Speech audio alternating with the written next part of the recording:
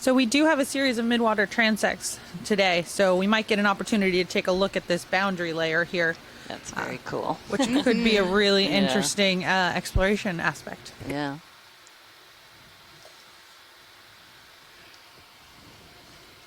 Absolutely. We'll also see what the temperature and salinity characteristics of yesterday's and previous dive were, and actually back at the Lake Escarpment North too, to see if we see any kind of stepping like that. But certainly to look at the deeper dives to see if these characteristics So that there we you can see the replay of Okay, here we're going to that the water replay. zone. You can see all the particles in the water. Are we on camera 3? Yes, camera 3. Camera 3 is a replay of the server. ROV nav bridge, center of rotation shifted to the A-frame and bailout set east.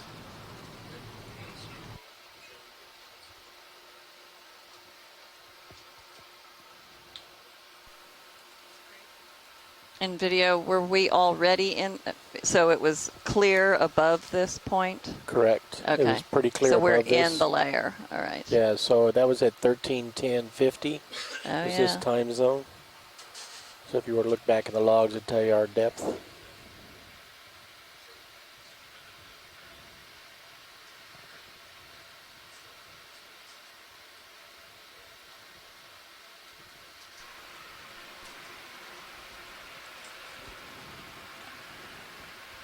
Gonna go ahead and bring up the camera angle a little bit, keep you in Looks view. like a lot of food in the water column, possibly for corals or sponges. Yeah, they might be in a prime spot here. Got you there at 45. Let's hope so. Yes. We're just going to back the video up to just before we started chipping. You see the blurriness there.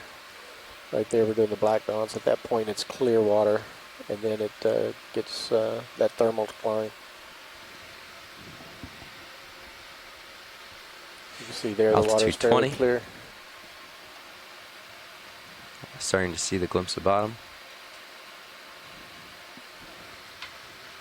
Okay, we're starting to see the bottom, so I'm going to clear out the replay and go back to live cameras. Right over a few Nice fish. comparison, though. Thanks, video. Like a dozen. I have a feeling the current's going to be south to north in a little bit here. South to We'll north. see. Okay. We'll see. That's just from the particles. Oh, I'm sorry, north to south. North to south, I would agree with that. Look at that guy. And we're now seeing the bottom in sight. This is dive number 4. A lot of little fish down here. What's going on? Passing Of the Windows to the Deep on Sirius. 2018 This is a lot of expedition. fish. We are aboard the What is going Okeanos on? Explorer.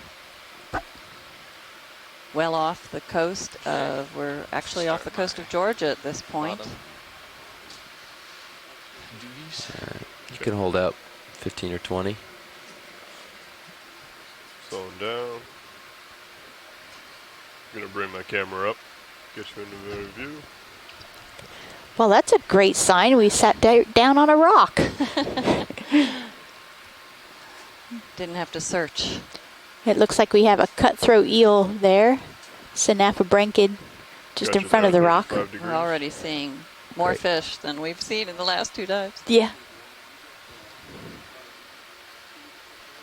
And Sirius is stopped with a delta of 12.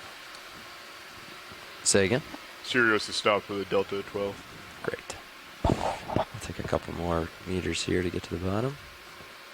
Video, which Tilts one was back that up that you for said I was one on? last look at the chip chart for Roland.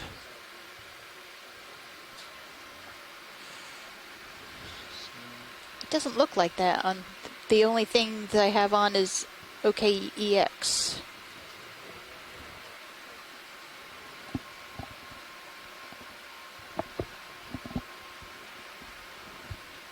Huh. It doesn't look like that. I don't know what to do about it. Tilting up for you.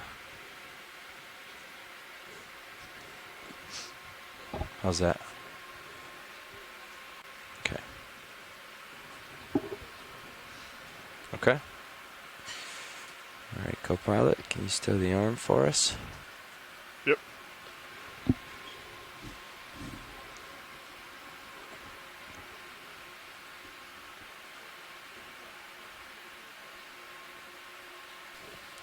How does that sound? Thank you, Roland.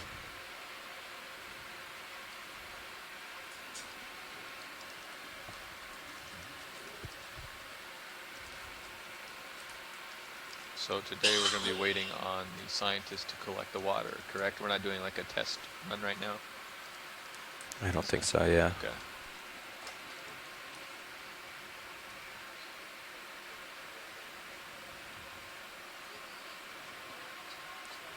It's true. It'll be there tonight, though. It'll still be there. What's this that? Afternoon. What's that? That layer.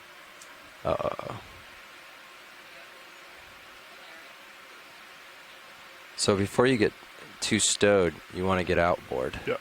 Because if you try to swing around and you're too stowed, you can like run the fingers along the Good morning, box or everyone. something like that. And then you can use Hope this that this camera is over here to your fourth watch your visit to boxes. our site. We are Make on sure our those boxes fourth are all the way dive, outward, too. and we're excited already to Before see you some turn off, rocks. drawer We in, boxes out, all pretty that much stuff. in search of Cover it. rocky habitat, because that's where the megafauna that we like to All right, find, so we're done with this camera, so that's I'll where tilt they it like to down. live. So we are off the Georgia coast, And I about, think we're what, gonna 200 kilometers maybe? get started here. I should have checked the distance. I'm not exactly sure. We're heading off. We can get a couple of zooms. We're checking now. And we're we are on at a bottom? feature called Yeah. the Yeah. Blake Escarpment.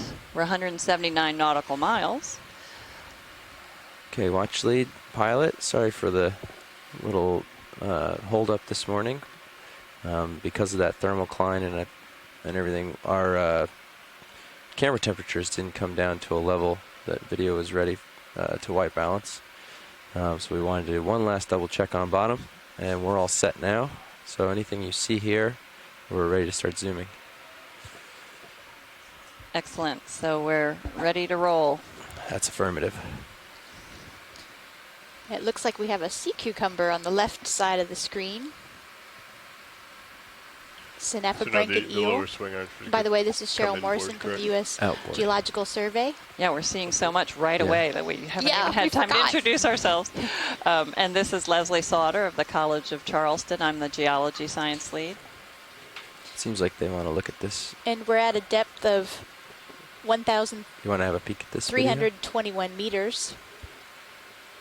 The Video Blake does. Escarpment south. So this is just further south than we were on our first dive, and same or a similar feature. Similar feature, slightly shallower.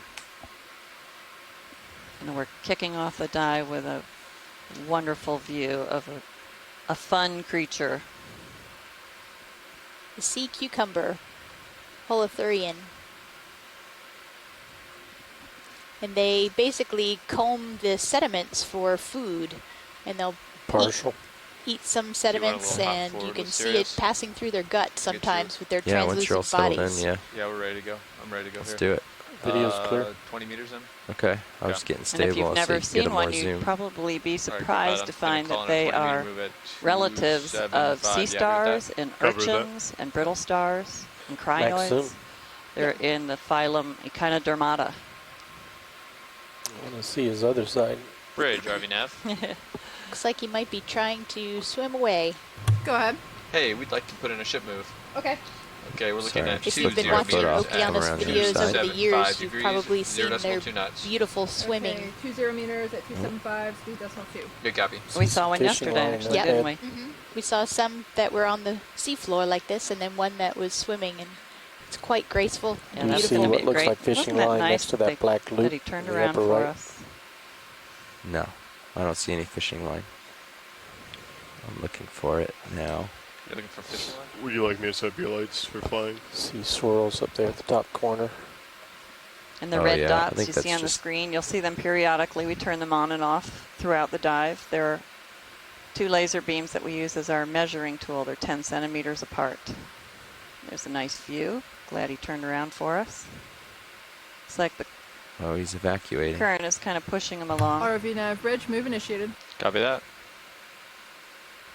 What's that And you above can him? see what he has That's- left behind. This is evacuations. Little package in the sand, illustrating. I think that's what he's actually doing right now. Oh, yeah. Here's some great behavior captured live. He did not put the do not disturb sign on the door. It's quite impressive, actually. It is quite impressive. Oh my.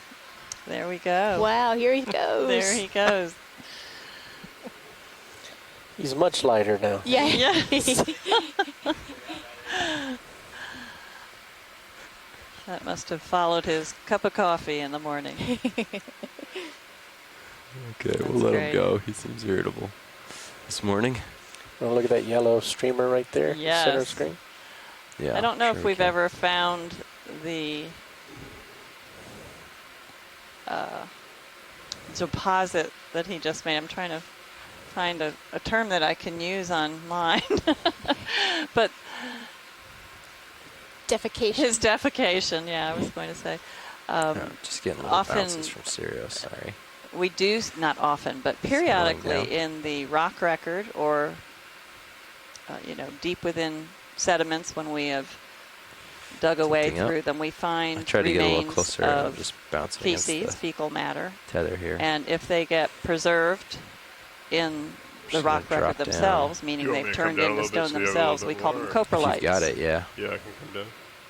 I don't believe Can I zoom you into 30 we've meters seen there, a Pilot? I'm coprolite sorry. of a Sitting on top of a holothurian. cool It's feature. unlikely that that would be preserved. You got video. Sorry about the bouncing around. Okay, let's look at the lower section, larger polyps. Okay. There's still Yeah, Look this like- is.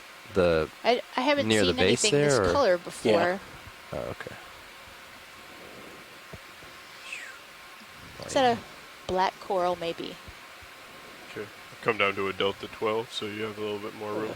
Thanks. Yeah, I don't think we've seen this. No, Yeah. definitely not. I don't know if I've ever seen anything quite that color down here.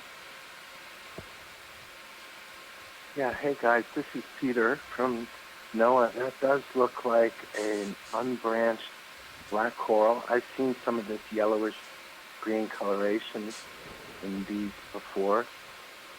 The unbranched ones are You want me to tack usually on 10 more referred to meters to the as end of that one, Escarpment. so that you had a total of 30? Great, thank you, Sure. Peter. That was what I was thinking. But Right, Jarvie Nav. I've seen them Go more ahead, Arvina. orange. Hey, can we add an usually, extra or 10 meters to white, the end of that right? same direction, 275? Yep, Adding 10 that's meters. what I'm Thank familiar you. with too. Yeah, A interesting. lot of these corals seem to have some kind of plasticity in terms of their coloration. Right. Okay. Yeah, in the Gulf of Mexico, we Arvina see Bridge, 10 meters has been added. orange, Thank you. black corals in the Liopathes genus, and then white individuals and kind of all of the shades in between, salmon colors, and at first we were wondering whether there was It's a little worm different tube genetics immediately behind to the each right of it. those, but after a lot of sampling and genetics work, it doesn't seem like there's a genetic basis to the color difference. Well, maybe it's a crinoid. I don't pretend to know these things. Just kidding. So we do have our first coral of the day. That Yes, didn't take long. it's very exciting. Yeah.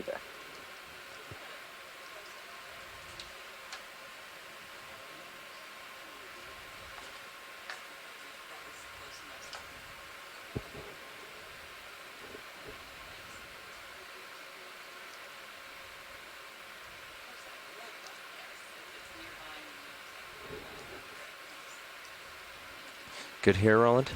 Yep, clear. All right. Science is requesting a close-up of the fecal matter.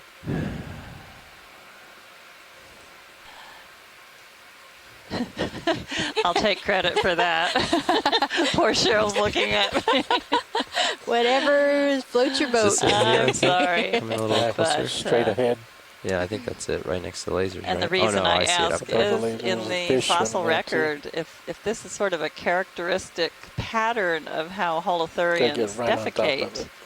it potentially could be fossilized. And if we found that in the Another one to record, the left then we would know immediately it as was from a well. holothurian. We may not know what created it. That type of Come on in. fossil is not of the actual living organism, of course, but it is a trace fossil. And as I said earlier, if it is fossilized, we call it a coprolite. And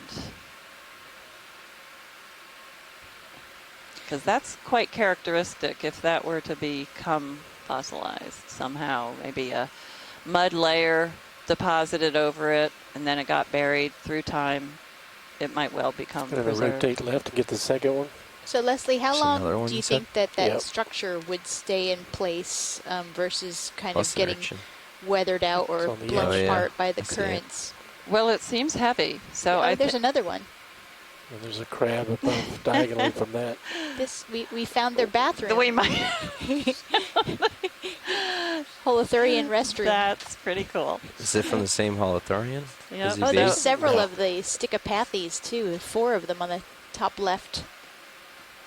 So maybe the Stichopathes are somehow feeding off of the organic matter that comes. That's a far shot, I know. So this one looks like it was a little bit older and is starting Might to have broken fall down apart. a little bit, yeah. Okay, you want to go up to the Stichopathes? Certainly And the crawling crab? in an environment like this, if it's exposed to the seawater for a long time, then bacteria would begin to degrade the crab? Straight organics above? in Right next to the black the fecal matter itself. material. And we did notice on Oh, I see the it. descent that this area is quite well oxygenated. In a low oxygen environment, that would have a good chance of being preserved because it wouldn't I have have you been there at 61 degraded by degrees, bacteria. coming up a little bit to keep the tether Great. in a good position. Oh, is this a pycnogonid or not? Well, there's a crab there. That's just a crab, okay. Yeah. It looks like a decorator crab that's got a lot of things he's holding on to blend in with the background, camouflage. Oh, yeah. It's just Someone has to tell him part of camouflaging is not moving. what is the larger organism on his back? That might, is it a sponge?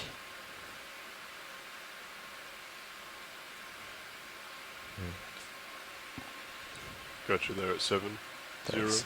degrees. Got a big rock behind me too.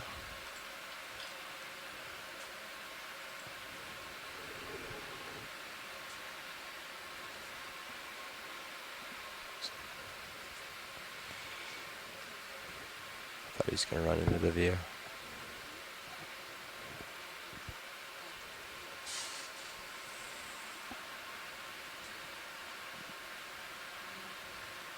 Oh, okay.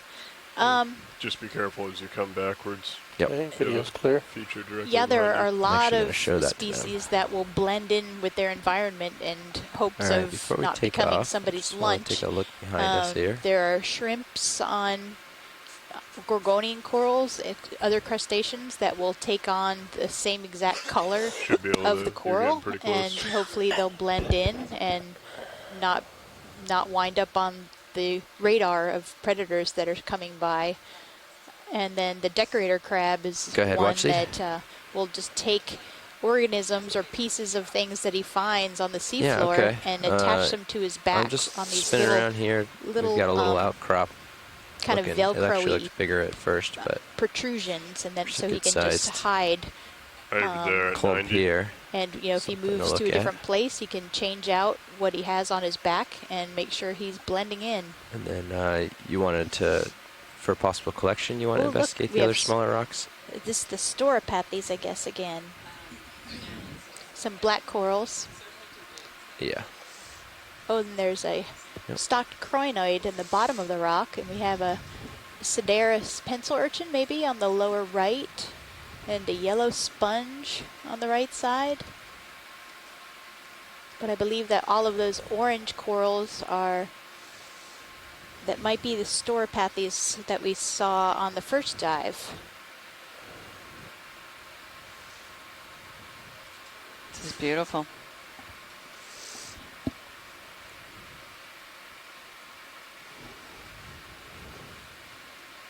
And is Peter still on the line? Yes, I'm still here. Would a collection of one of these black corals be a good idea? Or at least a I think piece? it'd be a great idea, especially because there's several of them. I hate to take the only one, you know. Right. But Would with 4 or 5, if you can set up and get a close-up image with lasers, Coming a that little one in the closer on the center back of of the the frame pathies there, I guess. right There's now. also a stalk crinoid on the right. Yeah, I see that. There's a lot of stuff here. You want to come in a little on this guy? Pilot, this is watch 1. No, Go the ahead. ship is stopped, correct? Would it be possible to try to set up and collect one of these black corals look like feathers that we're looking at now? This right here in front of us? Yes. Okay. Yeah, it would be possible. Might want to also image that one to the left. They may change their mind. Yep. Yeah, actually, Leslie is commenting that the ones that are to the left of this might actually be better because we might be able to knock off a rock as well and get a geology sample as well as the coral sample. Looks like there's a scale worm at the base of this.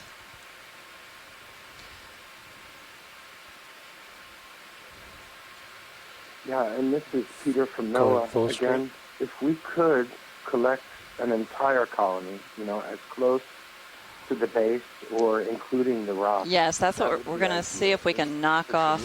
I have you there at 95, but the ship is not moving. Would you like me to spin around and get you into better view, or are we fine? And Scott Francis commented that there might be Storopathes as well as Bathypathes on this rock. So we might have Okay, two video's clear. genera of black coral right Great. here. So We'll go it's a over good for the idea to Storopathes here. take a look Several around crinoids in the and shot. kind of document that there is more than one species. Oh yeah, so Yeah, if we could try to knock that rock and see if we could get the entire. Gonna go ahead and take the We lasers might even get out. 2 different corals. Lasers are clear. Now, are these both Lasers out. black corals? Did you say? they're both black corals, but I Okay. think they're in different genera. Yeah, they're I don't definitely think that rock different. will fit aren't in they? my So, bioblock. Scott, am I correct that the one on the right that we're looking at now broken the is bad the news yet. Storopathes, and the one that we were just looking break at it now. is Bathypathes? No. Yep, Storopathes is this one here, and the Bathypathes is the one on the left. Do you want a little more light, Roland? Yes, let's try that. Also, You want to some turn other- on the Yeah, you fog can lights see for how us? the one has a pinnate branching. All the branches come off the main stem. Thank That's you. the Two one shot. on the left. Right. Sorry. One of Video, you ready for characteristics the of Bathypathes. Yes, Fog lights? go for Whereas lights. This one Coming on now. has, kind of secondary branching. lights are on? That must be a characteristic of Slight Storopathes. tilt up. Tilting Two up. shot. Something there behind it as well. Yeah. And if we could sort of look between the two so we can show that those corals behind. Sure.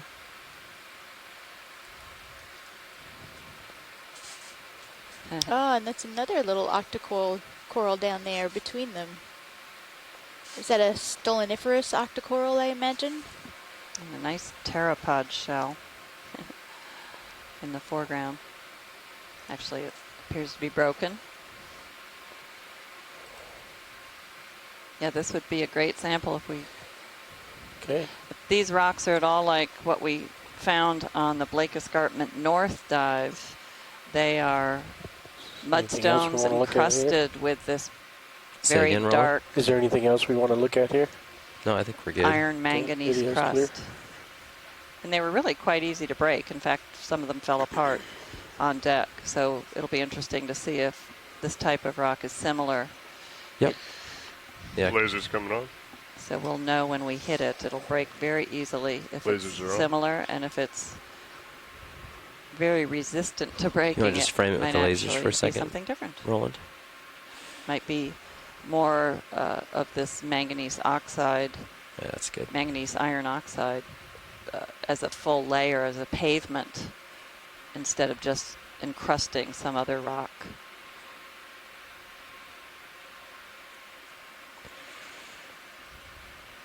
Okay, I'm set when you are.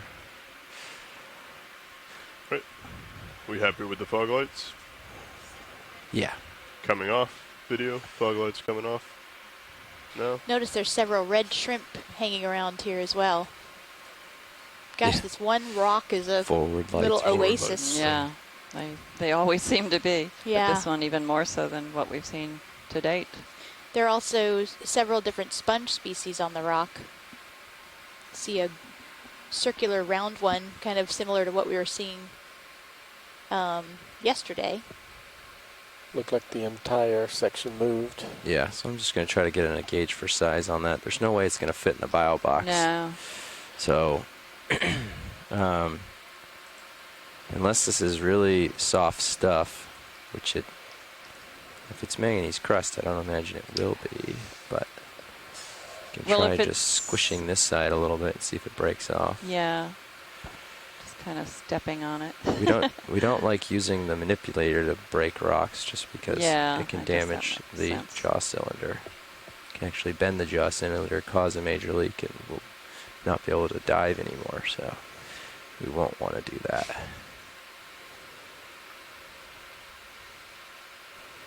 Definitely broke. Did it? I think it just moved. I think it just moved. I think this is not what we found the other day, because any kind of... So, unfortunately, that's so we're gonna need too large for what we have in terms of collection storage, and there's no way for us to break it. So, if there's a specific coral you'd like us to pluck off of here, we can. I also have, as long as I didn't land on it too much, might be below me. I can see it. This is that's a big rock too. Never mind. Caught a glimpse of it, thought it might be smaller. Peter, would there be a preference to collect one of these species over the other, or should we try for a piece of each species?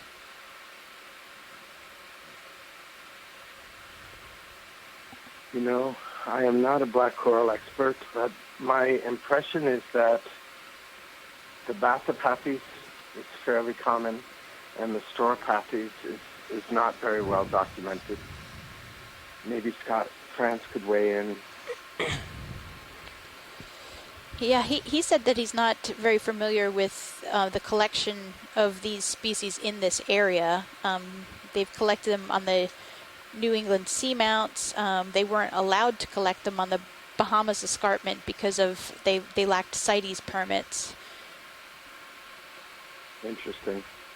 Well, in that case, I would say this is a golden opportunity to collect one of each. One of each, that'd be great. Yeah, we'll probably be fairly efficient, since if we set up to collect one, we can collect both. And again, we don't have to take the whole coral. We can just collect a few branches or a little piece of it, and then the coral will remain and continue to grow, and we'll have a lot of information from it. Want to spin up the hydraulics? They are small colonies, so it might be hard to get. Actually, can you confirm we're going to make a collection here? That's true. I do want to reiterate that if it is a new species, it's ideal to have an entire colony.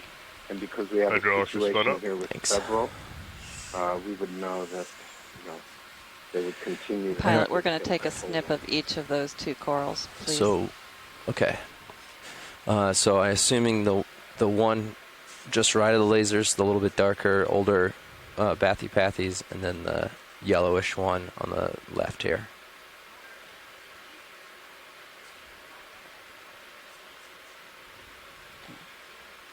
Yeah, we're going to take a snip of each of the two next to each other. Okay. On the left. So you prefer those two over the one on the right? Sounds good. Copy that. Let me just turn my heading a smidge. Oh. There's a small fish behind the rock. I thought it was a tripod. He was so still, but I don't think that now, because now he's moving.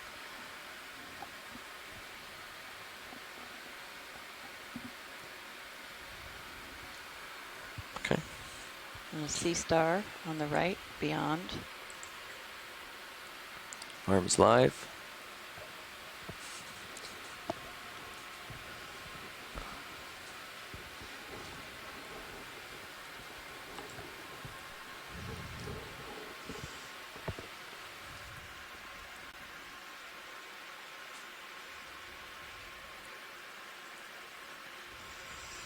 Would the forward lights help with the shadow?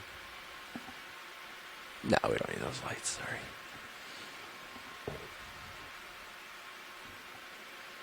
Copy that.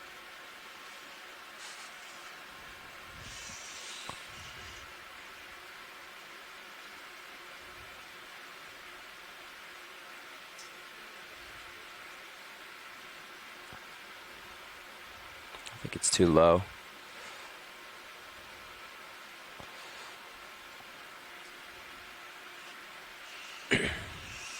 So I wasn't going to try to grab both at once. That doesn't seem to make sense to me unless that's what you're hoping for. Okay.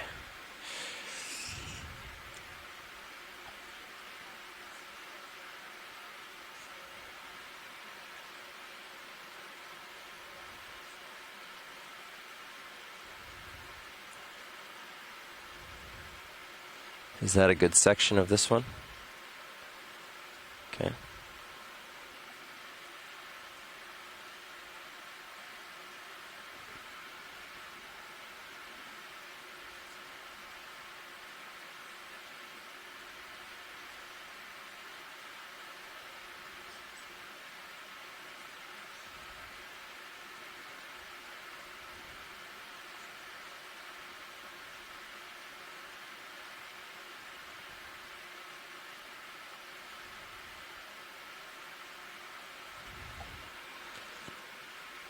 We're looking to go into the port bio box. Yeah, we can go port outer. Okay. Ready to extend the drawer when you are? Yeah, go ahead. Coming out.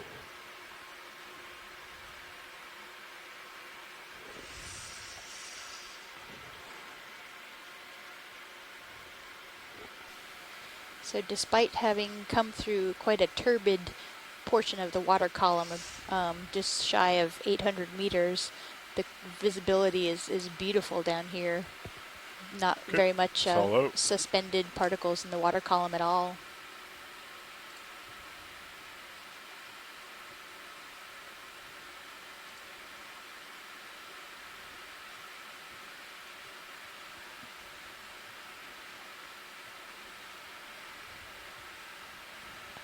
And coming back in.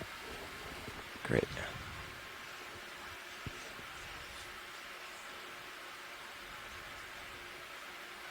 Okay.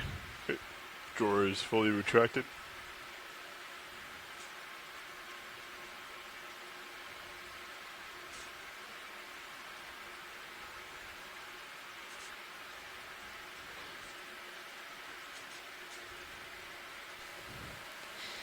So now the pilots are collecting a piece of the Bathypathes.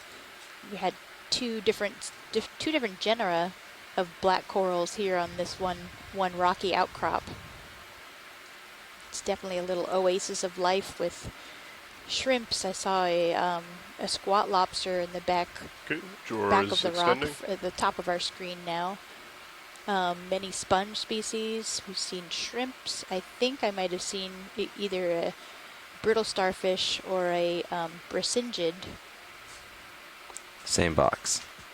Correct. Fully extended. We'll be able to tell them apart at the surface, so.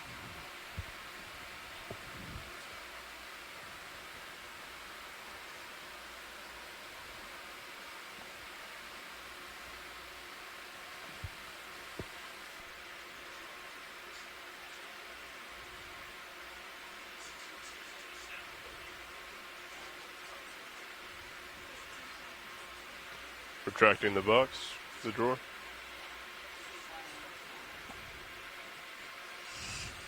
Oh.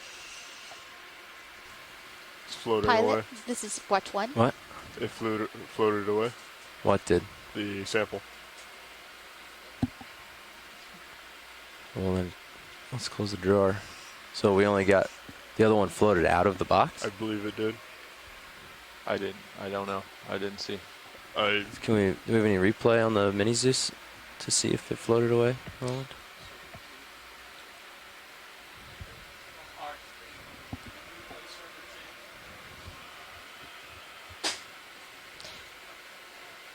This is kind of a notorious thing with black corals. They're very, very light and will get picked up by the by the currents very easily, so it's hard to actually put them down because they just want to blow away. That's the first one. Yeah, the first piece is... So we're trying to make sure that we actually got that sample of Bathypathes into a bio box. That one was on the bottom, and the drawer closed. And then the next one. Stream 3 has the replay.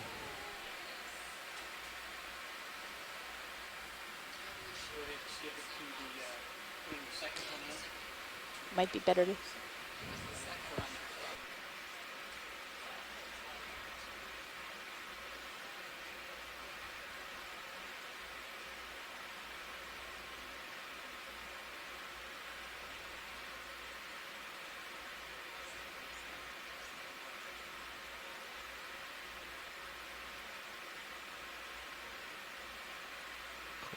Close. It. Ooh. How did that look, Art? Did you see? It definitely... Looks like it did. It's definitely out. It's floating right there. There it is. Yep. So that's gone. That one floated up and out of the box on closure. Is there enough left on the one that you have taken from that we could give another shot? Or should we pivot over and take a sample of the Bathypathes on the right Good catch side? there, Lars. Well, it actually wasn't a catch. I would say there's like a little stem and 2 branches of the other one, and I don't know if I could grab it or not. It's pretty close to the rock. I can try it if you don't want to damage the other coral. Yeah. You it can might zoom help in a to little zoom just and to see how frame much it. is left there.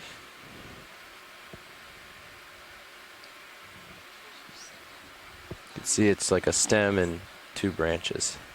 Yeah, I mean, it would be ideal to just take the rest of that if possible, but it also is probably more likely to float away again because it's so tiny. So, yeah, it's a tough choice, but maybe going to the other one would be better. Okay. Yeah, this Sounds is like a Peter. plan. That would be my preference. Sorry, we lost the first one. To go for the Bathypathes on the right. Yeah, okay. Ooh, and we have... Is that a conger eel on the right that's swimming by?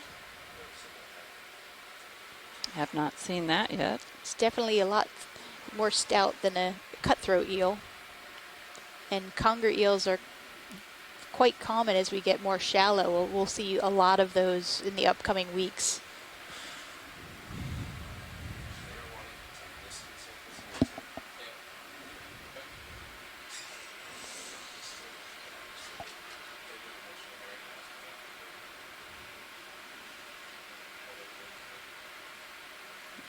Yeah, we saw some stalked crinoids when we were coming around the rock, and they're on the right-hand side of your screen, of your view now. I don't know how Dan got lucky enough to not have any trouble with this yesterday.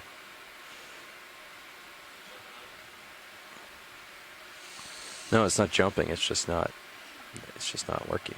It's not indexing. Here. It's Nobody believed me. I still don't believe you.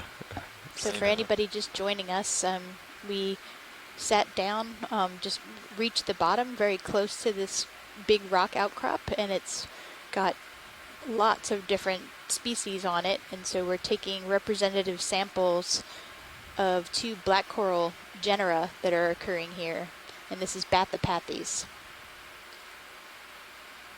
And black corals are usually not very nice. black in color, but if you were to remove the tissue from the outside, their skeleton is a proteinaceous we don't want that other one to float away. I don't know. I'd rather put material. 2 floaty ones in the same That's box how they get their rather name. than not being able to open the box again.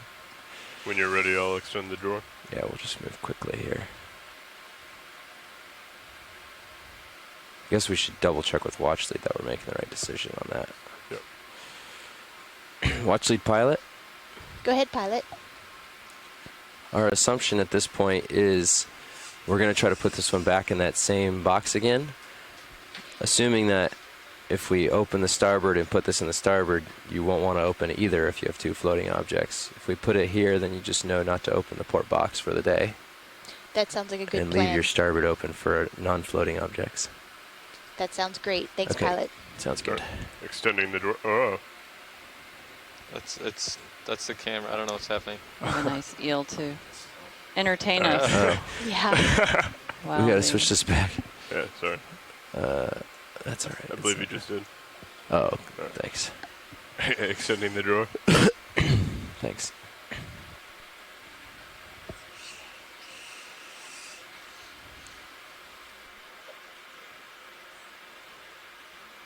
Okay, it's full extension. I think we know where the eel lives.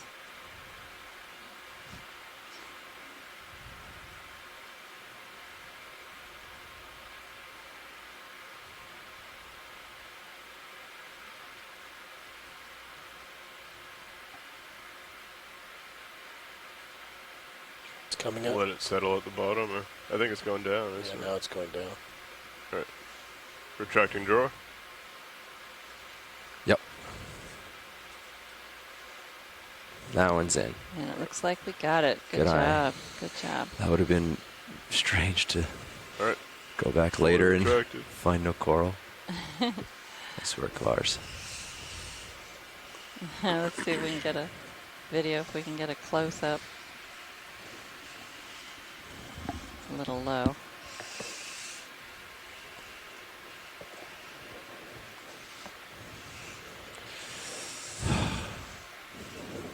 Thank you, video.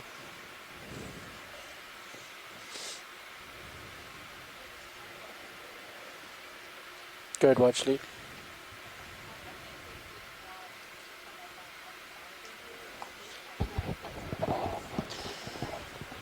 Yeah. Well, we're seeing so much So what at we this need to do is, first for point some reason, of there's our something wrong dive with that we that haven't call covered us. So any what I've done ground. is to duplicate it That's on what they what's told called us earlier on. I can side ask them if we're video ready to move.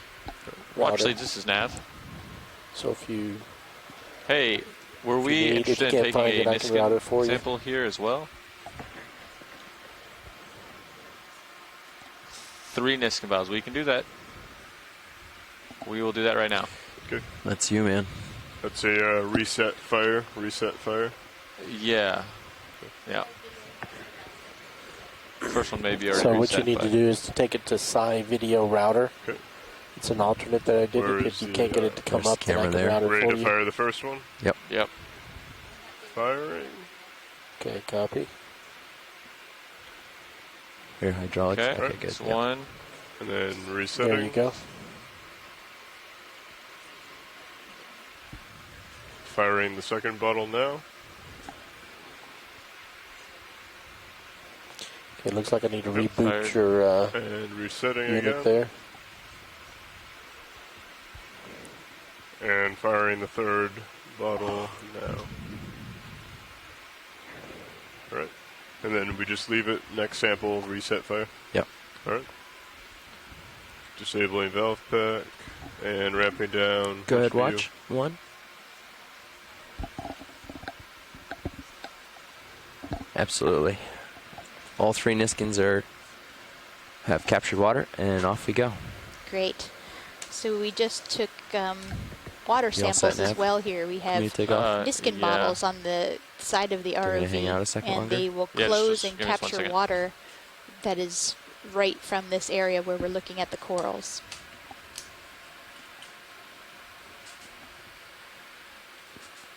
Okay, you're good. Great.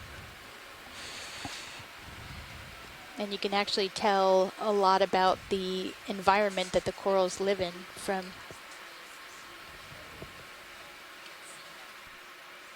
This guy's big, huh? Oh, it's on already. That's my bad. Lasers on? Yeah. They are. I just got another didn't see them at cutthroat first, eel and accidentally here. turned them off. So get them back on.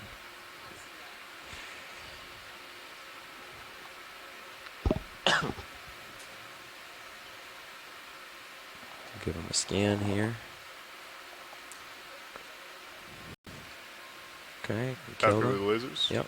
Coming off. This is another cutthroat eel. Lasers are off. Snappabranchus. Coming around to his head. Oh, maybe. He allows us. You can come in Oh, partial you got video. that rock feature here, by the way? Yeah, it's short. I'm above it, I think. I hope. And then Ken Sulak from the U.S. Geological Survey commented that conger eels wouldn't be this deep. They don't generally go below 1,000 meters, so we won't see those today. But definitely later in other dives. Or if we do, it'll be depth something record, never yeah. known. A depth record. Is that a xenophyophora there? That in front looks of like one of the things we saw yesterday, isn't Yeah. it? That one of our chat room specialists. Do you remember who sent that to us about the xenophyophora? Or maybe It was Bob Carney. Bob Carney. Yeah. And what is it again? It's a single-celled organism, right? Yes. Can you tell us about it? I haven't seen that Bring it many up of them camera to keep you in my in the view. times Great. looking at the deep sea floor, but they are actually common in some areas, and it's a single cell organism that's part of the foraminifera group, and they create these structures, and the structures actually become habitat for other species as well. We'll get a view of the tail before we... A caudal fin. Learning my Let fin him swim names. through. Okay. Oh, and there was a little squat lobster that was in a burrow, the bottom side of your screen. Okay. And you can see some echinoderms, maybe some sea urchins that are also scattered. So this is more of what we expected at the very beginning of the dive, just a flat plane of sediments. These are Yeah, likely didn't quite get muds beyond of that fine shelf, did grain. we? It's kind of characteristic of everything we've seen. But as we move along, we're just at the very beginning of our transect Small fish, for the center screen up. dive. We're hoping to encounter from some here? Yep. Go ahead. fairly steep slope that would be the edges of flat-lying rocks of the continental margin. I view that at And 55 this is degrees. where they Perfect. outcrop, meaning that they have exposures. And so they become very suitable habitat for sponges and corals and other sessile underneath your organisms that skids. need something on which to attach. Different coral there. Wow, it looks like we have a Would you like me to a follow lot you more around? rock You're here, off to my and port. this looks like another I'll black coral scan this species and then to come me. back. You don't Copy have to that. worry about it. Maybe a slight tilt up so we can see the whole thing as you come up. Go ahead.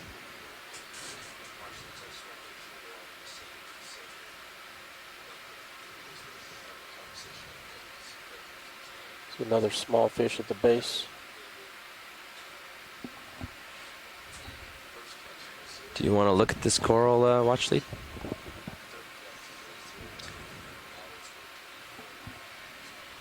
Let's take a Yes, zoom in Kyla, at let's their take a look at it, please. bottom. Thanks. There's actually a little medusa or Benthic medusa or something like that down there. It looks like maybe, or no, it's a squat lobster. High hopes. It's a fish. See some interesting organisms here that we haven't seen on this dive yet.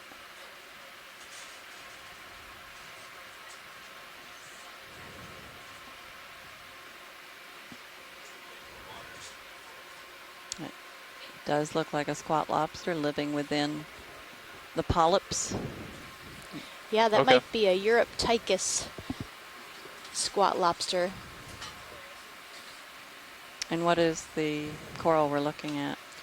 Is this another black coral? It's another black coral, and if I don't know if anybody online knows the. Oh, there's two. Getting a There's two little squat closer lobsters rolling. on this. Oh, yeah. So this genus Paranthropathes is the black coral. And it's quite common for this genus of squat lobsters to be an associate Okay. on I'll black hang tight here. corals, on chrysogorgian corals.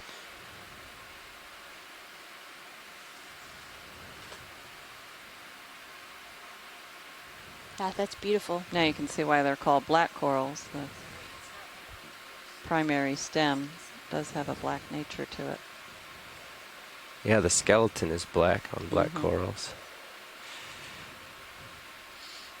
And this genus of squat lobsters is found with this particular species of black corals. Often they're associates that often, or almost all the time, occur together. So that's one of the mysteries, is how do the young squat lobsters find their coral where they will live for a long time. Might be too late. There's a isopod or an amphipod. I can't see. A little pinkish mobile organism there. Let me get a little closer for you, Ron, before Thanks. we get too much zoom up. Yep. And Cheryl, what's the undulating? Is that a sponge of some type? I don't know. It actually Quite looks a more large like guy there. some kind of egg case or something. You get lasers on that guy. Lasers coming on. Any ideas from the chat room of what this sac-like undulating Lasers are on. mesh is? Sweep it to the bug, or? Yeah, we want to sweep into the bug first. The bug. It looks like a little amphipod to me. Mm-hmm. We saw something like this previously. A little pink amphipod. Yeah, we didn't get a good look at it before, so this is maybe better view. Trying to hold it for you. I wonder what that He's small. I green, might have to put it I guess that's another sponge. Right below the amphipod. Max zoom. Thanks. Yeah, those are little green sponges. You can see one at the top of the screen. Oh yeah, look at the on the left. Yeah, I see. And I don't know if that's what he's crawling on is either a hydroid or a very small black coral. It's a brittle star's tentacles coming out on the bottom there. Must be his home. This rock looks like it has a lot of cavities for things to hide in. It's a little microcosm.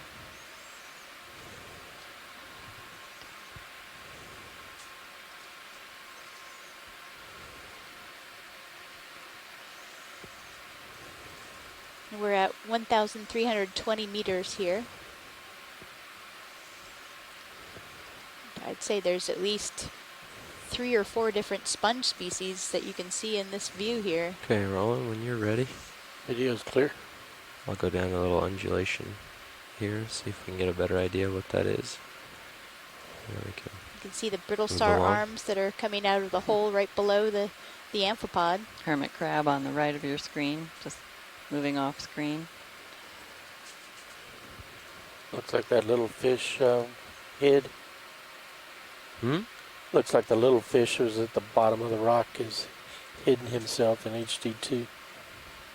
Don't see him anymore. When you get it. Yeah.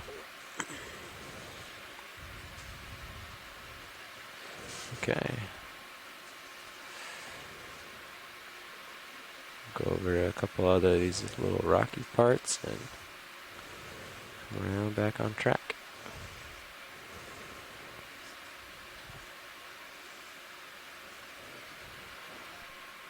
Do you want me to swing over a couple degrees and beginning to lose your light? So this is the type of landscape we were expecting to find on this dive, so we're very happy we were so close to it. The map did not lie. That's an amazing thing to have the great mapping that we have now, so that we can be very accurate where we put the ROV and have a very educated guess of what might be here. Yeah. And you can see how many of these rocks are tabular in form, and they're broken blocks. So these were part of top center. sedimentary layers for certain, and they're all stacked up underneath the sediment. And these are the edges of those layers.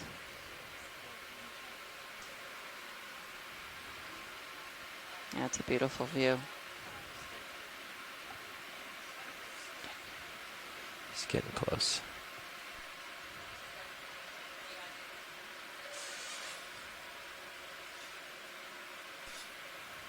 And up into our light pool. This is larvation.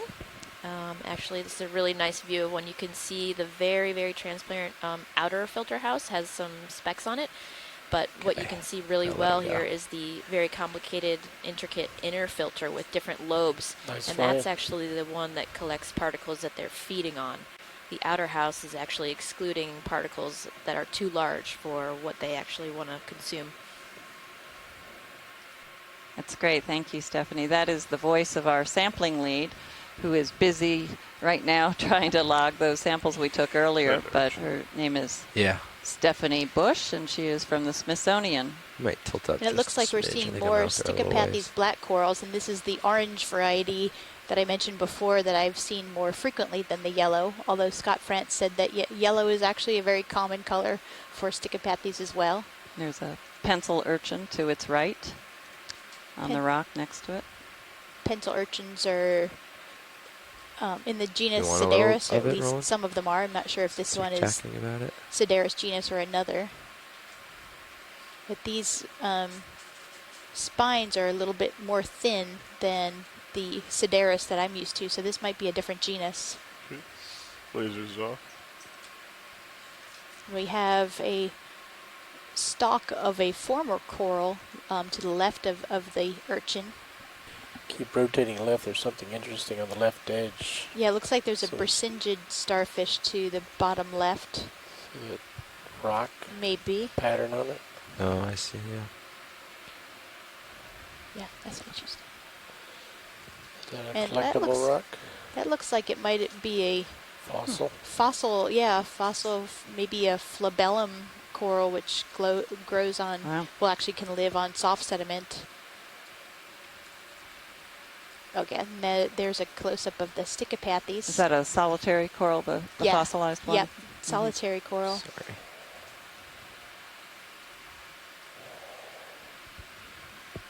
I might get a ship move a little closer to us here.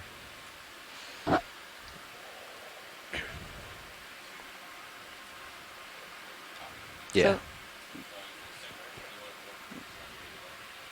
Yeah, you see he's got some sonar returns out here. Maybe come out this way. Video's clear. Yeah. It's a little squat lobster on the rock on the left side of your view. I could agree with that. About 20 meters towards that.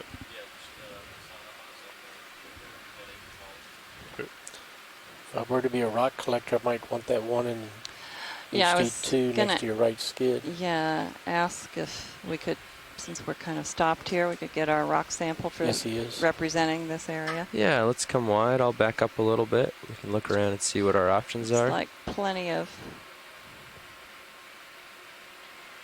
There is a piece down here. At the very bottom of the screen right now. That's a good size, or an okay size. There's a couple pieces up top that could work. And if anything you can find has an organism on it, 2, 4, that'd be a 5, bonus. 20 meters. Okay. Just so you know, can I get another ship move, please? having an organism. 20 meters. That's true. In the rock box, probably wouldn't survive transport. Yeah, it might not survive, so it would limit our size. Yeah. To the bio box versus the rock box. Orange anemone on the right side. If there's one that you see that jumps out, there's a little squarish, blocky one just to the right of this large one. And a big looks glass like a good sponge, shape. I don't know if that's a good one. Right in the middle of the screen. Or the background. So the huge one in the middle, but just off to its right, like kind of tucked under. Oh, yes. Okay. That's kind of that's a good size. It also doesn't look like it's just crust, maybe. Okay. Hard to tell. I don't know. If you have any. No, that works for me. I can poke it and see if it's loose.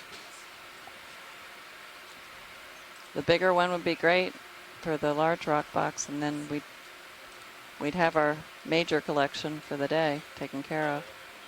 And maybe some of those encrusting organisms will survive.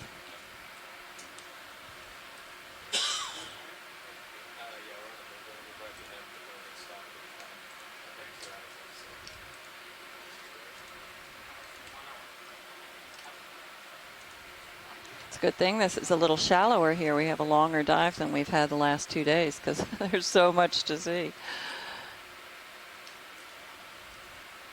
This is great. Spinning up hydraulics. Hydraulics are spun up, ready to go when you are.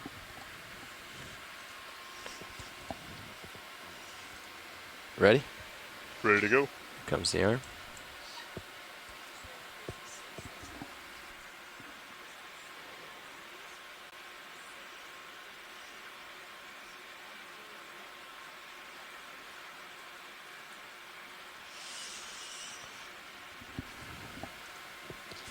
And there's another, I think, a Stauropathes black coral to the left of this rock that we're trying to sample. This will be the first geology sample of our dive. Oh, that time it worked. Just watch this and tell me if I'm going insane. It's probably going to go great from here. And on the ROV, we have some special boxes just for rocks. We have 2 special boxes, and would you want to open it's up the very rock helpful box to first? keep the rocks in a different place than the biology specimens, because I think I guess this isn't as large as I the thought biology it was. wouldn't fare so well. Yeah, let me prod it real quick.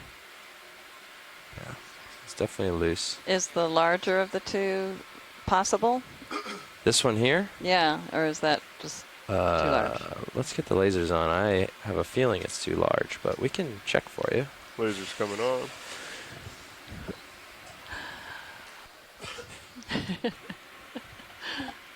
Lasers are on? I believe so. Bank 1. There they are. I'm going to have to say definitely not going to fit in our rock box. That looks pretty big. I'll take what I can get. The smaller one looks great. Okay. Thanks. I was picking the smaller one on its shape. I don't know if there's something better around that you saw. No, don't worry. That's okay. All of this should be the same material. So once it gets cleaned off of the sediment, it should be a great specimen. Be nice to have a fresh exposed surface of it, but we may not have that until it's back in the lab. It's pretty hard to identify what it is. It certainly has, it's sedimentary. We know that for sure. It is not a lava. If you were following along with the Pacific dives, we're not seeing lava here. This is a sedimentary rock. Black material is probably an iron manganese crust. May even have some phosphate in it, phosphorite, which we see northwest of here at the Charleston Bump. We see a fair amount of manganese phosphorite deposits, and they're very solid. And these are minerals that precipitate out of the seawater. So imagine if you had, for example, a glass of salt water and you let it evaporate, you'd have salt crystals. That's what we mean by precipitating from the seawater. In this case, it's not from evaporation, it's from too many of those ions of manganese and phosphate, if there is phosphate here, but also iron. So the seawater has a lot of dissolved iron and manganese in it. We've seen that in the sediments, we've seen it on other rocks, and I suspect that's what we're looking at here. And because the seawater can't hold so many ions, it becomes saturated and supersaturated with those ions, and so they precipitate out of the solution, out of the water, and molecule by molecule encrust whatever's available, in this case the sediment floor, and create a pavement. Whether or not that's what we're seeing, you can't always tell from a field view. Only on closer inspection, but likely that at least that manganese iron crust is a large part of what we're seeing here. You can certainly see the tabular nature of these. These may just be mudstones that are better indurated or squeeze the water out, but probably they could very well be limestones or mudstones that just have this coating on them.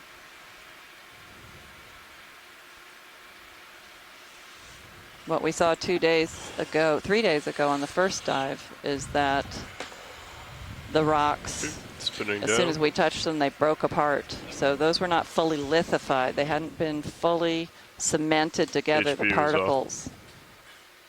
This could be the same type of rock, but they've been lithified. So these could be lithified mudstones, true rock, that have a coating of this manganese iron crust.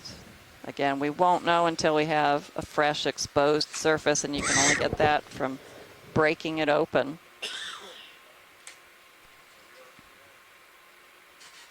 It's certainly lithified, whatever it is. It's not going to crumble to our touch. Thank you. Where are we going? All right. I think we should really start heading up. Don't you think, Cheryl? Yeah, we have a lot of ground to cover. It's just hard to stop because there's so many great things to see. But hard to not stop. Yeah. Right. Yeah. I think you might be mistaken.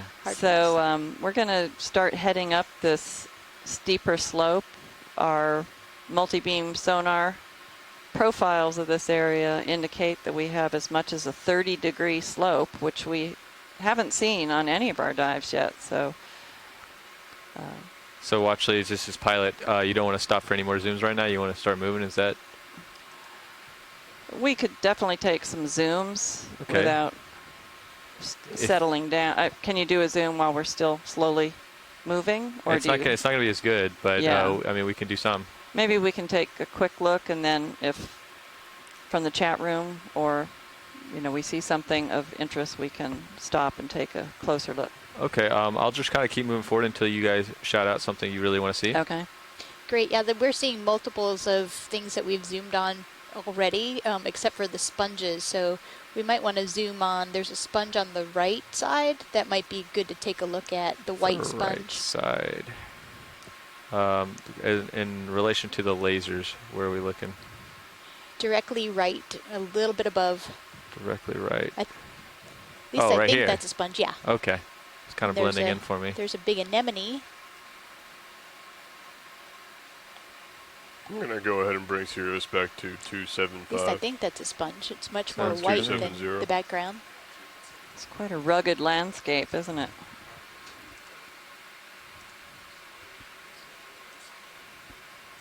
It is. Hey, video, let's go ahead and see what this is. It is not a... Oh, but it's sediment. Not a sponge. So bioturbated, I imagine. Yes, probably. Somebody recently dug this out, so it's brighter than the... Yeah, and that's interesting because it gives you an idea video. I don't how think they're super interested here. The sediment that's on top that we're viewing is slightly coated with that iron oxide, so it's a little browner. Are you talking to me? An organism is digging down below and pulling up the sediment that hasn't been exposed. How about this yellow guy, watch leads? Yes, let's take a look at this up here. Thanks. Copy that. You can see that there's sort of a sediment coating on top of these rocks. They've been exposed for a long time. I'm really curious about the pink organism on the left side, on the top of the rock. We can stop there, and there's more on the right. That might be our first scleractinian coral. Video? So we have lots of hermit crabs, and this looks like dead coral. So scleractinian hard coral is what made this. So this is exciting. Sign. Yeah. We have hydroids growing on the base of what used to be some kind of an octocoral, and a shrimp sitting on top of the sponge. And then if we can pan right a little bit at some point, there's what I imagine might be Selenosmilia. Right over here? Yes, correct. Okay. Ah. There it is. Yes. Excellent. So this is a species that we find in greater abundance below 1,000 meters. Similar appearance corals, such as Lophelia pertusa, occur at slightly shallower depths, till about 800 meters, at least in this part of the world, although their depth range does exceed that in some places. But yeah, this looks like Selenosmilia, and there's also a cup coral on the top right, and that structure that the cup coral is on is dead skeleton from probably Selenosmilia. And as you can tell, that dead skeleton makes a really great habitat for a lot of other species.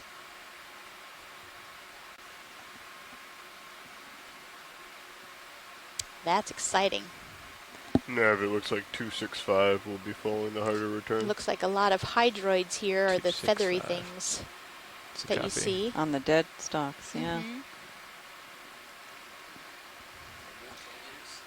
We want to come out a little bit. I think there's some other stuff over in this direction. I wasn't sure. Oh no. Yeah, we have another Storopathes on the rock to the right.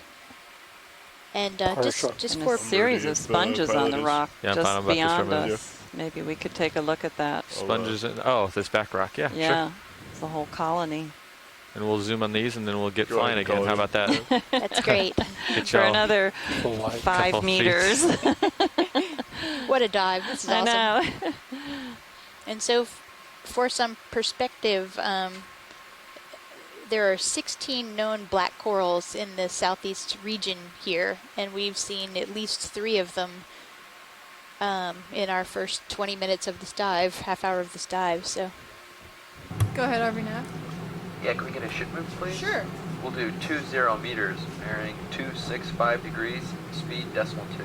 Okay, 20 and meters just to and repeat 265, that was our first scleractinian coral that we've seen today, especially, but I think the whole cruise actually. Yes, I haven't seen.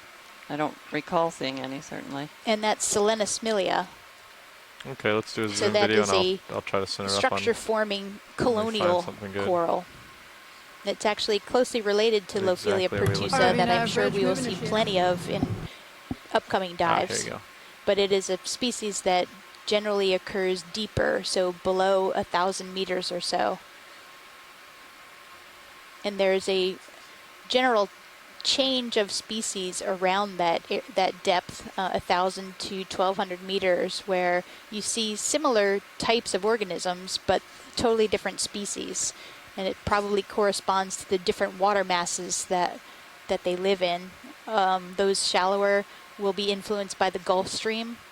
And then as we've been, our dives so far, this expedition have all been more deep. So the western undercurrent, boundary current. Watch leads, was there more interest in this? Or should we find? I'm actually waiting to hear from Scott France, who had suggested we look at the sponges, but he has a slight delay in his feed, so. Copy that. I imagine we're going to see more. So yeah, because I think that's the undulating form that we saw earlier, too. So yeah, how about we sponge. Pick up and try to find some down the way a little bit? Yeah, maybe we should retract the video so we don't see so much. Oh, there's a large. Oh my gosh. Large. Something else to see here? Coral in the background here. Let's go check it out. I don't know if it's still alive. It doesn't look. We definitely need to make our way to the top of this ridge because that's where the currents would be covering. Yeah, so this coral looks like it's not very lively anymore. Looks like there's an anemone growing on it, the large one in the center. And there's another one behind it. Probably be okay to zoom from this distance. Okay. I don't know how stable it would be. We have a Stichopathes. I think they'll probably want to look at the creatures coral, the on it orange one that's coming towards us. I'm just going to go ahead and land. And looks like a Venus flytrap anemone, and then maybe a Galatheid is the. Just be careful when you're backing up. Yeah, it looks like a very interesting. Is that a crab? I can't even tell. Copy that. Scott France thinks it might be a bamboo coral. Yeah, go ahead. Okay. Definitely at least from a distance. Wow. Yes, wow, it is. That is amazing. It is beautiful. And the coral is a bamboo. Lasers off, see the segments. Yeah. Thanks. Yeah, he's missing. That's beautiful. Missing one of his legs, a third leg. One.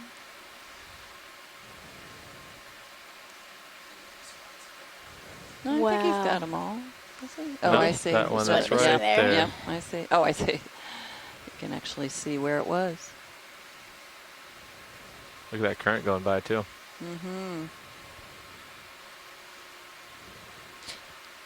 Yeah, Scott France suggested this is Neolithodes, and I would totally agree.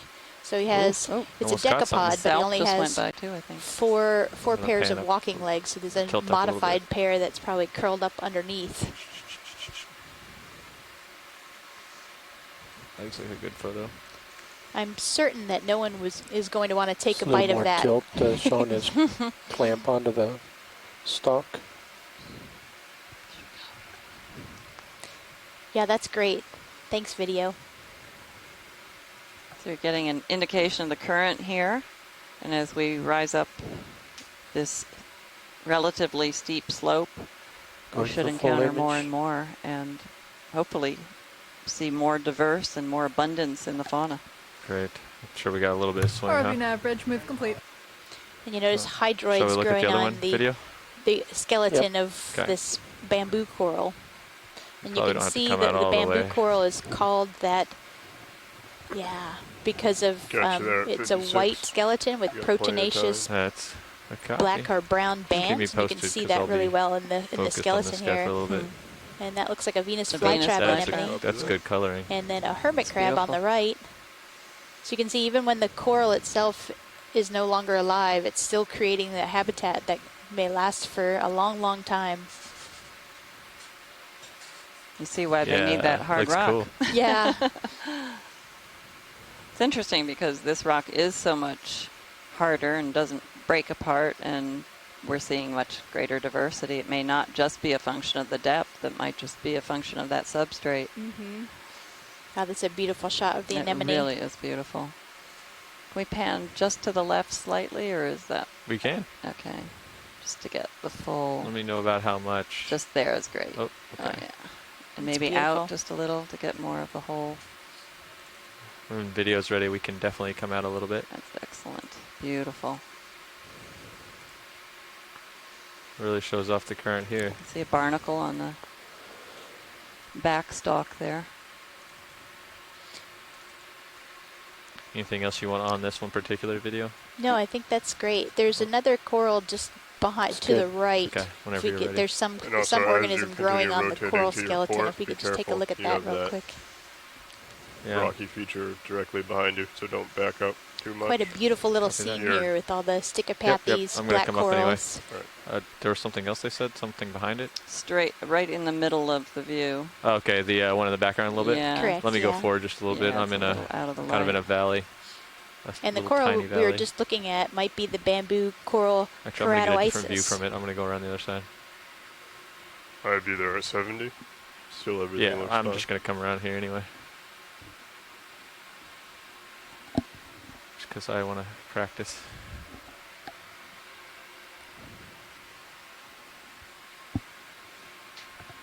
Kind of get a back view of this one, okay? Watch leads. It looks like maybe another Venus flytrap, do you think? Yeah, Just keep an looks eye on like my it. tether and the So, swing arm. It If should be that's the fine. case, maybe we should just keep going on. Copy that. Do you want to do a quick zoom A then, quick video? zoom, Quick yeah. zoom, yeah. Thank you. You should see the top of this guy to see what type Maybe of coral it retracted. used to be. Yeah, Eating. that shape almost looks Digesting. like Metallogorgia, where they have all of the polyps all at the top. But You know, rise as you continue to Scott turn. France agrees that that was You mean you just want probably to a see the top, right? Metallogorgia Yeah. Okay, before it died. I'll back up instead. Your toes The coral, but The coral. Yep. That's Yeah, so That's that little a Venus flytrap anemone on the bottom. right. Okay, Okay. it's clear. Okay, we good watch leads? Yes. Very good. All right. Thank you very much. All right, All spinning right. back. Head up slope. That's a good perspective of the looks the good. slope here too. Ah, it's gorgeous. There's a living one ahead. Gotta Oh, love those yeah. Now rocks. I'm turned around. I'm gonna. That might be a Turn living back video and Metallogorgia continue in the on. distance there. And then some more Selanismilia is the coral to the bottom center now. Yes, Excellent. Selanismilia. If you're planning on pushing it a little bit, we could probably get another 20-meter move in. I'm fine with that. What was the last one? 2.6 something. 265. Oh, here you go. Look at this. More stuff. Oh, we yeah, got another I go with the set of rocks here, and then 260. another coral. And that sediment there looks kind of newly turbated also. Yeah, definitely. I'm actually gonna. I'll start over here and go to the left. This 'Cause looks like there a is coral we haven't seen before, maybe. That Are you talking about the one on the far right here? in the The straight center, one? Go ahead. straight ahead. That looks like no another sugar, please. black coral. Okay. Not the dark 20 one. meters, bearing 260 degrees, speed decimal 2. Yeah, you can tilt up to keep me in if you Zero want. speed decimal 2. Looking at it. This is a So which one do we want to look at first here? How about the white one in the middle? Sure. Got you there at 45. That's perfect.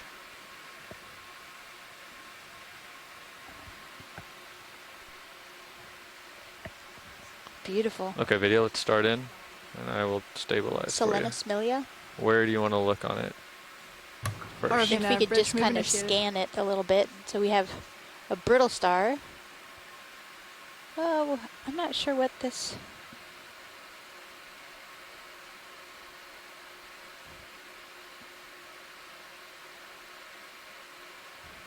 So Scott Friend said this is a Thuarella primnoid coral. From a distance, I thought it was a black coral. So this is definitely one we haven't seen before. Lights? Yeah, we can try it. Yeah, it might be slightly out of the a brittle pool, star. Yeah, give it a shot. Okay, bring on the forward lights now. Yeah, so Great Thuarella. shot of the brittle star. Yeah, that's gorgeous. I think it looked better without them. I didn't notice a difference. Yeah. Good. Let's knock those back off. Forward lights coming off now. Yep. Oh yeah. Wow, better. that's beautiful. Look at that little guy at the base too. Yep, cup coral. You want to go see that? Can we pan down here? Watch leads. Ready to see this Sure, part of it? yeah, we want to see the base of it as Actually, well. it looks like the cup coral's on the backside.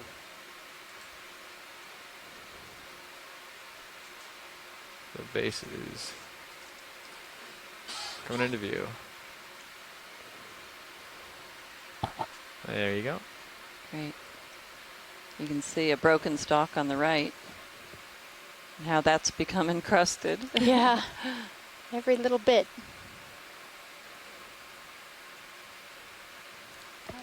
Mm-hmm.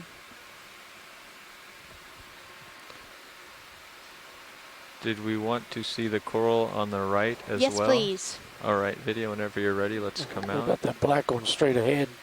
Slight tilt up. Right there. Yeah, it's a black coral right behind this Thuarella. Yeah, we'll do that on the way out. Copy that.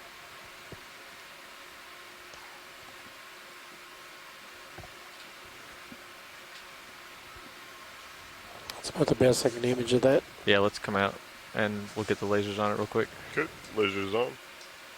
Watch lead here's for identification, sizing.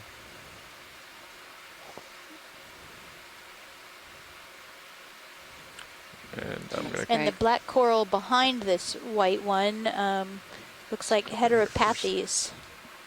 Heteropathes americana, potentially.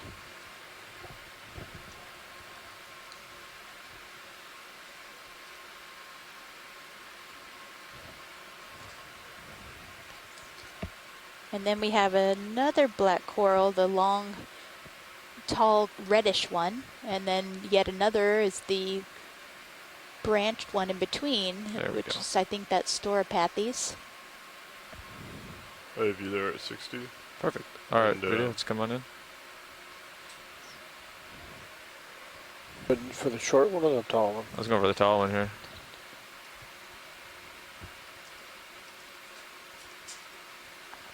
Oh, I think I kicked up a little dirt. Oh, and there we have our average move complete. Europtychus. So the associate that is found with this species, we just saw this a little while ago. My dust filter is maxed out now. That's okay. Yeah, I kicked up a bunch when I ran my toe in there. You have a little bit of space if you want to spin around to the port to get on have the current coming at you. Yeah, I might do that. You actually have a lot of space. Just be careful that feature rises up. Yeah, I'm gonna actually. So this is a Periantipathes that we're looking at.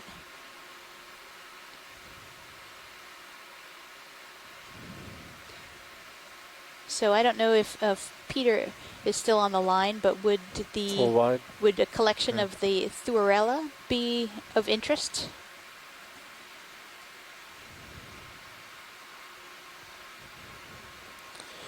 Oh, look at the little bushy one in the back while they discuss. Maybe there at 72.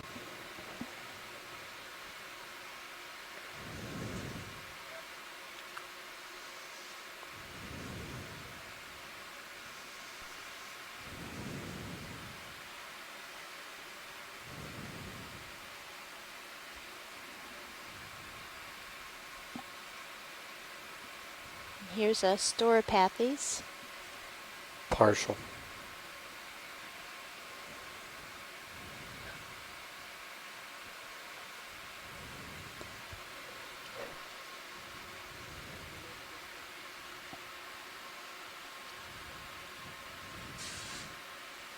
Watchers, am I hearing any interesting collections?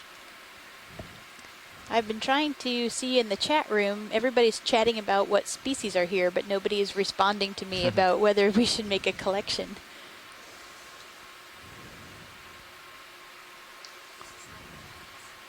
No, the Heteropathes was the long, yeah, the one before it.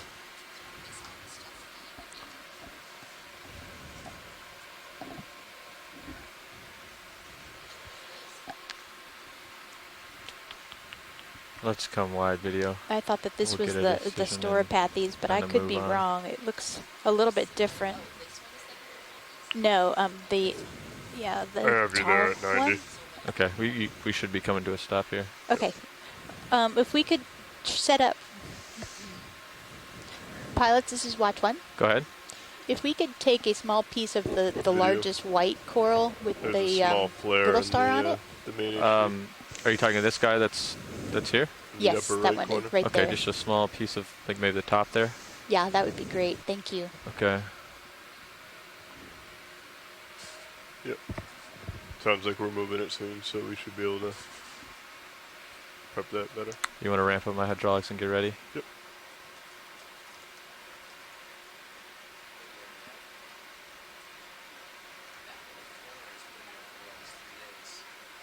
Okay. Hydraulics are ramped up.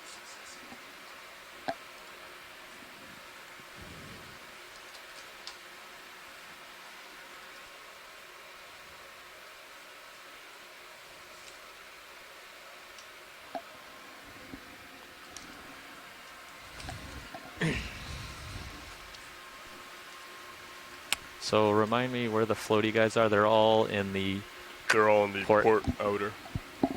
Port outer. Okay, so we're gonna want to put this on the starboard. I think it depends on if it's floaty or not. I feel like when we opened it for the second sample, the first floaty stayed pretty well. Thuarella. Okay. Yeah, I'd rather put it in the port inner if I can anyway. All right, let's plan on doing port inner. Port inner? Yep. How do you look on sliding out? Are we gonna have to move? No, I mean for the boxes. We may be able to sneak over that. It's the starboard side that I'm thinking that we may run into that. Okay, we'll watch it. We'll watch it. I can always move. All right, copy that. So we're setting Definitely up for from a the sample of a port snip of manip, this starboard manip. It looks coral like in you're front on of the us. port If sides you've just touching. joined us, we are You said on I'm spun dive up, correct? 4 You are spun up of and ready to the go. Okeanos Okay. Explorer Windows to the Deep expedition. We're currently at a water depth of about 1,308 meters. And we're at the base of a relatively steep slope for this region with rock outcrops. Oh, it's jumpy. We haven't made much headway on this dive because there has been so much to see. It's been really exciting for us. Yeah, I think we're up to 5 or 6 species of black corals. So, yep, didn't lock. So watch leads. In relation to what you're seeing here, how much more or less would you like? That looks really good. Thank Okay. you.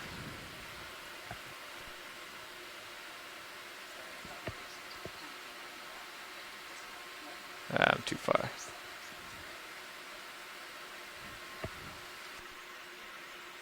Get in there. Get in there.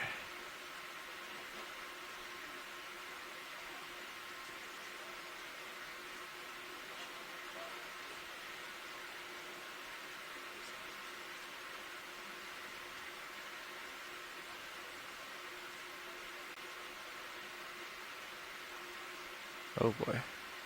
There it is. Okay. All right. Ready to extend the drawer? I'm ready. And we're going into the port bio box. Correct. Coming out slowly. Keep an eye on that starboard side. Boy, that is really just not locking, is it? Okay. Pressed it a little bit too long there. Yeah, I am. Oh. There we go.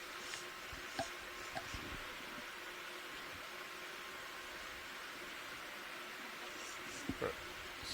Ready? Fully extended. Okay.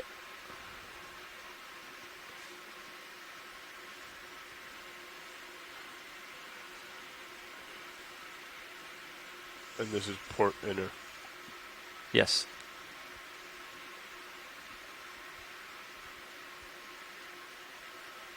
You want to tilt HD2 for a better shot? I will take Mises for you.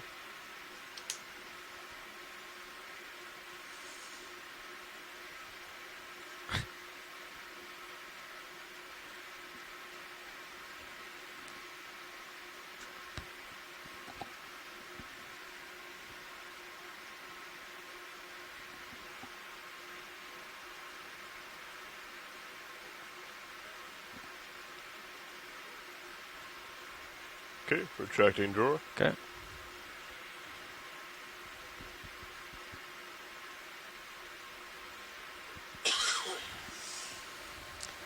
Okay, we just have a That's so weird. Excellent. very nice sample of a Thuorella primnoid octocoral. And if you would follow me around real quick on the mini.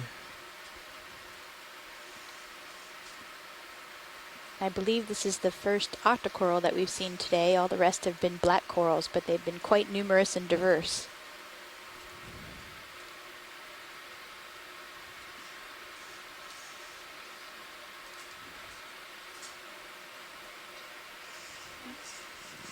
Okay, we're secure. And the scleractinian. Can you kind of review for us what the differences are among those I'll send groups? her back up to Yeah, Mises. so That the, we could understand, I mean.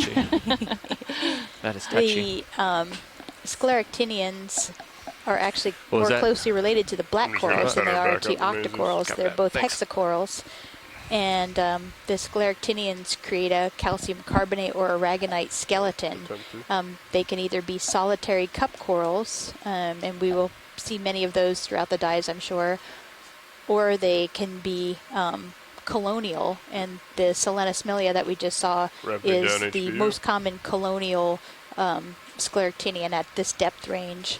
And you can see, we saw previously, even the dead skeleton of the stony corals will remain for a long, long time and create habitat for other organisms. Great job, co-pilot. Thanks. The other, And we Excellent collection. call them as a group the stony corals. the stony Okay. corals would be the common And name. we'll see a lot of those on future dives. Correct. On the edges of the continental I have you shelf there at 90. more. You have As we plenty of move space into to push forward. depth ranges Copy that. more 400 to 700 meters, we'll see Lophelia pertusa and I'll come up to Alapsamia give you a view. profunda will be Perfect. the most common scleractinians that we'll see. But this Selenosmilia is kind of the deeper cousin of those two. They're all fairly closely well, not, and Alapsamia is not closely related, but Lophelia and Selenosmilia are fairly closely related. Pilots, there was a coral to the left that we just went past. Could we take a quick look at that? Sure.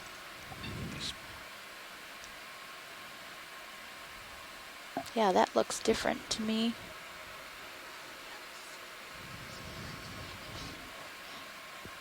Maybe another black coral on the right, but yeah, that looks like another Selenosmilia is the taller one. And the coral in the middle, I'm not sure about. Go ahead, video. Is that possibly the bubblegum coral?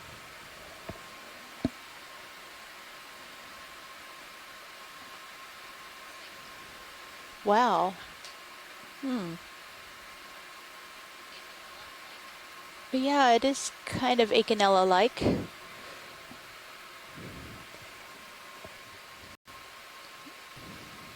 See if it's definitely an octocoral.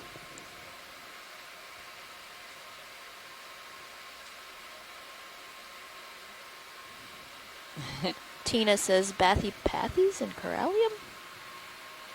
No. Oh yeah, the corallium would be this one, and the bathypathes is to the right. Okay, yeah. Yeah, so this could be a corallium. And I haven't seen that many I'll corallium land on a alive bunch in of stuff if I do my that. experiences. Shows a lot of color possible. So this corallium is growing on the skeleton of a scleractinian coral, Selanismilia. Should clear out here in just So a it second. is an octocoral? Yes, Looks this like is an octocoral. I saw the 8 tentacles. Yep.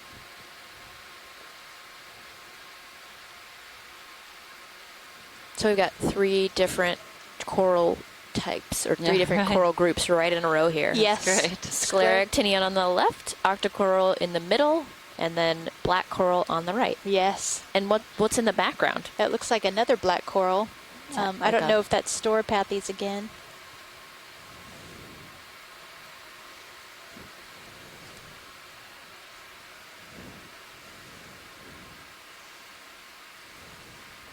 Oh, that's amazing.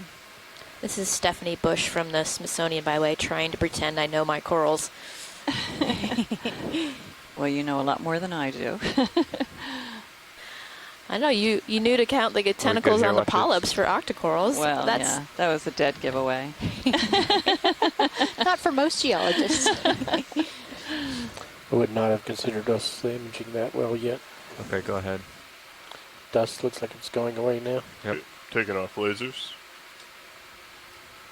So, Tina commented that there's actually a Phanthopathidae in this. Yeah, I saw it lower. I think what she's talking about, it was lower in this coral. Video, could we just pan down slowly? There's also a. Oh, sorry. Pilot, this is watch 1. Go ahead, watch 1. If you can pan down and maybe then zoom out a little bit so we can get an idea of the other corals around this area. Okay. It'll be a combo move video. Yes. Do you want me to pan up slowly or anything? What's good for you? You can start filling the screen now. Okay. A good color contrast. Okay, I'm going to try to dial it in real slow. Yeah, it's as slow as I can tilt right now. There we go. How's that? Go ahead, watch lead. That's good. Okay. Okay, video's going wide. Okay.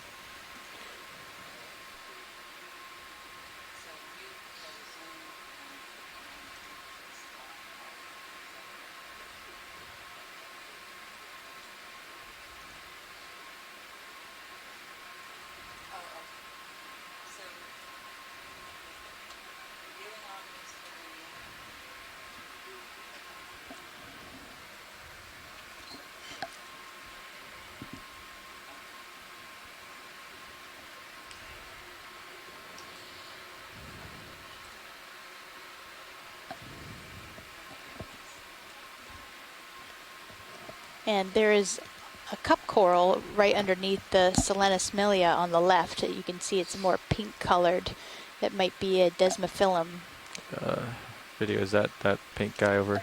Yep, near the yellow. Yeah, let me try. Gonna toss the lasers back on. Sure, go ahead. Yeah, you can see that cup coral now right in the up. center of the view. We'll probably lose lasers here in just a second anyway. And a beautiful when we zoom in. sponge on the left there. This is like something you'd see at the aquarium where everything is in Alright. one viewing Give it a window. shot video before I This is pick up too much amazing. Yeah, I dirt. was just thinking this is Lasers quite are the on. menagerie Yeah. we've got going on right now. Oh, and there's a. Is that a scale worm there on the left? Over on the left. We have crinoids just underneath this cup coral. There's a dead cup coral right next to, or right to the right of the live cup coral. Yep. And it looks A like that yellow one actually sponge. grew out of another That's what I was individual. hoping not This to looks do. like Desmophyllum. This is all, different Continue to organisms lock left. piling on top of each other to reach Copy. the current, reach the There we food go, a little clearing. coming by in the current. So they just grow on top of each other. You want me to just come off of it too, video, like Do you know keep going? what that Yeah, I is? guess just keep going. Oh, we have a Okay. hermit crab on the Nice left. pan. I'm trying to figure out Just a what lot of is to stuff the here. right of the hermit crab. Yeah, that's a good question. I don't know if it's a polychaete of some type. Perhaps.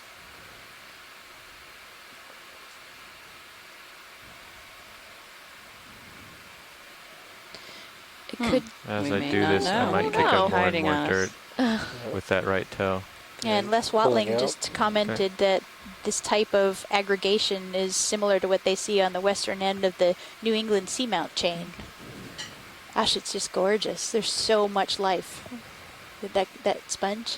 Yeah, the yellow sponge. Yeah, Video's that's clear. one that I don't think Great. we've seen so far. Did we want to take a zoom on that? Sure.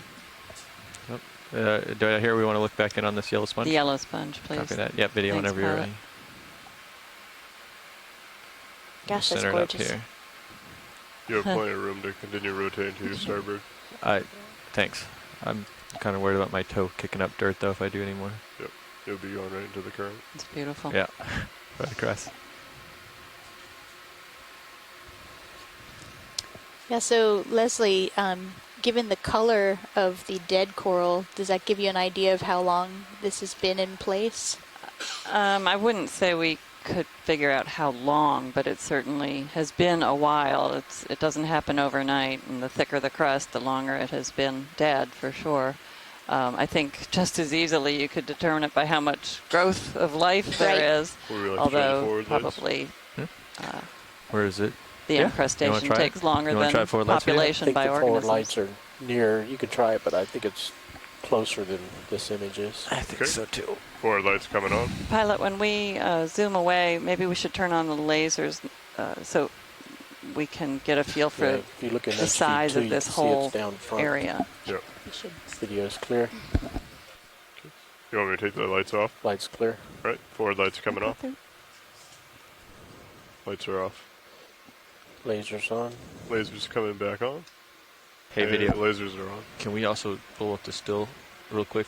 One of the small ones. I actually took Sure. a couple stills already. Oh, you already did? I mean, I took them a couple minutes ago. Yeah, I got it on right now. Thanks, Oh, pilot. okay. Still on. I just want to see from the screen if we can see anything. Second. Give me a monitor number. 12. I think Jeff's on So it over this here is on this what we've little been one. seeing right here in this space is just an amazing example of how is it 12? coral Yeah, it is creates 12. habitat for other organisms, both when it's alive and when Okay, it's it's a lot dead. brighter now. And the more that Than the we other day. look, the more that we zoom in, we try with see your lights all on. these Yeah. small organisms that are Right. living Sorry, in go every for it. little Forward lights space on. that they can off the No? sea floor. And that's one of the reasons why these coral Ooh. areas are worth I lit it a protecting little and bit so better. important to the marine Mike, just let it ecosystem here. run and do a bit is of a that, pirouette. Probably get some good Compared to stills the from it. sedimented areas, Yeah. we have such a concentration of Yeah. life at these coral, Thanks. dead and live coral areas, and if this were to be swept away Let's go or taken this up in a way. net, it wouldn't just be the coral that is gone, but all of these other species that are using this as habitat.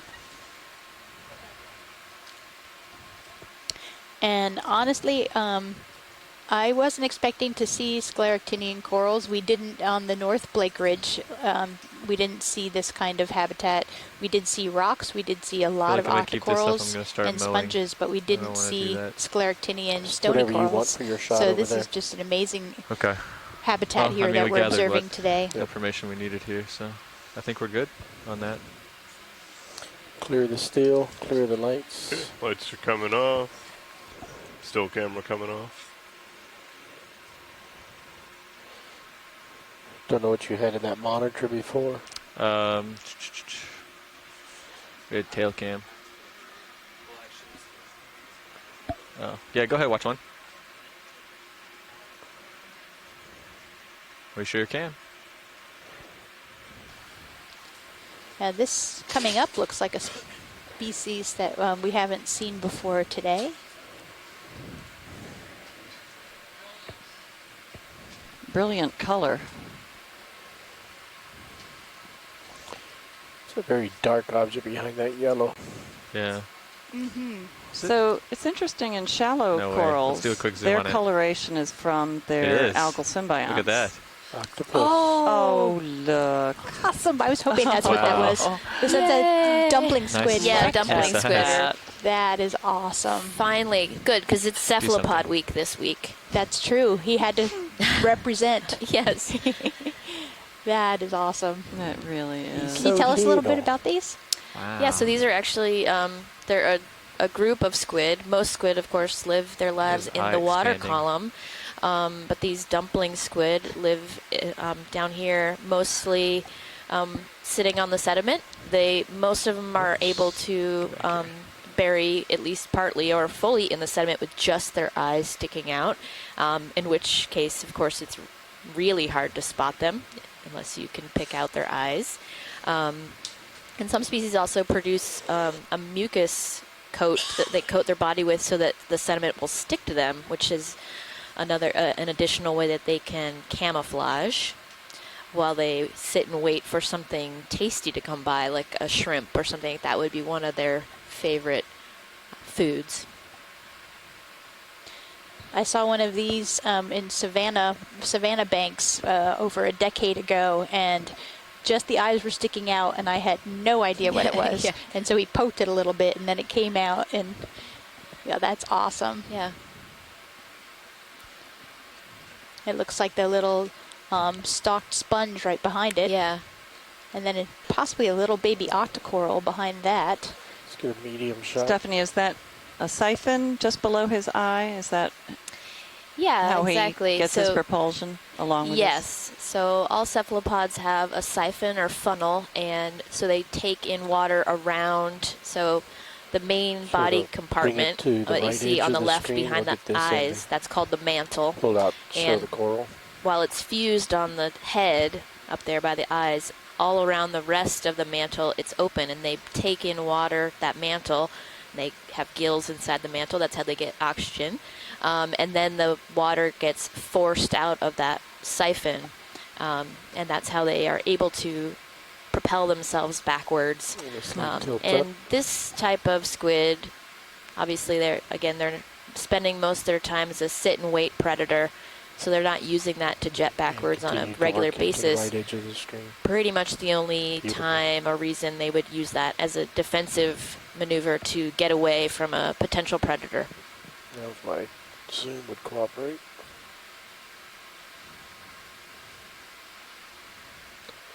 Tilt to get the coral. That was a great find.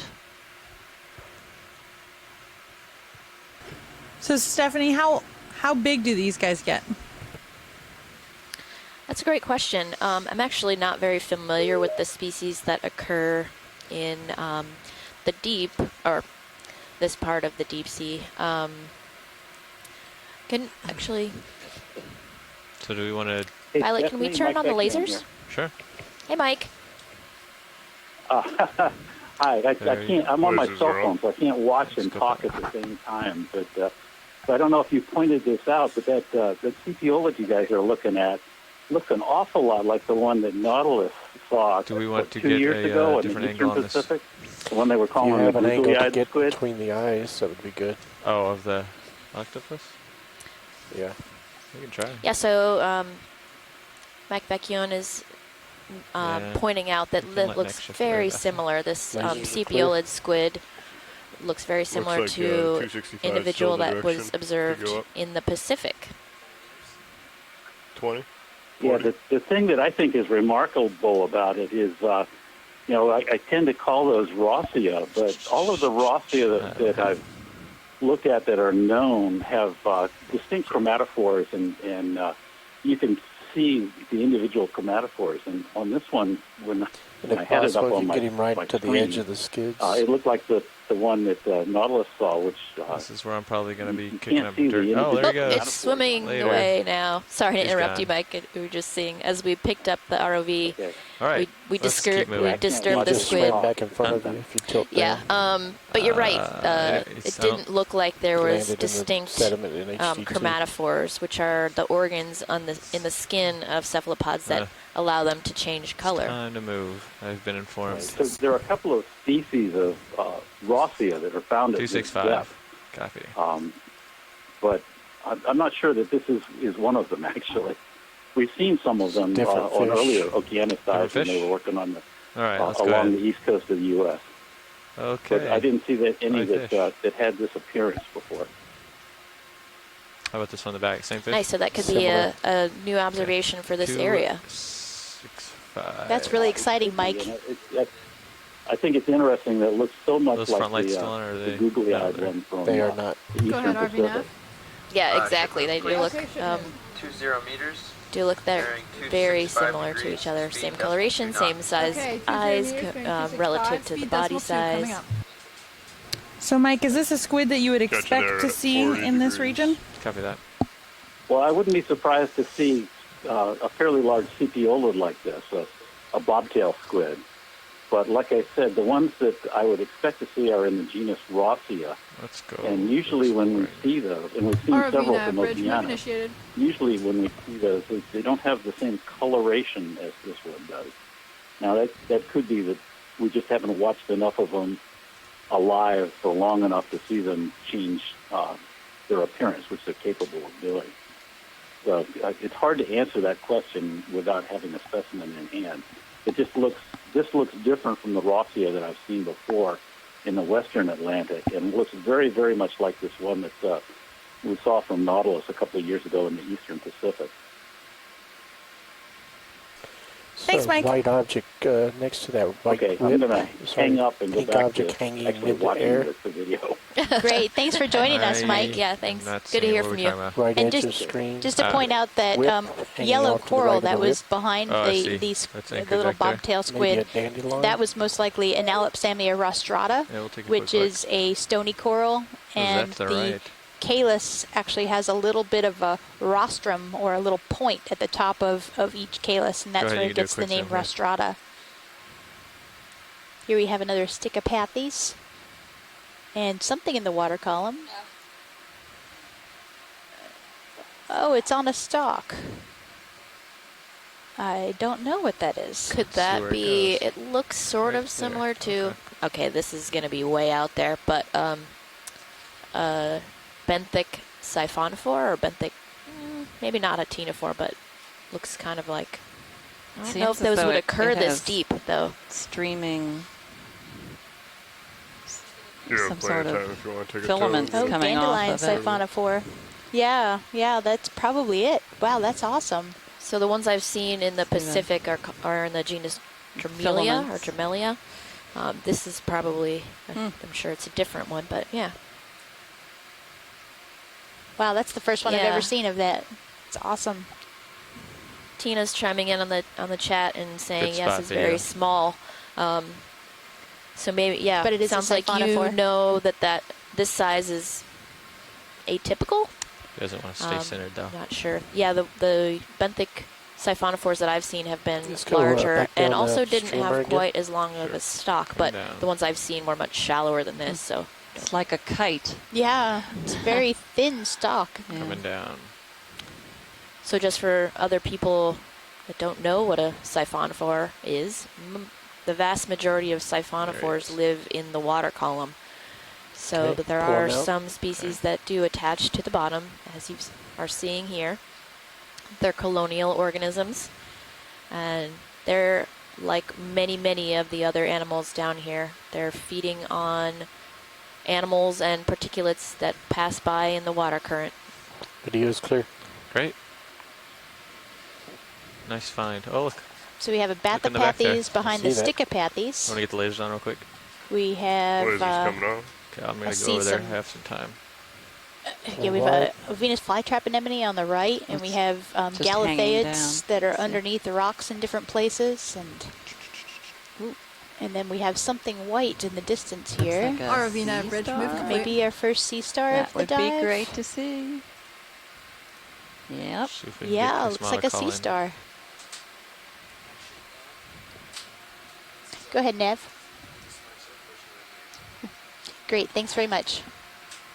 So we've traveled 100 meters since we hit the seafloor, and we have seen so much that our progress has been rather slow today, but You also have another for one very good to reason. The, to the right. And it looks like a, Copy that.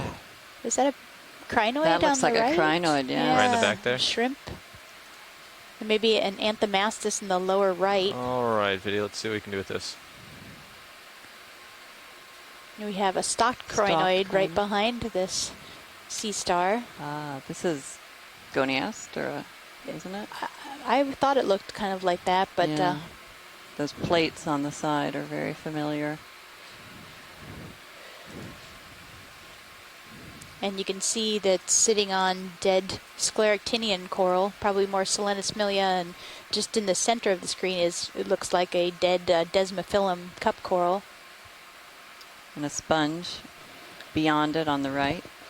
Tina would like us to take a look at the Anthomastus if we have a chance. That is just down to the lower right of this sea star. You can see his tube feet extended on the left there. Yeah. And then we had interest here, right? Lower right. Oh, not in the next crinoid? to below the shrimp. Yeah, it's the Anthomastus is in the right-hand lower corner. Gotcha.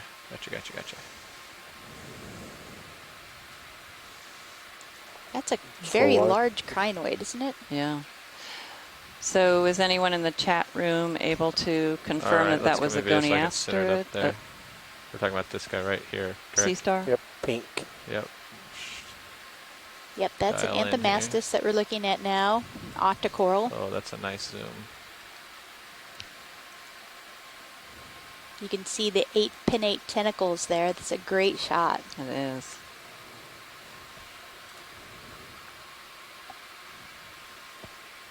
I'm looking down at you at 70. Wow, 80. gorgeous.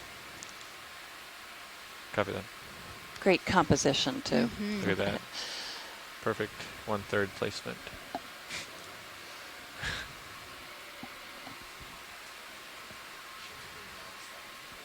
Is this the species or group of organisms that we saw that were in a chain? Yes. So that was the first for me a couple days ago. Or was that yesterday or the day before? The day before, I think. All right. We saw Anthomastus individuals kind of in a chain, and then another group in a cluster. Let's see. Oh, just a dead stock. How about we look up here at this guy? Wow, that shrimp is beautiful. Yeah, we might be able to. And there's a squat lobster under the rock. Too many things. I'm gonna move some rocks around here. Go ahead, video. We'll try to see what we can do here. You want the lasers wow, off? Beautiful.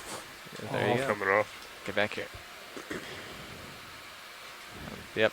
Okay. Kicked up some dirt, and he's a little too far in to make a good shot right now. Camera shy. Yeah. Yeah. But did you want to look at this too? Sure, if we could look at that crinoid. Yeah, that crinoid. Go ahead. Zoom in on that. Lasers coming Beautiful. off. Gosh, that is a very large one. Lasers are on. Well, okay, I guess it's probably don't need them right now. a little larger than 10 centimeters, but I have to keep reminding myself of that. It's going into the heart. Lasers off. What is that blue? Wow, that's Beautiful blue gorgeous. Sponge.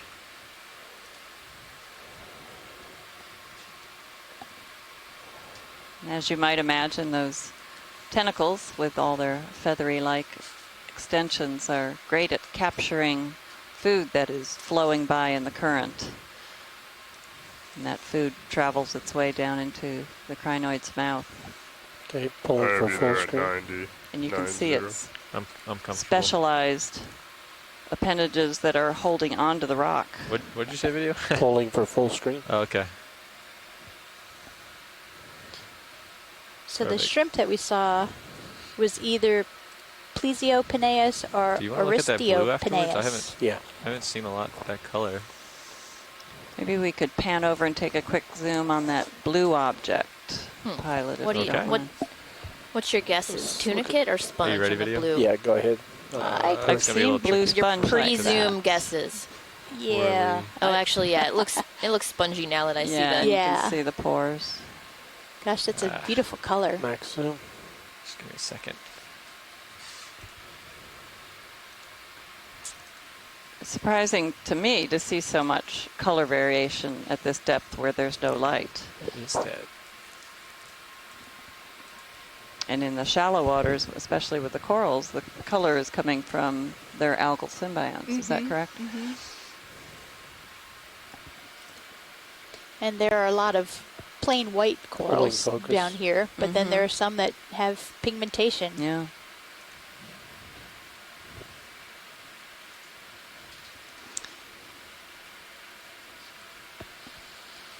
And video's clear. All right. Go ahead wide. Beautiful. Time to There's move some ahead more a of little it bit. on the rock beyond as well. Some of Right. that blue sponge. All right, watch this. I'm going to pop ahead just a little bit See here. how the sediment layer drops off? That's probably the edge Roger of that. this outcrop. We're climbing upward on this slope. The overall angle of this slope is about 30 degrees. Yellow, probably black coral. Some flavor. Yeah, I'm not sure. Ooh, these are interesting. You see sort of ridges. Did you hear that, Sonar Leslie? I light. said these geological features are interesting. Look at this. I'm not giving you any of my dessert tonight, so don't even try. No, I'm not even being sarcastic. Video What do you swapping think out. what do you think those like parallel features are? They are probably just thinner layers of rock underlying that are creating this sort of terraced stair step as we move up the slope, and the sediment is Gotcha there at draping over 60 the edges of degrees. them. Copy that. Ooh, Hey, video? is this a Are you- Chonex? Oh, Ready? yeah. There's something right It's here. a Oh my gosh. deep sea Look at- anglerfish. Yeah. Oh, these are cool. Is it Chonex or Let's, Chonex? Chonex. Okay. Laser it. Is that the Where's red the eye Very camera? cool. gaper? Yeah. Yeah. Yes, we gonna try collected one of these at the post up right Charleston here. Bump. They are some of the most fun species Yeah. of fish.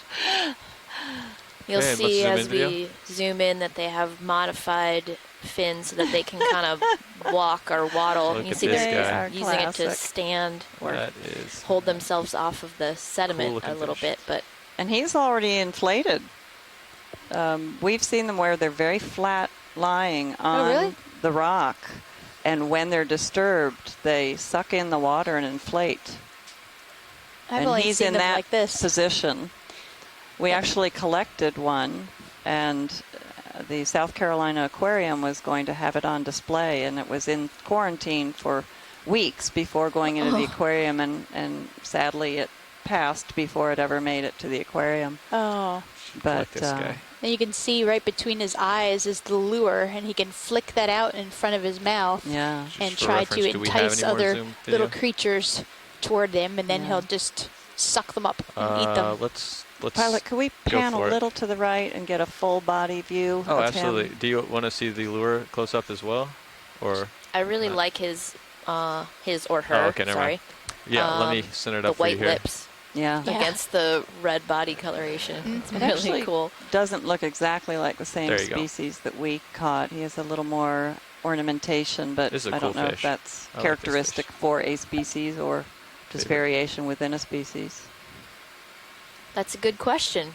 I'm not sure how much that is known, given that these are probably very rare observation in general. Yeah, the one we collected stayed inflated the entire transit up to the surface and eventually settled in a little bit and deflated.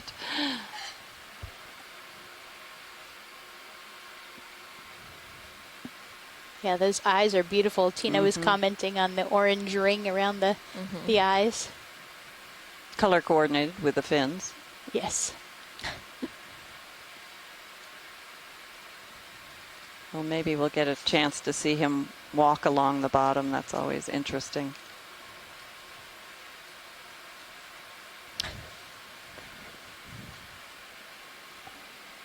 Right. Maybe when we zoom out, we can put the lasers on again just to get a sense of his size. He's quite Yes. small. Come on out, video. Hey, whenever you're clear.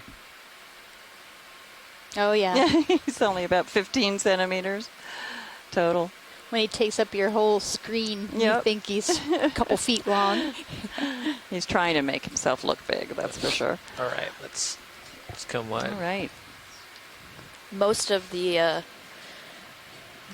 water column anglerfish that I've seen are much smaller than that. In Now fact, that's a like the different size rhino. of my It's a thumb. good place Yeah, to stop. yeah. But then you see these pictures of them where they're zoomed in and people think they're humongous. They're really not. Yeah, so we're Most of them. starting to see, sorry, have to mention the rock before we lose it. We're starting to see a different kind of rock. So as we go up this slope, we're literally going into younger and younger rocks that have deposited over time and layer upon layer. So the base of the slope, we're looking at the oldest, and now we've been moving up this 30-degree overall slope, and we're seeing now younger rocks. And Pilot, if we could zoom in on the rock, please. It does not have that manganese crust. Oh, sorry, we're reorganizing on our front row. It is lunchtime, right? Oh my gosh. So we're probably having front row, pilot, co-pilot, and navigator switch over. Mm-hmm. So maybe we could use this time to introduce our chat room. Oh, yeah. We have Iris Sampalo, Kate Rose, Ken Sulak from the U.S. Geological Survey, Les Watling, and Matt Dornbach, Megan Culler, and Tina Moldovsa. I'm sure I didn't say that correctly. Sorry, Tina, I'm still working on that. Molodsova. Molodsova, thank you. And Tom, something like Hands Connect. Hands Connect, yes.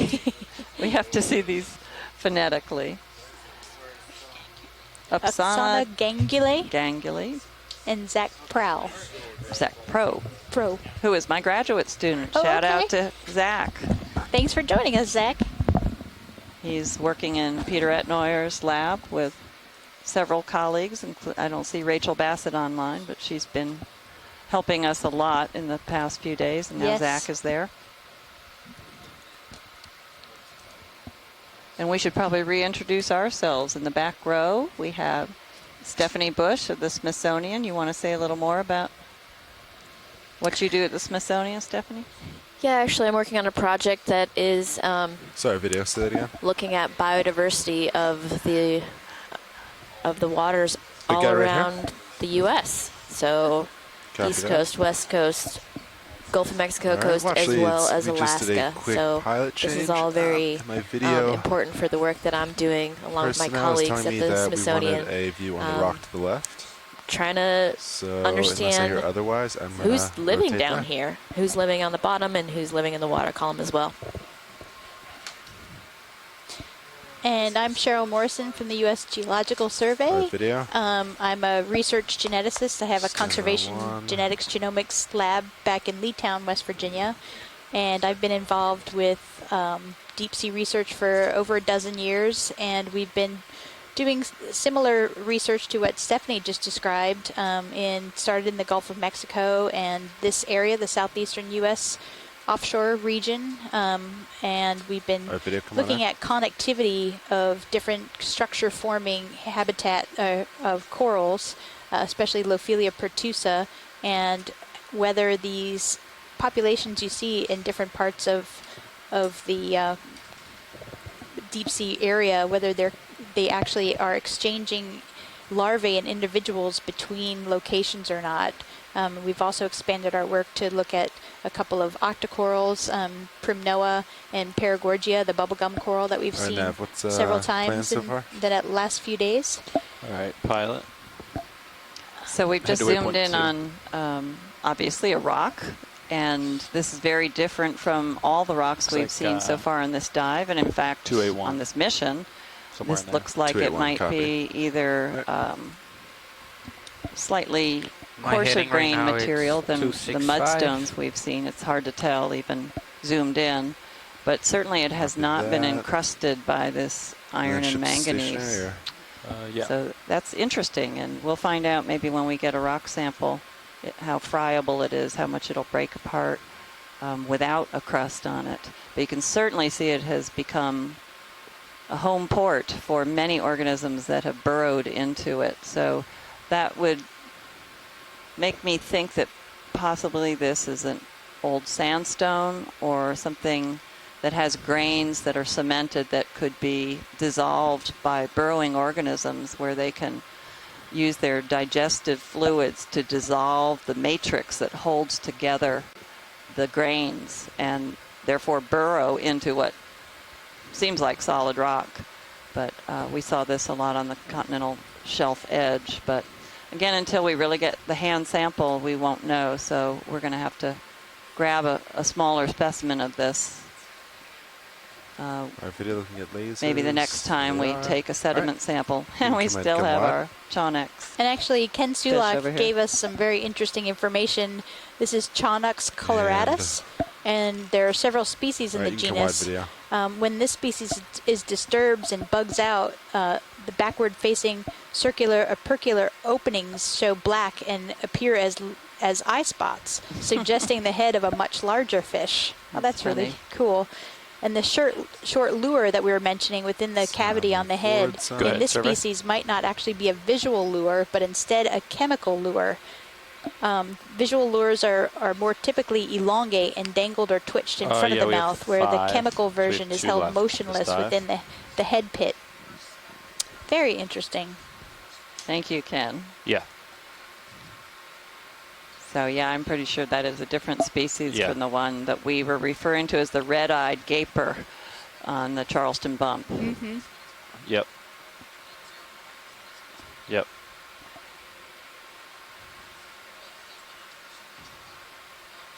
Yeah. Yep.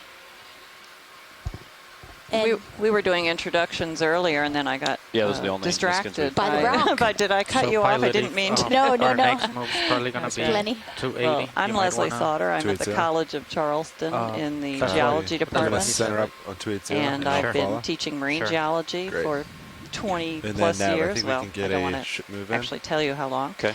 And in the last decade, I've been teaching 280. seafloor mapping. So Yeah, that this looks kind good of with me. dive You is said incredible that's for me. the You can really, next waypoint, right? wow, Yeah. that's Okay. a steep Much steeper face slope like that that we with haven't seen 280 anything like right that. now. You can I'll call really it. see how the Copy. different layers are Bridge, outcropping, this is RV even now. though they're draped in sediment.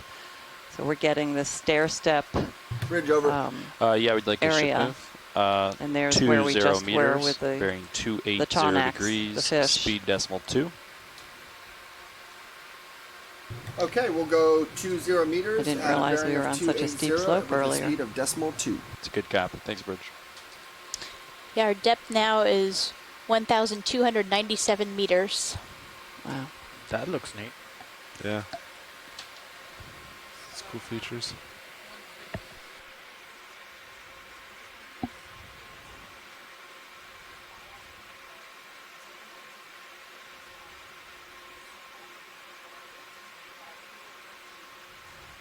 Yes, Washley, go ahead. ROV nav bridge. Move Yeah, we initiated. can do it. As long as we find a Move initiated. suitable rock. Thank you, Bridge. That's no problem.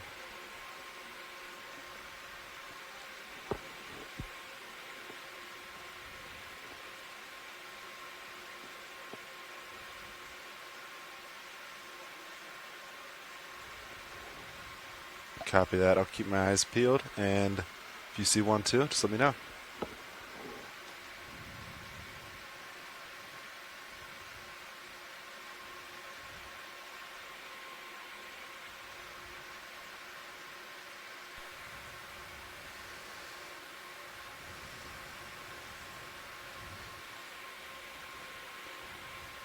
So right ahead in the upper left of your screen, you'll see how one of those slabs is sliding down the slope. It's already broken off and it's starting to drape itself. But originally these are flat lying.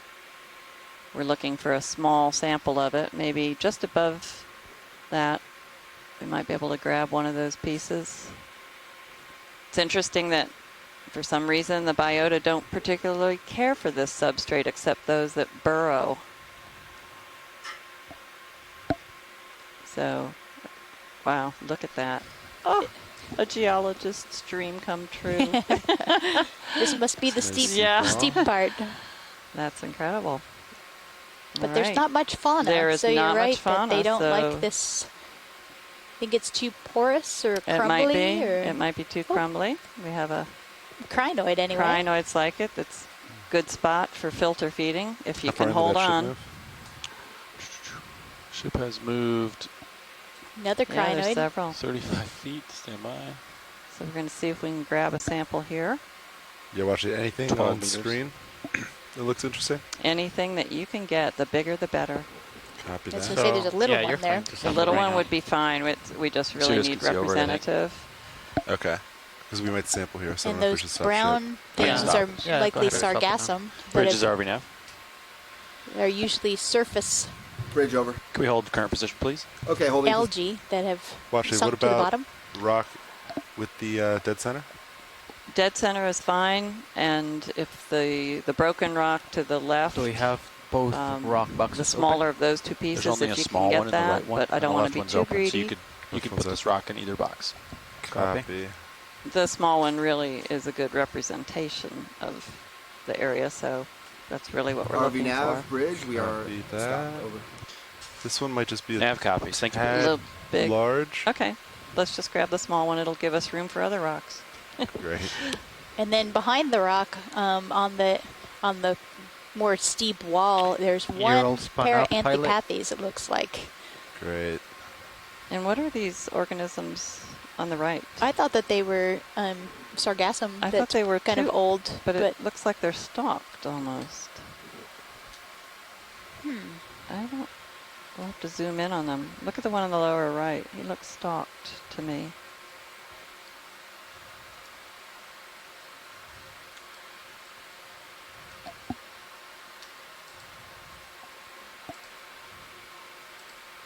All right, Vidya, you want to come in for a quick zoom before I reach out for it? Do you want any camera right here? I think I'm fine for now. Okay. Maybe when I get to the box, I might need one. Copy. At some point, we need to get a sediment sample too for this dive. Copy that. Just let me know, watch leads. All right.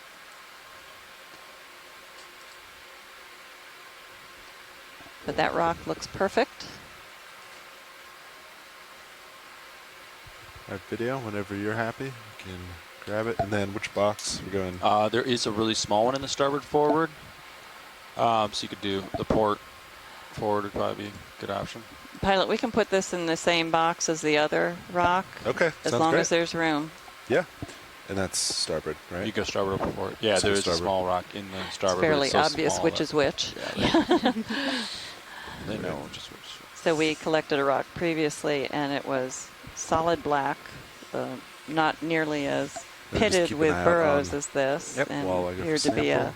iron Copy that. manganese, either All right, arms come live, 3, 2, 1. pavement itself or heavily encrusted other rock. We won't know until we get it up into the lab.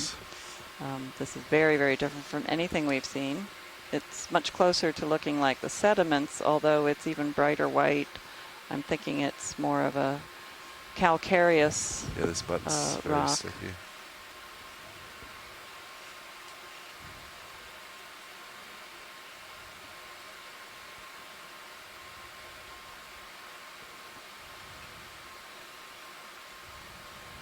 There's a chance that it is actually a sandstone. And Oh, dear. all sand. it's not very hard, is it? It's not very lithified. Wow. Interesting. Well, perhaps we could scoop it, Do you want to but scoop where it? would we put it? Yeah, that's Yeah. a little bit of a Okay, problem. well, let's keep going, and maybe we'll try another rock later. Copy that. It's Yeah, very the problem friable. with scooping a rock, for those of you listening, is that we have rock boxes that don't interfere with the bio boxes, and the rock boxes are not totally enclosed. One of them has a lid on it, but All right, arm is it off. allows water to stream through it. So if we put a rock like this into the rock box, it would probably just All right, disintegrate co-pilot. on ascent. Let's take a peek above us. But if we end up with some space in a bio box, maybe we could get a Coming scoop up of with you. one and get some sediment as Whenever well. you come up. So Leslie, Les Watling chatted here that he thinks this is part of a large ancient platform, perhaps Miocene or so in age. Yeah, the Blake Plateau itself is a very large carbonate platform. That's why I was saying I thought it was probably carbonate. I'm glad you mentioned that so I can talk about it a little bit. The continental margin of this region is very unlike even what lies off the coast of North Carolina. North Carolina, we have a shelf, a slope, and a rise, and they kind of stair-step one giant stair. Here we have a shelf and a narrow drop-off that we call the upper slope. Wow. Oh my goodness. Wow, look at that Bathypathes. That's huge. I wonder if that's a Thuarella again in the center, the white coral. But yeah, that's a gorgeous Bathypathes. And a nice anemone underneath it too. Yeah, and now we're flytrap coming anemone. back into the other manganese iron encrusted rocks. So we'll see if they fall apart as well. But this edge that we're looking at, it's called the Blake Escarpment. And an escarpment is a rather sharp feature on the large scale. And it is the edge of the Blake Plateau, which, as the name implies, is very flat. And the plateau was constructed starting at the opening of the Atlantic Ocean as a shallow carbonate platform. And as the Atlantic expanded, the platform began to sink to its current depths of about 1,000 meters. And then all of that material that had built up is made of calcium carbonate, or mostly of calcium carbonates, which are what we see in tropical settings. So it was shallow and tropical in the early days. It looks like maybe another Analepsamia rostrata, that yellow coral on the left side.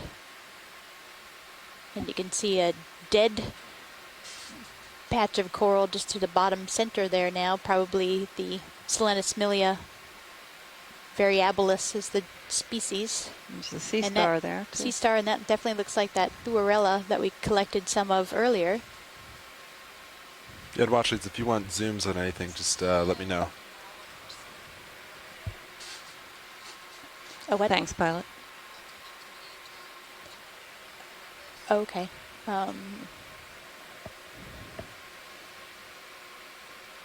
Cheryl, do you want to zoom in on anything? There's another sea star up on the horizon there in the center. Maybe we could look pilot, at that. If we could look at that yellow coral that's going by too. On the left? Yeah, on the left now. Thank you. Yep.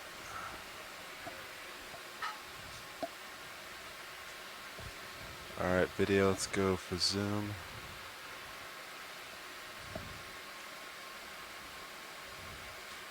Yep, that looks like an Analepsamia rostrata. It's beautiful.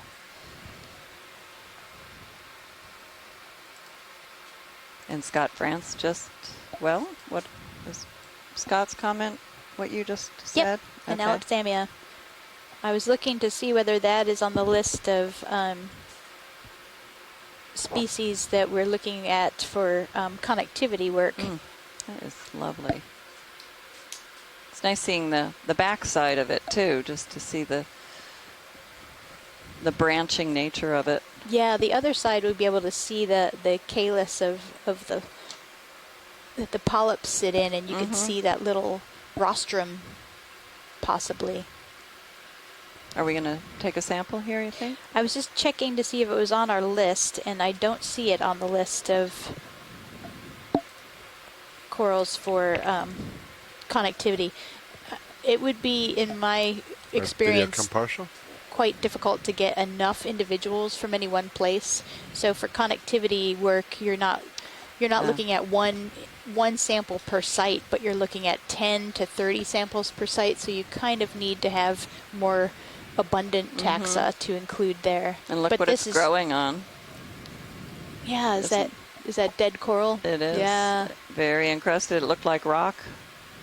Yeah. So watch it. This is not a sample? Correct. This is not a sample, just a nice video. Copy that.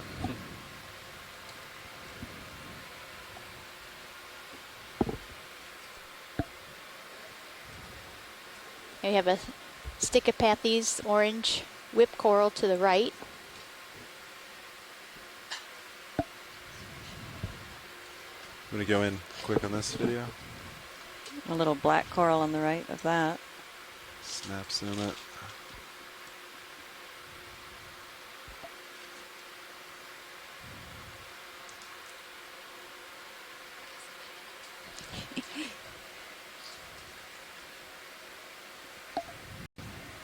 You can come out.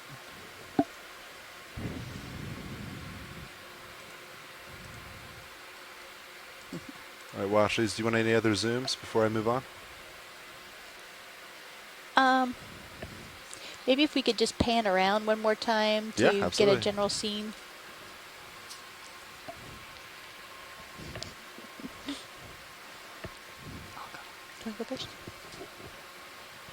Okay, so we have another Analopsamia rostrata there behind one of the two bathypathes. There's a yellow octocoral lasers, Copilot? that's right next to a yellow sponge. Nice.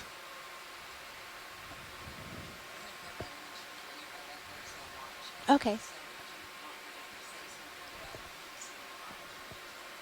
Okay, great, thanks. Pilot, this is watch 1. Yep, go ahead.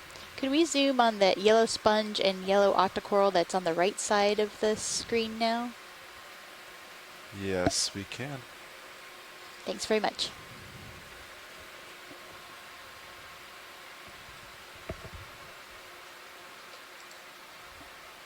All right, video, go for zoom.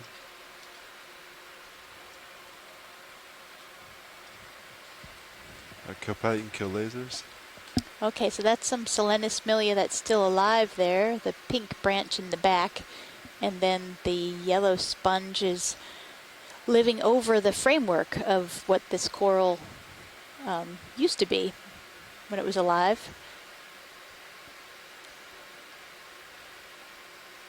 And I'm sure the more we zoom, the more critters we'll see in there.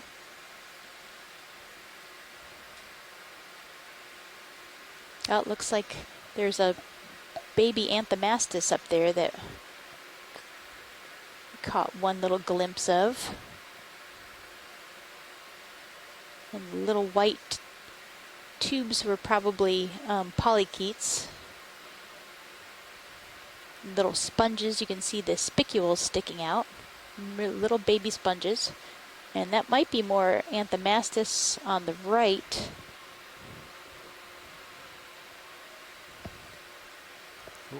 Video come partial. Oh, and we've got a squat lobster at the base of this. All right, you can come back in. And then if we could look at that coral behind this at some point. Yes, video come partial, sorry.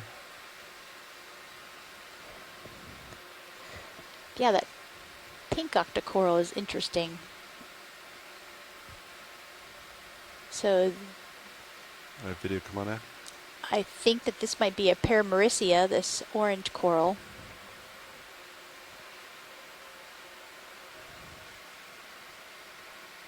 And we have a brittle star associate.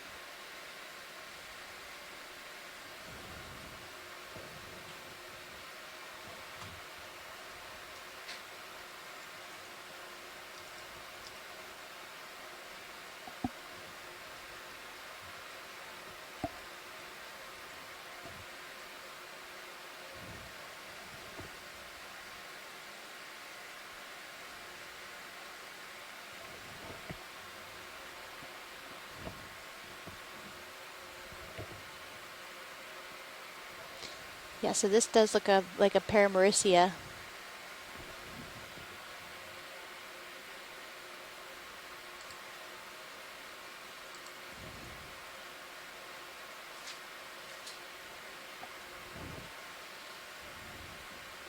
And Paramaricia is actually one of the target species we're looking for.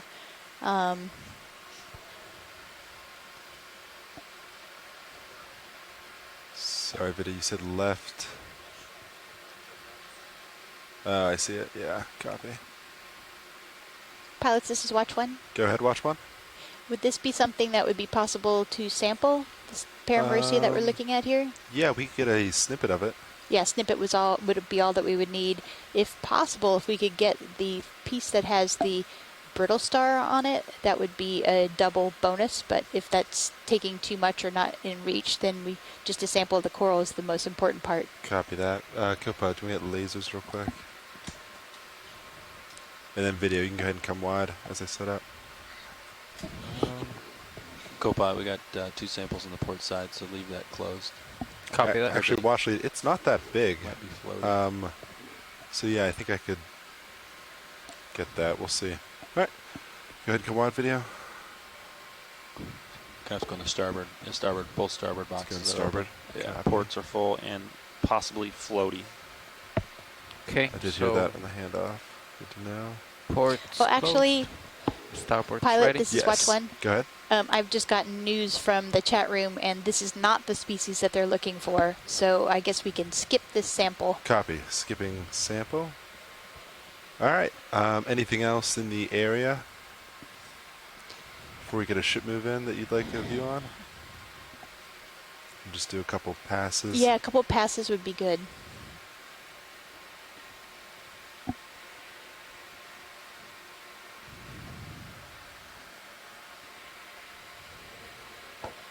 There's a squat lobster.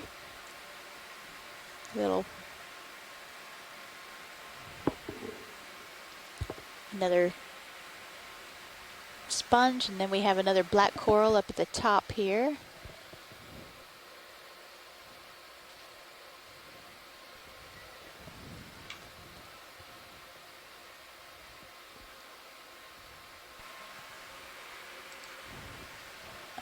All right. I'll call one in. Bridge is RVNav. RVNav bridge? Yeah, we'd like to move 20 meters, bearing 280 degrees, speed decimal 2. Copy. Roger that. 20 meters, 280 at decimal 2. It's a good copy.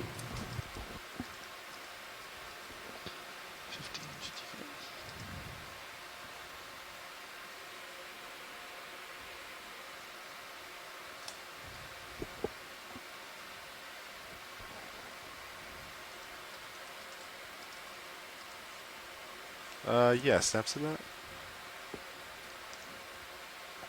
Is that trash? Yep. Oh boy. Yeah, our first piece of trash that we've seen this dive. It's like right above an Anthomastus. RVNav bridge, move initiated, over. Move initiated. Thank you, Bridge. Copy, I'll make my way there.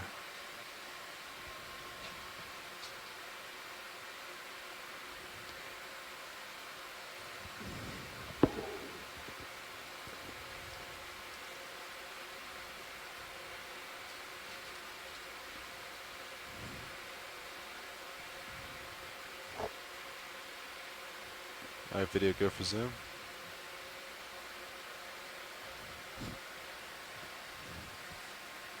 That's another cutthroat eel. Kill lasers. Synaphobranchus. Co-pilot.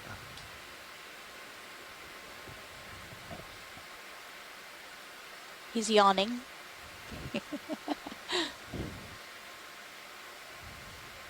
Maybe he's about to have a meal.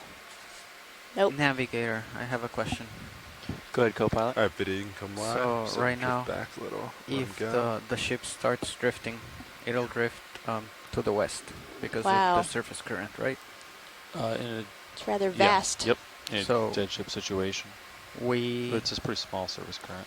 Yeah, but let's say that it was, well, Now it's going north. let's say that the surface current was to the west. Okay. And it was larger than that. Okay. So we would come off bottom and line up so as if we were streaming that way? Yep. Okay. Yeah, in this situation, because if this was like Yeah, go for steeper, zoom video. then you'd really have to haul in quicker, you know? Looks like we have a shrimp in the water column. This looks like the same one we saw previously. Copy that. Wow, same it's one. such a We'll beautiful swimmer. Just get a quick. But yeah, if we like fell out of DP, Yeah. we could just come ahead. So those are video, let's let it they're swim out. pleopods, Also, like, which way would which we are actually underneath line the up? abdomen that are So if the ship like loses power, modified for dead good ship, swimming ability. you know, then it would line up. G2 would be facing east. So you'd line up this way, and then ship would pull you that way, and you'd haul in.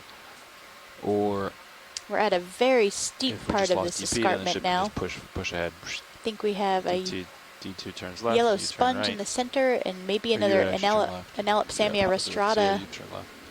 in Try to the zero the turns, right but- below that, Yep. close to the Good time. lasers. Okay. Do any zooms video? Or sorry, watch lead. Yeah, if we could zoom on the coral that's yellow and to the center. Yeah, right there. Yeah, Thank you. zoom. Yeah, because the winch is on the E-gen. So. Yep, another Anelopsamia rostrata, and the white part is not alive, and the yellow part is. You can see the polyps there in the calyces of the scleractinian coral. And then we have a shrimp just behind it, and a sponge, glass sponge just in front.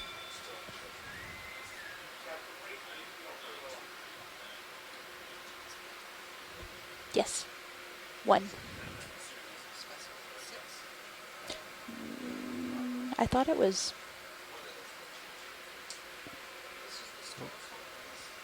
I think it was 3. All right, video, go ahead, come wide. Hmm. Some lasers on it. Do we get lasers real quick? Perfect. All right, do a little push forward.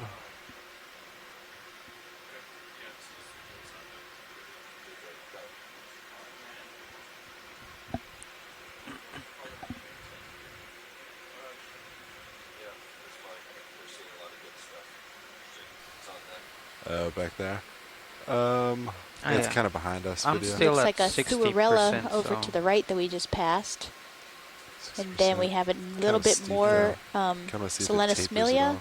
this is 90. That's 90. Okay. Pilots, could we zoom on this hard coral that's right on the left? Yeah, and the yellow coral as well. Thank you. Yep. All right, video, go ahead, come in.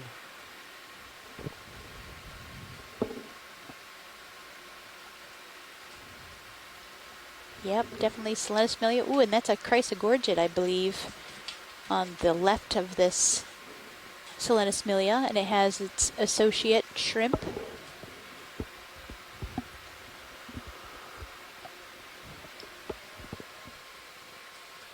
So that Chrysogorgid is growing on the dead part of the Selenosmilia. Get a little closer. And then we have a Stichopathes black coral right next to that in the center. And then we're going to take a look at this yellow coral, which my guess is that that's a skeleton that of a previous coral, and these are zoanthids that are growing over Video, go ahead, come in the for yellow. former coral that has now. Yeah, those look like zoanthids to me.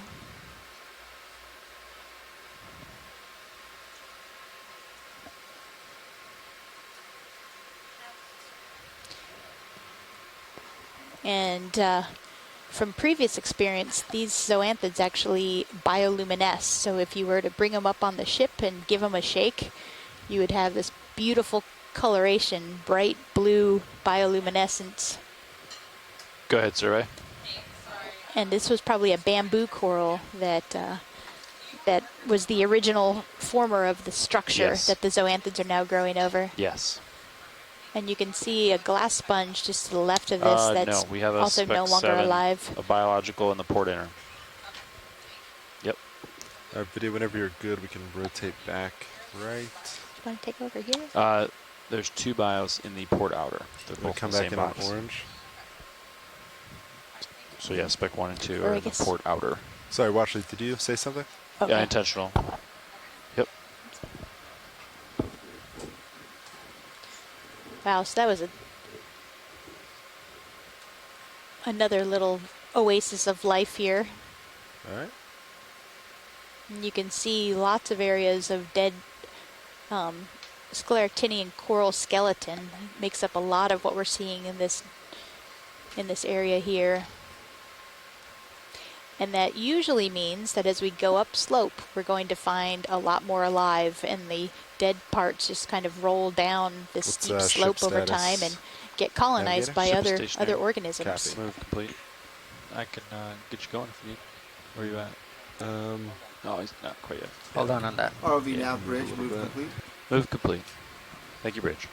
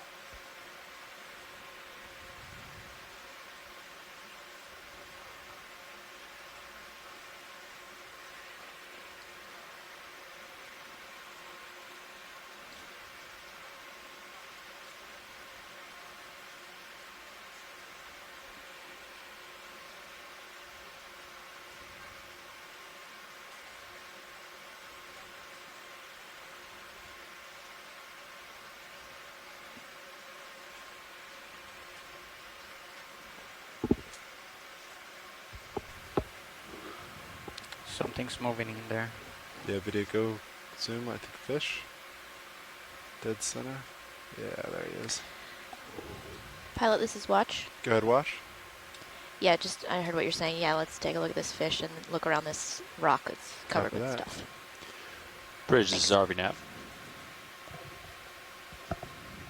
This is Bridge, over. Yeah, how do the forces look on your DP screen? I see my indicated this current is on another my systems kind of show that Castile? it's kind of on your starboard beam, but it's pretty low, 0.2. Seeing how you guys are at. What do you guys see? Yeah, it's pretty light today. It is absolutely beautiful up here. We have the wind directly on the bow and the current just slightly on the starboard bow, but past the wind is the overriding factor right now. Coral. Okay. Thank you very much. Video, let's let him float out. Actually, it's gonna stop.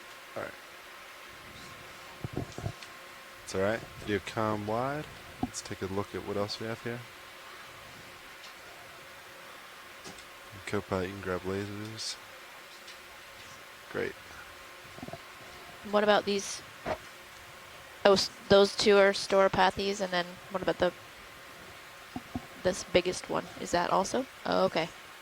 So 3 Storopathes with the Stichopathes in the center. Oh, look at them there. There's got some really big ones off to the right. It's a cool shelf. Yeah. Yeah, it looks nice. It's really angular. It's like plates piled up, or like, you know. Thanks. Yeah, so Make a that is a really nice Liapathes, highlight, the Sean. big orange coral that you see there. It's yet another Like one species of tap black that coral. would So I don't know, for up collapse to it. 5 or Do 6 like, species pure light of it. black coral on Yeah. this dive alone. I like And the bright yellow. Fog there's lights look only good on that? 16 We can Yeah. try. Oh, black we coral should take a species picture known of it. from What this about area. that? So we Just have yeah. really seen Yeah. quite High a diversity. Yeah. Yeah, Fog lights, that's yeah. amazing. Boom. That's also a very beautiful sponge over Cameras here. on. Is that the Scleractinian coral? You know I how to believe that you were talking route it about- over there? That's I don't know how to pronounce that. Selenismilia Let me verabilis. just do it. Okay. Right there. ROV still. No, it's called ROV still, I think. And look at this Beautiful. sponge on the left here It's too. Oh, I wonder if that's similar Yeah, to okay. the Do ROV still. satellite disc one that we collected We the get- other day. Yeah, This okay. one Fog lights on. It That looks one. so much thinner though. Alright. That's That one true. was quite thick, and Is it there were Yeah, also light bar. veins that you could Alright. see What if we need to make some in the adjustments on that camera? Ficalia, and Kind Look of. at that. Some of those pictures are pretty actually it's some more Selenismilia underneath that sponge, the white one Can we on take the left. lens cap off? Gosh, this is a beautiful spot. Awesome. Does it? Did. We have a brittle star on Right an there. octocoral Starts that's it hanging looking- straight It's down looking also at the, off the of sea this star, ledge. the brittle star on the bottom. What about this the bottom. So if you raise it a little coral bit, in front of turn this to starboard. yellow sponge? Yeah, Do I'm you not know what quite sure about that yet. Pilot, this is Watch. Yeah, watch. Go ahead. Pilot, this is Watch 2. Watch. Can you hear me? Yeah, sorry, I messed up on the No, button you're good. there. How can I help? Can we zoom in on this coral that's just in front of the yellow sponge? Absolutely. Thank you. All right, video, go for zoom.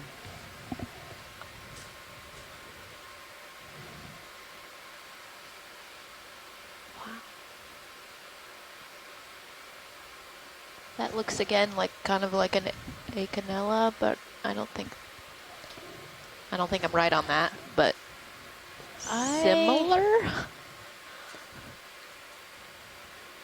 I was actually thinking Anthophila, but Looks like possibly a little Oh, cup coral or an anemone on the right of it too, be kind of behind. yeah, there's also a couple of kinds of stuff polychaete tube worms here. Yeah, Candidella. It's a primnoid, is what Scott Francis suggested. Okay. So that's one we haven't seen before. Oh, it got Little a hermit crab. on the top of that. I don't know if that's actually on the sponge or the coral, and a crinoid on the behind the coral, Candidella. And we have the Selenismilia on the right side, the stony coral. Beautiful yellow glass sponge. So it looks Yeah. like there's some Oh. there you go. Some Some kind of worm. associates in the sponge. Mhm. That's looking good, Sean. Know if those are scale worms, probably. Oh, looks like another type of glass sponge behind the yellow glass sponge. with some crinoids in it.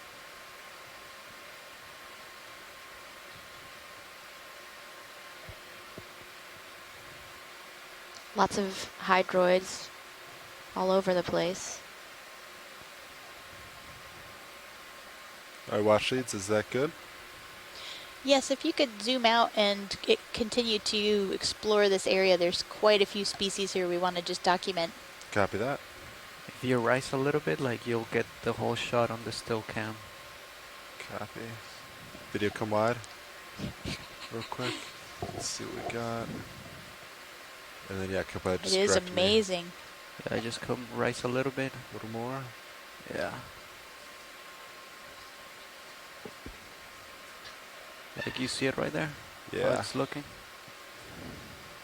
Pilots, there's an octocoral that's hanging straight down, Right and it there, has that's a perfect right there. brittle starfish, a reddish brittle starfish on it. Could we take a look at that, please? Yeah. It's down below, correct? Yes. Yeah. Alright, I think we got a few pictures that were really good. Nice, thank you, co-pilot. I'll turn off the camera. And then video, do you want me to leave those lights on, off, how? Sorry, I can't hear you. Hold on. Quite an abundance of life on this Video shelf. go for zoom. Is this the one, watch it?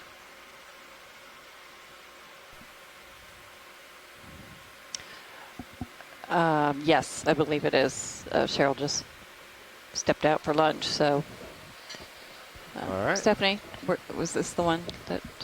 I'm not sure. Yes.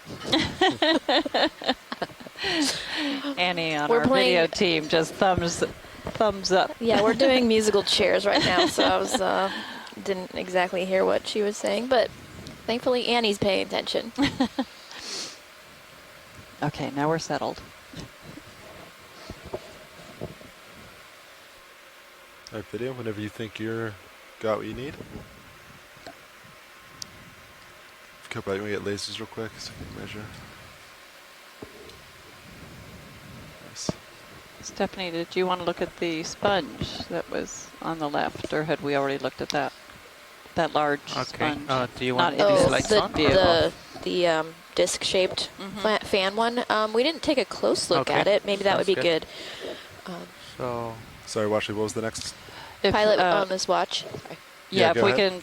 can zoom out, and to the left is a large white disc kind of sponge hanging at the edge. Yeah, Is it's it down, in view? down a It's little bit from actually, this yeah. rock. It's the next rock down. It's hanging from the next to the left. balcony. Copy that. We back up.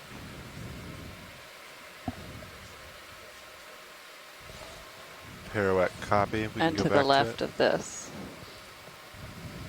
Should be right there, yeah. Okay, so let me know when you want me to kill lasers. So I was asking Copy. Cheryl if she thought this Good, was quick. the same or similar to the And ones you we were go. seeing many of the Facalia we were seeing the other day, and she thought it was All right, Peter, you can not. go for zoom. But maybe some of the sponge experts can weigh in. Yeah, it does seem thinner, and she mentioned it has Yeah. those veins. Yeah, does look different. Has the same idea, though, doesn't it? Yes. Facing into that current, and it's sitting, well, it's actually pushed up against the Navigator, what's the highest Looks like it's point? growing. coral. Yeah, it's growing over some of that scleractinian coral, 1260.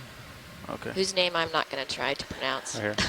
I'm going to try because height I stuff. wrote Go for it out phonetically. Looks like I got a 1250. Selena smelia. That's the thing. I need to see it before I could say it. Anyway. So like I said, we're playing musical chairs right now because it's lunch. So just to remind the people out there, this is Stephanie Bush from the Smithsonian Institution National Museum of Natural History, and I'm Leslie Sauter from the College of Charleston Geology Department. And before I forget, I want to also say a shout out to my team back on campus in the visualizations lab. Trey Gillespie and Sophie Alpert are there today, and I know Zach Pro, my grad student, is also sitting in with them. All right, video. If you're Thanks, happy pilot. with that, great. They're hosting tours if you're in All right, Charleston. video, let's do that pirouette.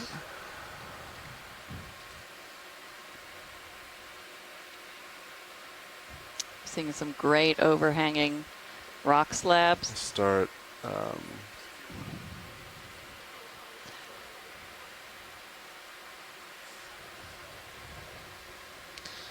Pilot, this is watch. Yeah, go ahead, watch. So let's just keep, you started going kind of right, and just let's keep going in that direction, just to survey what's around, around this rock area. So keep going right. Yes, please. Copy that.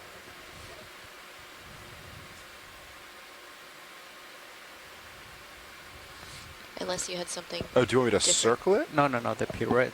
Or I think no they pirouette. want to keep. I think they Okay. don't want it now, right? That's a great question. Yeah, we're thinking. Oh, Hold on okay. a second. Since I was absent, I'm not quite sure where we are. Maybe we can pull away a little bit and get a view of the Copy. area. Back up. That'd be great. Thanks.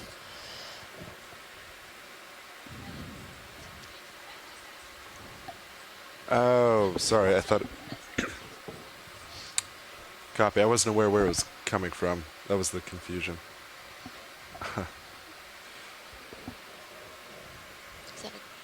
We see a crinoid up there on the Sure, right. We've lasers. zoomed into those a few times. Lasers on. And then. Yeah, watch these. We have been here for a little bit. So if there isn't anything super interesting you'd like to zoom on, Yeah, we probably should move on. I'd like to keep climbing if we could. Yeah, let's keep going. Great. Copy that. We should move in. Yeah, absolutely. Thank you, pilot. That was Still some got a great 280. flying on this, on these biota. No problem. You're very welcome. I mean, 280 is good with me. Okay. 280. Bridge, this is ROV nav. Well, I would call this a rocky mess. Is that Yeah. an appropriate I don't- geological term? Yeah, I it is now. Wow, that's Bridge, this is is ROV quite nav. a wall here. And you can Cool. see these rock slabs have fallen from above.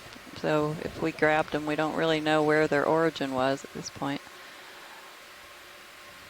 Do you want, Stephanie, shout out if you see anything you want to take a zoom in. Pilot, this is watch. Yeah, go ahead. Can we kind of slow down and take a look at these corals that are basically just at the bottom of the center of the screen? Copy that. Thank you. Bridge, this is ROV nav. Video, go ahead. Zoom in on these. So we've got the Sticopathes right here.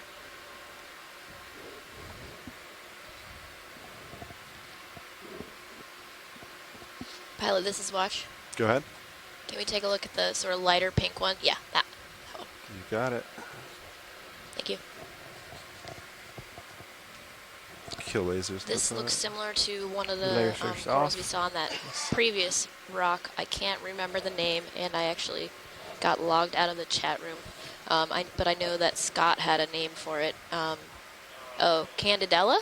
Is this individual also that species? Or I Bridge, should this is say- ROV nav. Called in now. This is actually Yeah, new we'd for like the to day. This move is a bamboo 20 coral. meters, bearing at 280 Okay. degrees, speed decimal 2. Bamboo coral. Okay, 20 Yeah, meters. we need to get a little 280 bit of a degrees, closer look decimal if we 2. want to Thank go you. any Good job. further than that. But the overall appearance of it, Pilot, this is watch. color, Go ahead. the Yeah, Scott was just asking for a basically the closer look on change this, so between got it, the thanks. polyps and the skeleton and the thickness suggests to me it might be the jasonite that's played.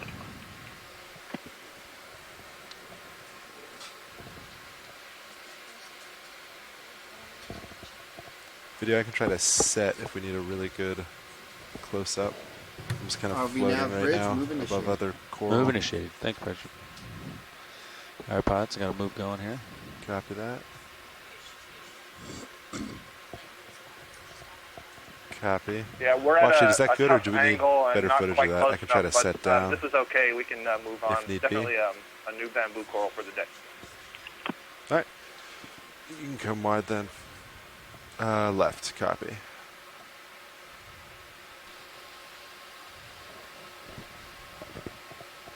And this orangish coral looks to me like what we've been seeing at Stauropathes, but I would not be surprised to be wrong on that.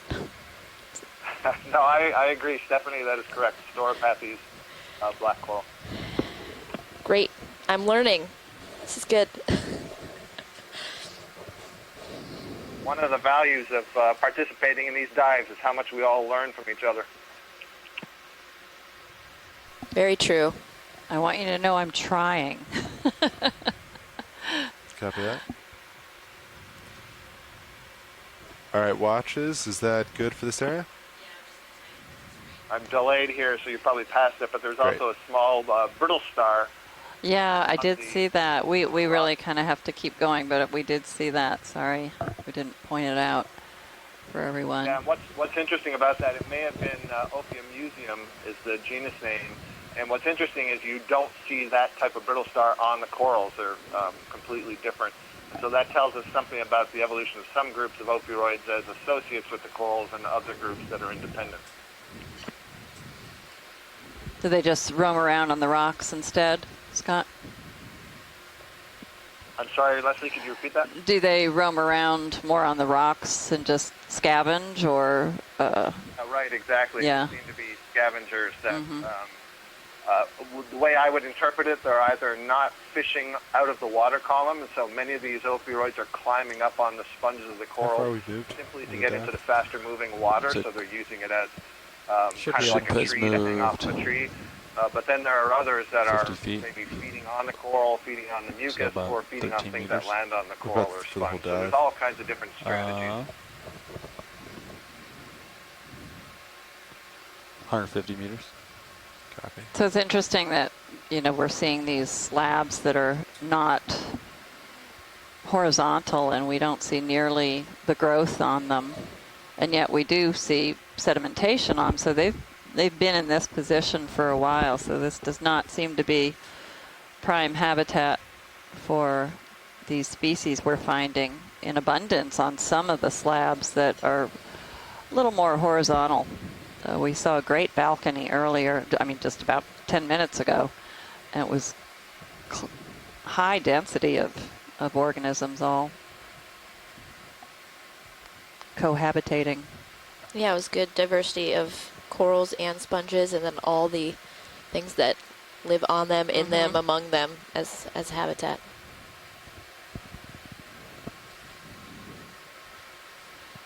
I was thinking that. Yeah, Pilot, this is Watch. Yeah, go ahead. Can we take actually there's a white, I think, sponge that's just going off the bottom center. Can we take a look at that? Copy that. Seems to be another one on the rocks, almost dead center, if that's the same either thing. one, they look similar, so whichever one is easier for us to zoom in on. Copy that. Starting to make my way here, so we'll go for bottom one. Just give me 1 sec, video. Get level to it.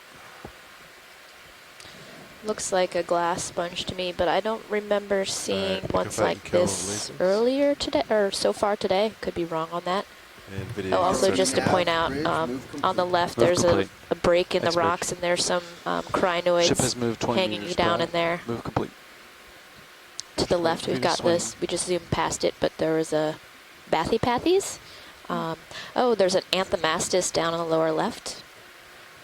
So this is sponge and coral. Sponge and coral, yeah. So a glass sponge with some coral. Zoanthid. It looks like a white zoanthid is overgrowing a glass sponge. And if you give me a minute, I'll try to find out the approximate grouping that this sponge belongs to. Okay, great, Scott. Thanks. And that's another of the bamboo corals to its right. I think video. the same as we were just imaging a few minutes ago. Okay, like, you mean the Candida? Oh wait, I forget what name you said on that. Sorry. I'll lift for a little bit, see if it passes. Maybe we'll just make our way to Looks like another Bathypathes to the right, as well as more of that scleractinian coral. Selena. Feel any current, Sean? Or?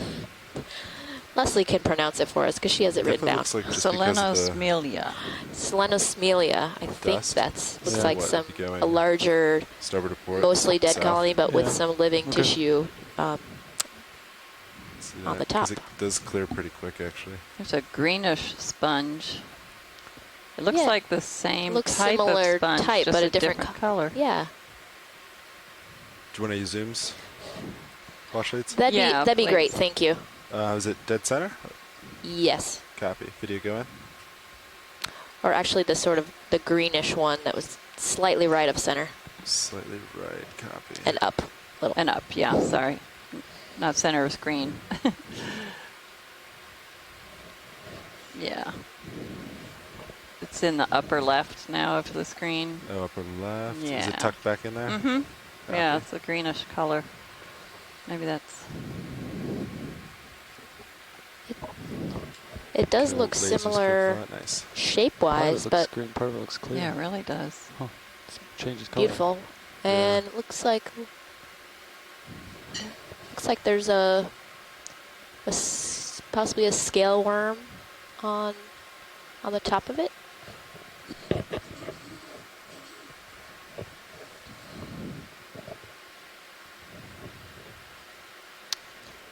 On the rock in front of that sponge, you can see lots of branching hydroids and a few encrusting tunicates.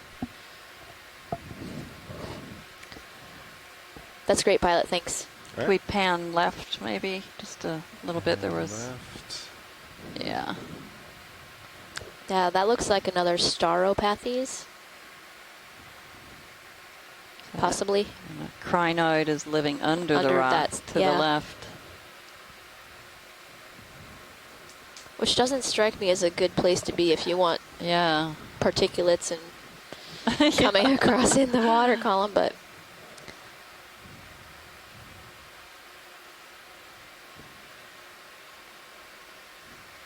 All right, video come wide. Gonna back it up here.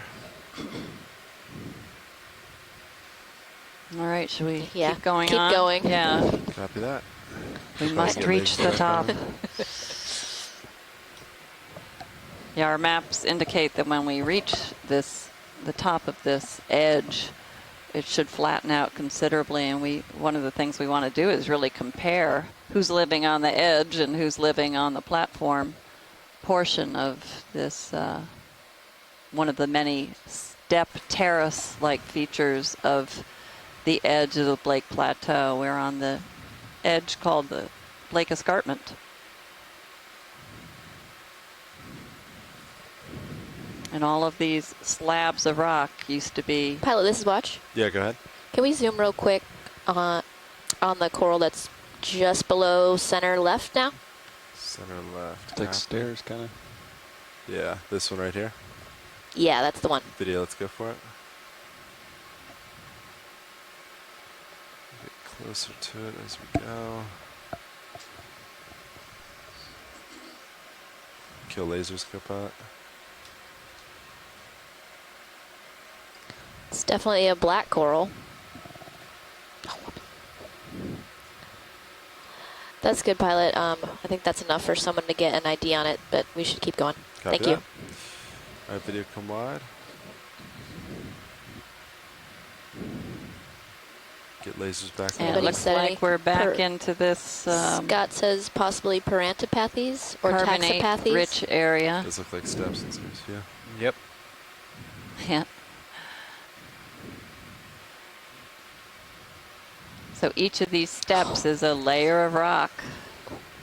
Go ahead, Stephanie. Oh, look on the right. Yeah, beautiful. Pilot's watch. Can To we the right. look at that big fan on the right? Copy that. Thank you. And there's something down here too.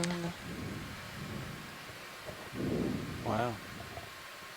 I tried to keep moving, but it's really hard. But these step features are really cool. Yeah. I think that's an accurate description. Candelabra. Oh, that is That's beautiful. That is awesome. Ooh. Definitely have not seen one of those. I believe this whole, well, at least today. I'm surprised it's something. So this is going to be a bamboo coral, And this is in a new species, new genus that Les Watling and I have been working on describing, and I'm a bit frustrated that we haven't finished it yet. That's our own fault. But let's get a closer look, and I'll tell you some more. You can kill lasers. Great, thanks, Scott. I do understand that describing species takes some time, so. All right, Video, if you want to come in. Yeah, so it's got this classic candelabra-type shape. And when this is a small coral, younger, it grows as a trident. So you see it's got that main axis, and then it would have 3 upright branches, so it just looks like Neptune's trident. And then as it grows older, it begins to put out more of those upright branches, kind of adding them on to the edges, so you get this really big candelabra-type shape. And we first saw this growing on the New England seamounts on a cruise back in, I think, 2005 or so. The New England seamounts are a chain of underwater volcanoes that are several hundred miles north of here, basically off the coast of Massachusetts. And this was the first octocoral, deep-sea octocoral, to have its mitochondrial genome sequenced. We did that in our lab with Mercer Brugler. And that showed us some really interesting things, like, for example, that some octocorals have a different mitochondrial gene order, and that had been the first time that had been shown among the octocorals. So a lot of interesting biology has come out of the early collections of this thing, and we've now seen this in both the Pacific and the Atlantic. So it appears to have a pretty wide distribution. Scott, this is Leslie. What kind of age are we looking at for this? It's a fairly large specimen, or what do you think? That's a really good question, Leslie, and a really hard one. Yeah, I'm sure it is. This particular species hasn't ever been aged before.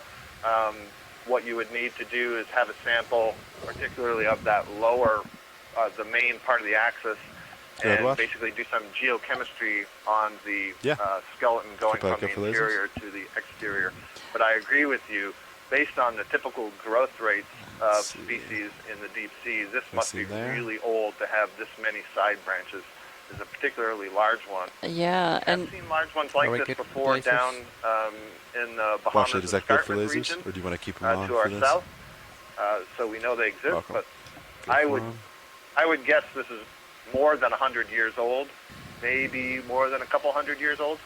Yeah, I figured it was probably quite old because of its size, and one of the reasons I asked was actually a geologic reason, is because it is sitting on what looks like a very tenuously positioned slab, but if that coral has been happy there for many decades, that tells us something about these slabs. They're not just sliding down the slope day after day. So it's kind of, how is it looking over I think there? these slabs are almost cemented in place, maybe, by some of the sediments, maybe. I don't know, I'm asking. Who knows, but it might be I wouldn't have thought that this area would have stable slabs like this. Whoa. Unless that's it's a really good observation. Unless it's good at surfing. We use biology to inform geology, and geology to inform biology. Yeah. If you wanted to do still, which don't feel the need to, but be up and That is closer. a beautiful specimen, Up and closer? isn't it? Maybe to just fill it. Yeah. We have to almost back up. So Les Watling from the University of Hawaii and really University of Maine and I were remarking in the chat room earlier that a lot of the observations that we've been making today of some of the communities, the sponges and the corals and so on, are reminding us a lot of these offshore volcanoes further to the north.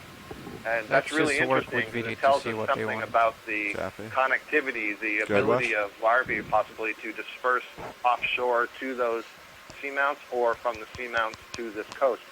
If we look at some of the canyons further north between here and there, we don't see some of these organisms. So it's an interesting connection. And we saw something similar down in the Bahamas. So there is some kind of a connection, but it's not complete along the continental slope. Video, go for zoom. We're going to zoom into the junction here, and it gives a really good sense also why these are called bamboo corals. You can see those segments with the dark bands. And Scott, are those episodes of growth? What we look for when we're describing and identifying bamboo corals is where the branches arise with let me know when you want those dark lights bands. And this is a really nice image showing that the branching is coming out of that node, the dark part. And so this is what we would call a nodal brancher. An internodal brancher is the branches coming out of the white part. And these nodes, do they occur after a certain length of growth, of time of growth? So that's a really good question, and that sonar? seems to vary among species, but we don't have enough data, hasn't studied that clearly well enough to know for certain. But there are some taxa where, yes, it does appear like they can have a longer internode before a new node is put in. Away. Some others, it appears to be shorter, but we haven't had the ability to really do any good experimental so could there be a map offset to see how that's impacted. The top of the hill? Yeah, it's too bad we like can't use them as... Mostly protein, and the internode is mostly calcium carbonate. And that was a nice view. You could see that So we've already trident got you at appearance. 1260 right thing now. was young, That's what I had the before it top had a chance as. to put out all these other 1260. branches, it would have looked like a three-branch pitchfork. And actually, earlier than that, it may have only been a whip. And this is one of the interesting things in trying to identify Watch these. Is that They're good? not growing from the base. Any more they're going views on from the this tip. So presumably, subject? it grew unbranched until some signal to begin that trifurcation. Copy. Video, is there anything else you want? Oh, okay, great. Are you happy, video? Did you get great? Then I'm also happy. So is Nav and Copilot. We're gonna Nav's also happy. That's absolutely beautiful. Do you want the... We're all happy here. Okay. Killing the fog lights. Big difference right there. Yeah. All right. All right, let's keep going up. Okay, so I'm facing 280. We're still seeking a rock sample that we might want to try again. You want to move? You're looking at me like you want to move. Now that we know these They're talking about a sample. probably carbonate rocks are quite friable, maybe we can just... Or, I'm sorry, lasers. Sorry. Scoop it with the, turn all the lights off. with the manipulator Is arm. this something you want to try for? Can we get a quick zoom on it? Yeah, videos. It doesn't snap it. Looks a little. That might not be what you want. Nah, I'm looking more for the bright white. Yeah, that's come from above. Come wide video. It's one of those solitary corals growing on. Yeah. Yeah. Pathy's here on the left. Stickopathies in the We have center. Cheryl back from lunch. We appreciate not even gonna Stephanie ask what I filling missed. in. No, we're not going to tell you. You're just going to have to wait. It was torture to step away. Yeah, if they don't want a sample, then we can go ahead and get a move in. I don't know what Look at that. this. Ooh, there's a prime suspect rock over there when we... To the right, to the right, just out of the field. If maybe you just use the tongs to cradle it underneath big it. one. That's a big one. Oh yeah, it It's is. about half a Yeah, meter. it's pretty large. Oh, it looked so tiny. ROV Nav Bridge, we are stationary at this time. Not sure if I got that message to you earlier. Over. Copy that. Move complete. It's a Thanks, sea star. Mm-hmm. Maybe we could do Maybe a an Anthomastus. quick zoom on that. Yeah, video snaps Sea Star. I think we've passed several of these. We haven't done a zoom as far as I know. I might do a move then. Or maybe just wait just one more second. See if I see a rock. Lots and lots of Yeah, there's dead a lot of selenosphilia. little Options up there. Yeah. Okay. Little red eye spots at the end of the rays or the arms. That looks really cool from this camera. Looks like an Asian. Sorry. Video, there we go. Yeah, it's amazing how much of the dead coral, it's so blackened. It's been there a while. See a nice edge of this, what is likely limestone. Very friable. It's more like heavily indurated muds, very compact muds. We tried to pick up a rock sample of this earlier and it just disintegrated in the manipulator arms. All right, great. Copilot, get lasers back. Manipulator. So as a reference point, Scott France was talking about collecting these bamboo corals in the Bahamas escarpment, and it turns out that they were collected at a similar depth range between 1,255 and 1,468 meters or so. So right in the depth range that we're seeing them today. But I don't think any of us expected that there would be so many here, and does make for a good stepping stone from the south to the north. Yeah, everything black in this image is encrusted coral. He was Coral. informing It's me dead of coral the skeleton. deepest It's incredible. water transect. Makes up quite a habitat. It makes you wonder why Previously was 800 meters depth, why it and was now we here and want, why it's not here 950 now meters. in that Changes abundance. the off-bottom time by From my experience, we're going to 10 find minutes. a lot more Video, live come when on we in. get to the top, and it rolls down as it dies. So this is just debris. Coral Okay. debris. So I guess that's the same type of sponge or something pink living inside of one of those. Yeah, we were seeing some scale worms inside Might them well be earlier. that, yeah. Levi, are you guys giving also half an hour We like the saw other day? a yellowish end? green Okay. variety of the same thing. Although Yes. today might not be needed. Yeah, we're because of good, the wind. thanks. Great. Video, if you're happy, we can come wide. Okay, so if Sean keeps moving, I feel like we could get a move in. Copy. He's about Sean agrees. 20. A 20-meter move would put me right on top of him. Wow. Bridge is RV nav. Bridge over. More sponges. Yeah, we'd like to more move, same as last. Storm 20 pathies, meters, black bearing corals, 280 more degrees, Selenophilia. speed decimal 2. Excellent. We will do 20 meters, 280 degrees, speed decimal 2. Good copy. More Stichopathes.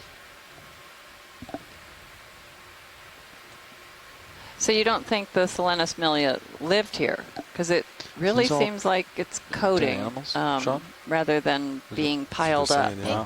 It could be. I mean, it's definitely living on some of the ROV nav bridge, lesser move slope. initiated. Yeah, Move's been areas. initiated. and it Thank looks you, like bridge. it's attached as opposed to just But isn't resting it on. possible that this was living here, thousands of years ago? Copy. Yeah, What's yeah, that? that's why Yes, I'm wondering because it's hard to see so how close it is. overcoated. I think what we see in the New Maybe it's not England that close, seamount but- evidence that better at safe some than time sorry. ago the environment was Does somewhat get nice different. steep there, too. They died, but So nothing I'm going to very- move the lower swing arm a little bit. to Yeah, see and if that's it why I fixes was that wondering Yeah. what would have been different, Go what for it. conditions were different here when they lived And this that slope no is, longer exist. Actually, it's This gone slope now, is awfully right? steep for them to just be laying there too. Is it? Yeah, yeah. There's that might This be is great. on that. Oh, we're getting to some ledges now, and that Okay, might be so I'm a, moving the lower swing arm video. So I don't let think me we know. expected the vertical ledges flare might anywhere. be the- Yeah. Like a reflection. that looks like a Froth Selenophilia or there on white the hanging off the rock, bottom of maybe? that ledge. Possible. Sorry, Washley, did you call for something? And often there's desmophyllum that grow. Do you want to zoom in on something, Cheryl? Yeah, Pilot, if we could zoom in on the coral that's hanging down from this ledge, please. Thank you. Yeah, the one coming right there? Yep. Great. Video, come on in. Co-pilot, you can kill lasers real quick. Yeah, so it doesn't look like there's any of that that's alive as far as the stony coral, but it's being inhabited by lots of other things. But Hydroids. perhaps some of it's a little more recent because it's less encrusted. Yeah.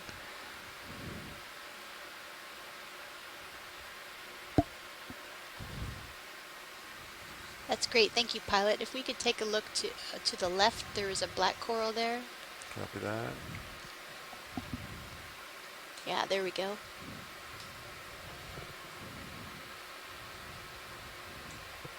And you may have described the type of sponge underneath it earlier when I was away. Are these characteristically All right. Kill shelf lasers, video, types come of on in. sponges, or I actually haven't any- seen this Oh, you sponge haven't? Okay, before, so maybe we I'm need not to take a quite peek sure. at it. Yeah, I've seen a few of them.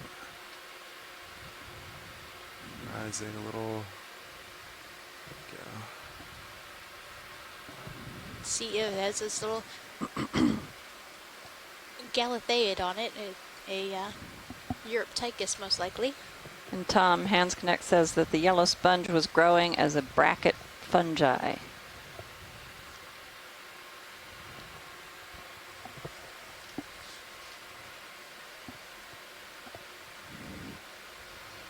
Taking advantage of that hard substrate, but sticking out farther into the current. All right, video, let's go for sponge. Actually, video, come partial. I'm going to kind of drift it a little bit. Parantopathes, Tina Get closer and get comments. some more light. That's good. I right believe there. she's referring to the sponge. No, she's referring to the Oh, I'm black sorry. coral that's sticking up Showed there. you how much I know. And you can All see right, Biddy, you can come back in. dead cup Yellow corals sponge here. looks pretty different from some of the other things that we've been seeing before. Yeah, that's what I Recognize thought. that morphology.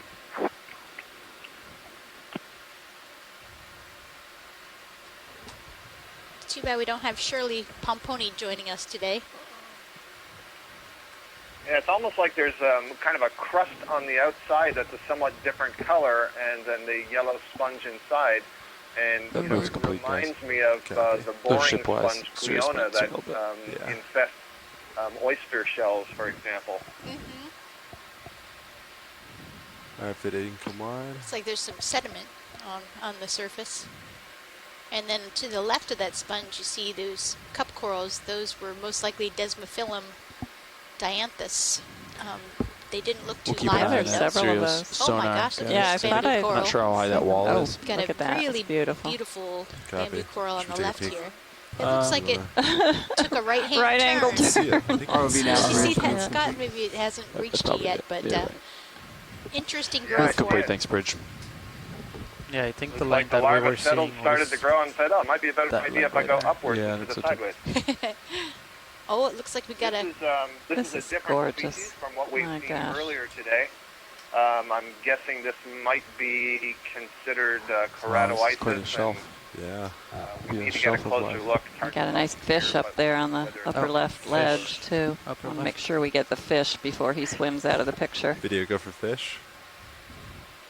Nice. Oh, that's a beauty. Wow. Look at him. What coloration. Fully expect when we get to the top of this ledge to see lots of Bersinges as well. That's the typical thing you see. Oh, nice. Maybe The a little lights, codling here? the fog lights probably would illuminate the, Huh. wouldn't it? Great I don't habitat. remember seeing any of Do we this kill color lasers? before. That's a good shot. That's just beautiful. More Selenismilia hanging down from the ledge.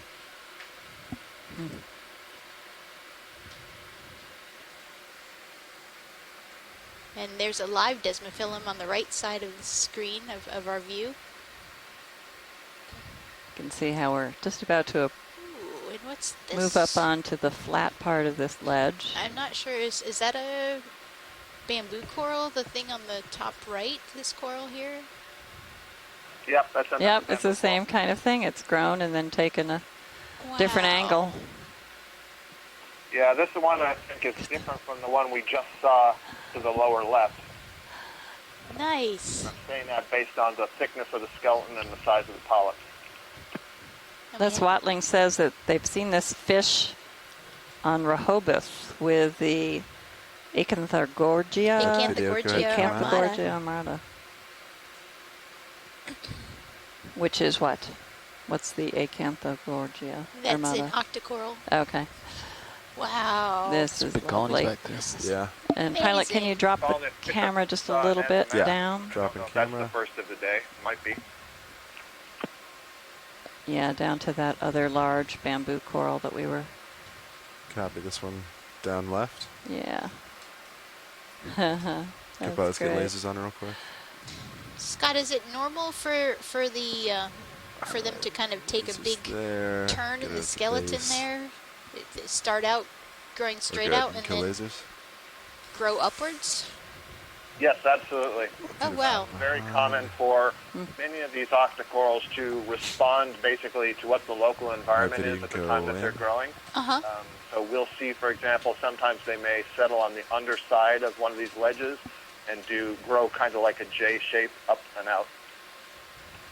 Huh, that is really interesting. So they're making sure to maximize their place in the water column and getting all the current that they can for food delivery. Yeah, and another way I think about it is, when the larva settles, it's very small and is looking for a place where it's not going to be buried in sediment. And so on the underside, maybe more protected, grows enough that once it's of a size, then it curls around and gets into the maximum water flow. Wow, that's awesome. So this is a really nice view of this bamboo coral. One of the things we do as taxonomists is we try to get some sense of I have you. how spiny it is in terms of the sclerites, the microskeletal calcareous element.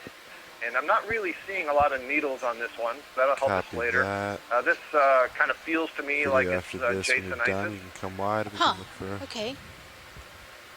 And I use that term So I have loosely. you That at is 80, the name but of a I don't think I'm genus. swinging. So And for Let me know those if you, listening who are familiar with swing more. genetics, you know, Yep. we build these phylogenetic trees, and there are And clades. lasers real quick. And this one looks like it belongs to members of a clade that we Do you call see the what you want J on clade. And we screen, call it the Ashley? J clade because the only thing that's described there is Jasonisis. But we know there's more diversity. It's just it hasn't been described yet.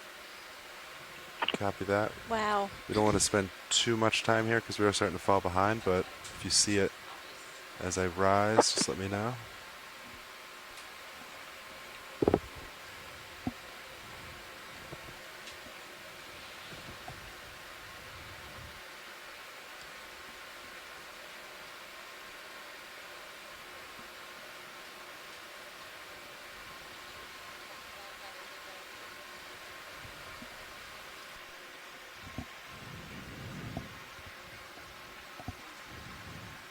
It's a cool This shot, isn't it? bamboo coral that's on the upper ledge there, I think that's a different one. I'm going to say different that's an than our past few Isidella dives. based on that side view, and something about, to me, the way the branches are arising looks similar to something that we have been calling in the past Isidella.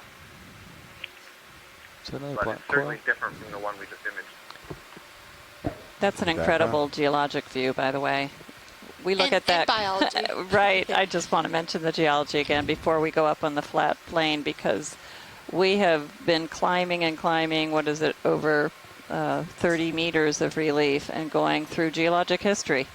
And if you think of what those rocks, the stories that they could tell, if we could get samples out of each one of them and or core right down through all of them, they are telling the story of the edge of this continental margin through their sediments. They tell us of the chemistry, the water flow, the microfossils within them, the ones that are benthic organisms. They tell us about the seafloor conditions.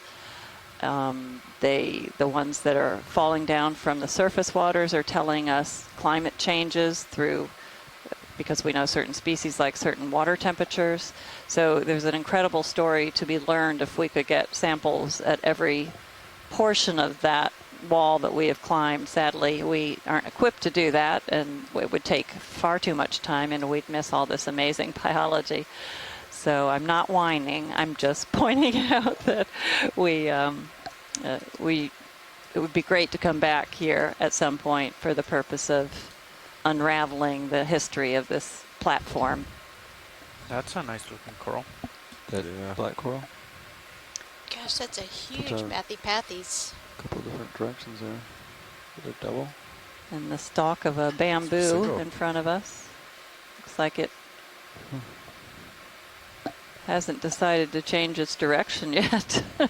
Or maybe Can we it's get a look on the white coral that, for me, is in the upper left, kind of pointing towards us like a plume of feather?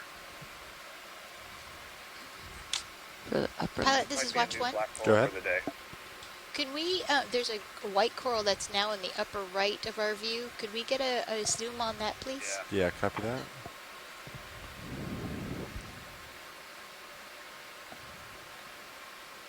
Yeah, that looks like something different than we've seen today. We'll see if Tina responds. I'm wondering if it's an Cephalopod. I think it's almost time to turn north. Do you guys agree? Judging by D2 sonar. Pretty much at waypoint 2. See that? Yeah, do we want to run the ridge? Yeah. Is that the idea? I haven't talked to watch it, but I think it's time to go northbound. Yeah. Cobalt, you can kill lasers. In video, you can come on in. Yeah, let's.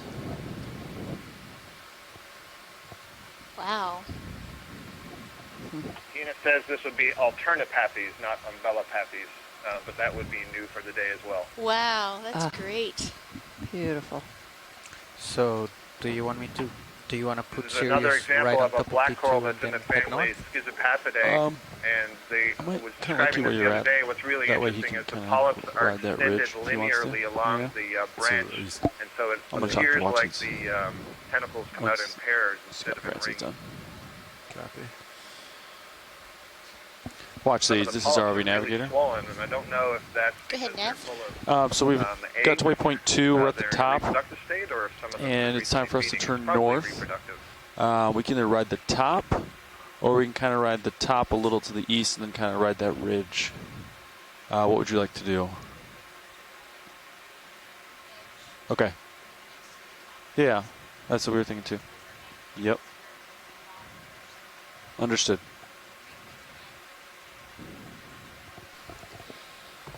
And we're going to take a look around here, and You then guys we're hear that? going to Yeah, stay on the take a east turn edge. to the north and Once you guys acquire follow that, the top we'll of get a heading this, of that. I think it'll be about the northbound. ledge here, Yeah, so and look at as the you start underhang heading north, I'll just follow you and we'll figure and out. sneak Sounds peeks great. up over the top here too as we go along. Teamwork turn. Yeah. Copy. And this is pretty much, you can still see the edge in Sirius, so this is pretty much it. Yeah. Yeah, Yep. that's I what I think was this is a good suggesting. spot. So you can, that way, Yeah. you can kind of hop over the edge or ride the top or Yeah. the edge of life. I like that, edge of life, because it kind of like ends. You know?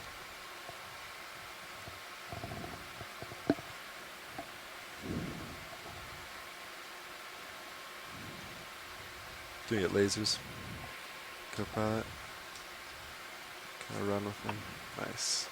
I would say that the Southeast Coral Deep Initiative chose a really good spot to dive today. Oh my goodness, you're so right. This is going to add a lot of information to the database on the distribution of these corals. This is great. That's excellent. I was wondering how many hours it's going to take to go back through the. Big fish as well, so beautiful spot. Yeah, how many hours it'll take to go back through and identify everything that we're seeing, because there's just such diversity. And another thing that's kind of fascinating is the contrast with the dive we had that wasn't too much deeper on the northern part of this Blake Ridge. But it says a lot for the geology, right, Leslie? We weren't seeing this much exposed rock and edges on that other dive, so you have to have these right conditions for I'm all just these gonna organisms turn a little to, bit and find kind a of place see to live and, what's to grow really well. the heading of Yeah. the ridge. Okay. Sounds good. The general gradient of the northern portion of the Blake Escarpment is much probably about lower. there. As you move farther south, that's like even of this 010. site, it becomes nearly vertical. So So we're in that transition. So what we can do, Fernando, is have you Oh, can it looks like a basket you can star look, on the top of yeah, this large like bamboo I'll be little lined to up the at left. 340, but And I'll we'll move. move. Good observation, Cheryl. I So don't it's see very about many. 010. It was actually Annie who We have pointed that out. Annie, our videographer here, who's seen a lot more of this than we have. So she's been learning along as well. So we're at a depth of about 1247, Do you want me to start a move right 1,247 now? meters. Or wait a minute. We can go began for the it. dive at over 1,300 meters, so we Bridge, this is it's RV about nav. an 80-meter ascent up this wall. Bridge. Yeah, we'd like to move 20 meters. And bearing parts of it were 010 nearly vertical. degrees, Well, they were speed vertical. decimal 2. And the rest was about 40 to 50 overall. This slope Roger, I from understand. 20 top to meters at a base, bearing of 0, we had estimated 1, from 0 the at a maps speed of decimal 2. at being It's good about copy. 30 degrees. So sometimes with the multi-beam Can sonar, you even zoom out a that little bit? high So quality, where's high waypoint resolution data, you can't always Directly north here. pick out the Okay. changes, All right. subtle Just changes gonna ride this ridge. in gradient. What time is off bottom? 3:30, 3:23. So let's pass this shift, correct? Yep. But we are done learning at so 2:30. much more And through then how far the away is waypoint mapping 3? that we're able to do now. We're able to pinpoint areas of high relief like this. I got That in the past, the Google Earth map base that ROV you nav, see is a bridge, very move low initiated. resolution, Move very initiated, take the large bridge. pixels. So they Looks like I miss got all the fine detail 120 features. meters there. And then after that, we can go towards Now we're 1.5. looking off the edge of that Which is wall that we 300 just meters. climbed. The top of Can we this. have a look at the fan that's just to the left of the edge of that wall, the whitish one? Might be something. Right in the center. Pilot, this is Watch 1. Go ahead. Could we get Probably in your a lower snap right now. view of this coral that's just to the right of the lasers? And actually, the one that's at the lower left would be good also if it's possible, but if not, just at least the one on the right. Yeah, copy that. Video, go for snap.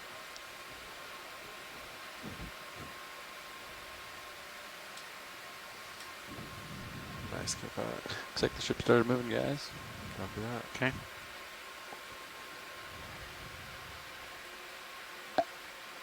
Thank you. This is the one that I meant. Definitely another bamboo coral. Just not convinced it's the same as the ones we've been seeing. Very nice. I see some nodal branching there, so that'll be very helpful. And just if you look at the upper part, there's something swollen. There may be some overgrowth in this colony, or some kind of maybe an egg case or an anemone, or maybe even something parasitic. And where was that you saw the swollen area, Scott? I'm sorry, can you repeat that, Cheryl? Where was that swollen area that you noticed? Oh, it's near the top of the colony on the left side. Okay. Left side. Center left.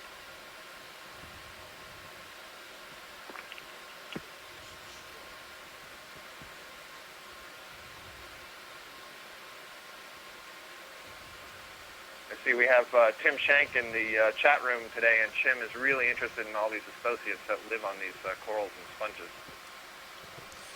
Oh, there it is. So it's just a cluster of branches. I don't know that there's anything in there, but there's that odd branching. We passed over it, and I didn't actually see an associate. But very often we see that if there's been some damage to the colony, it has the capacity to regrow and heal itself, and often when that happens, we get this very odd branching pattern. So that's what's going on. Okay. And thanks for joining us, Tim. We were seeing some Europtychus on, I think it was Paraanthropathes. Just about everyone we saw, but that has been the most common associate that we've seen so far.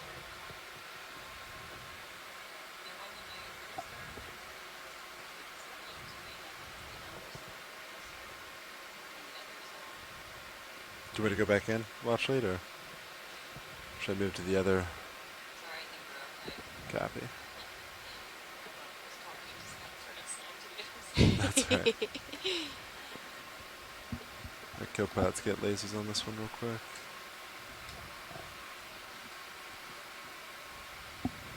Great. Kill him.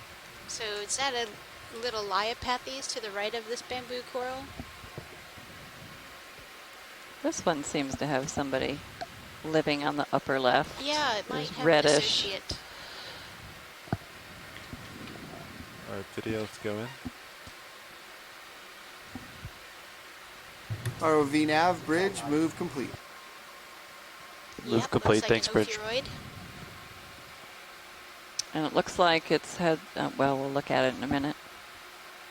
Looks like it's had its arms nibbled off recently and it's regenerating, unless that's characteristic of this species. Maybe someone can weigh in on that, because it looks like all the arms are that way. I've never seen a brittle star that has such variation in an arm.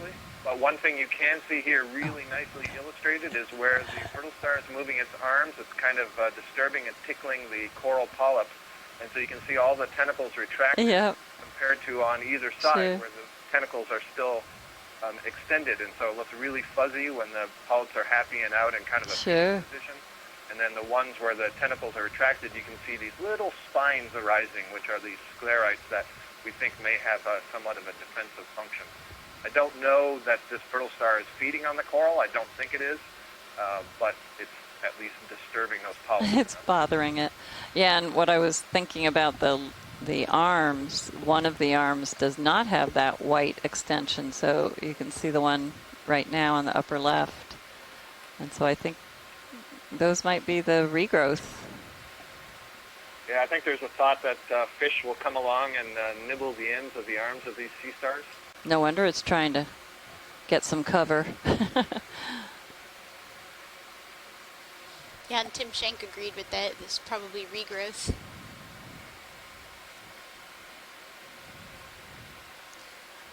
If only we had that ability. Look at that. Big leap. We have some Selenismilia, Great. mostly dead, as a colony to the left of the bamboo coral that we've been looking at. Several glass sponges. Do any more views, watch leads? It's about time to take off. Okay. Yeah, I guess we can move on. We could look here forever, but we don't have that much time, so. Sounds good. Alright, Kipot, you want to grab lasers on? Any idea, biologists, what the little white stalks are to the right of this coral in the front? My guess is that they're probably polychaete worm tubes. Huh. They're so white, I'm surprised. Anybody else have another opinion? Well, another guess without looking closely is a sponge or I seem to recall there was something like this that was little hydrocorals or something. It looks I'd really have to dig back at greenish some of the previous on your dives. screen. On mine looks... My memory isn't good enough. Huh. Is it greenish? No, is I that think a it was before. It Metallogorgia was the there lighting. in the top center? Oh, yeah, look how beautiful that is. Pilot, this is watch one. Could we zoom on that coral right in the center there? Yep. Alright, And Kipot. it would appear Definitely looks like a Metallogorgia from here with its characteristic And associate of video the can go in for zoom. Okeanos oedipus, which is a long name for the brittle star. That is a very close associate of this coral. Everywhere, this coral is very widely distributed throughout the world. We find it in all oceans. And every time we see one, we see one brittle star in the branches. Oh. And it always seems to be this one species of brittle star, and we never find this brittle star anywhere else. And even the smallest of these Metallogorgia colonies we see have these brittle stars, which suggests there's a very close association and leads to a whole lot of interesting scientific questions. For example, how does the larvae of the brittle star find that really small coral? And, you know, because we never see any of these corals without the brittle star, there's some suggestion that maybe it can't survive without the brittle star. And so that association is really important. And maybe the young colonies that don't find a brittle star don't grow. You know, I'm just kind of making conjectures at this point, but it's such an interesting observation that we see throughout the world that there's clearly something going on. That's definitely one of the big mysteries with these associates, is how they find their host and how important the relationship is for both of the species. It's just amazing. A follow-up to that, we have on occasion seen large Metallogorgia colonies that have died. I don't know if that's old age or something else, that still have the brittle star on them. And that suggests that the brittle star can survive for some period of time after the coral has died. However, earlier today we saw, both Cheryl and I commented that we thought we saw a Metallogorgia skeleton, that. I have completely video whenever dead, you're overgrown, happy. and Let's it had go no wide. brittle star. So after some period of time, the brittle star either dies or You said gone. small fish left. Watch it. Scott, are Metallogorgia known from this region? Yes, they are. We have collected them just to our south in the Bahamas and the New England seamounts. And I think we saw them during the 2014, I guess, cruises in the canyons to the northeast. And we were actually quite surprised during those Okeanos Explorer expeditions in 2014. That was the first time we'd seen them in the canyons. So this may be a first observation for this particular area because we haven't had dives this particular part of the Blake Ridge or Blake Escarpment, but they are known to the south and north and offshore. The smaller ones or the larger ones? Thanks, Scott. Copy.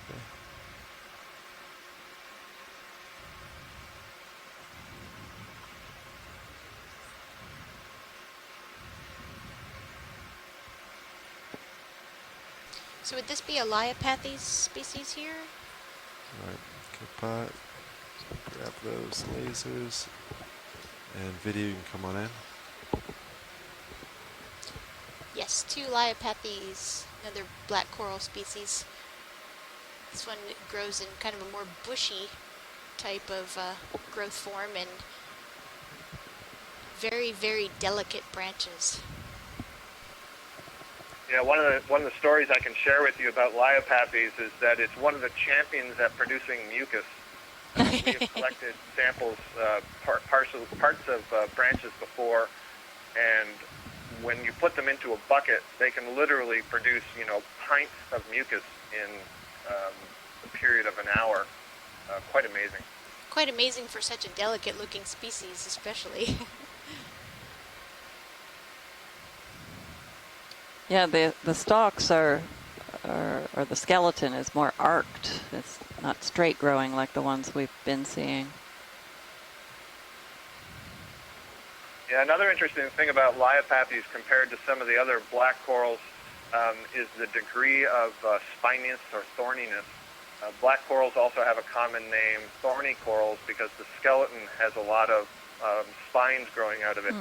And the shape and distribution of the spines themselves is actually used in the taxonomy of black corals. But when you look at the thicker branches, the main axis, the older branches of the Liopathes, they're really smooth. They're beautifully smooth. And so it seems like the spines become overgrown as new layers of skeletons are laid down in the older parts of the colony. All right, are you happy with that wash lead? Leads? Yes, sir. That's great. Thank you. Great. All right, video. Let's keep going.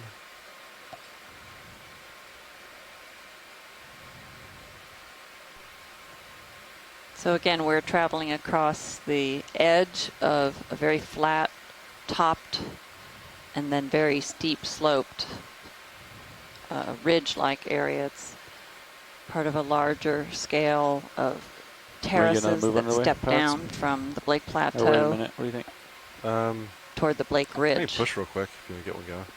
Yeah, sure. We're just doing 20 meters, or? Yeah. Yeah. Bridge, this is RVNAV. Bridge over. Pilot, this is Watch Yeah, One. they can move, same as go ahead. last, 20 meters, bearing just 010, off of this, speed ledge decimal 2. so that we can Okay, take a look 20 at meters, bearing the 010, underhang speed of, decimal 2. of the edge of this plateau here. Sorry, you said move away from the edge? Move along it, so not right on top. Oh, so keep it in view? Yeah, a little over the edge, so we're over the water column, but we're able to look under the actual edge here. Yep, I can definitely do that. Ooh, I think I see a big one. There's another one of the sea stars. We've seen a few of these at this point. Do you want just like this, wash lead? Or do you want me? Yeah, or maybe a little further out so we can peek underneath. There's Yep. a lot of RV nav bridge, move just initiated. underneath. Move initiated, thanks, Bridge. I'm going to grab lasers. Co-pilot. Admit it, you just want to see the geology. I do. Okay, good. Yeah, there's more live Selenostemilia. There's a little fish that's sticking out. Maybe, oh no, maybe that's not a fish. Oh, I think it's one of those sponges that has a big hole like in an it. eye, Yeah, it does look like one. Another glass sponge, some more Selenostemilia.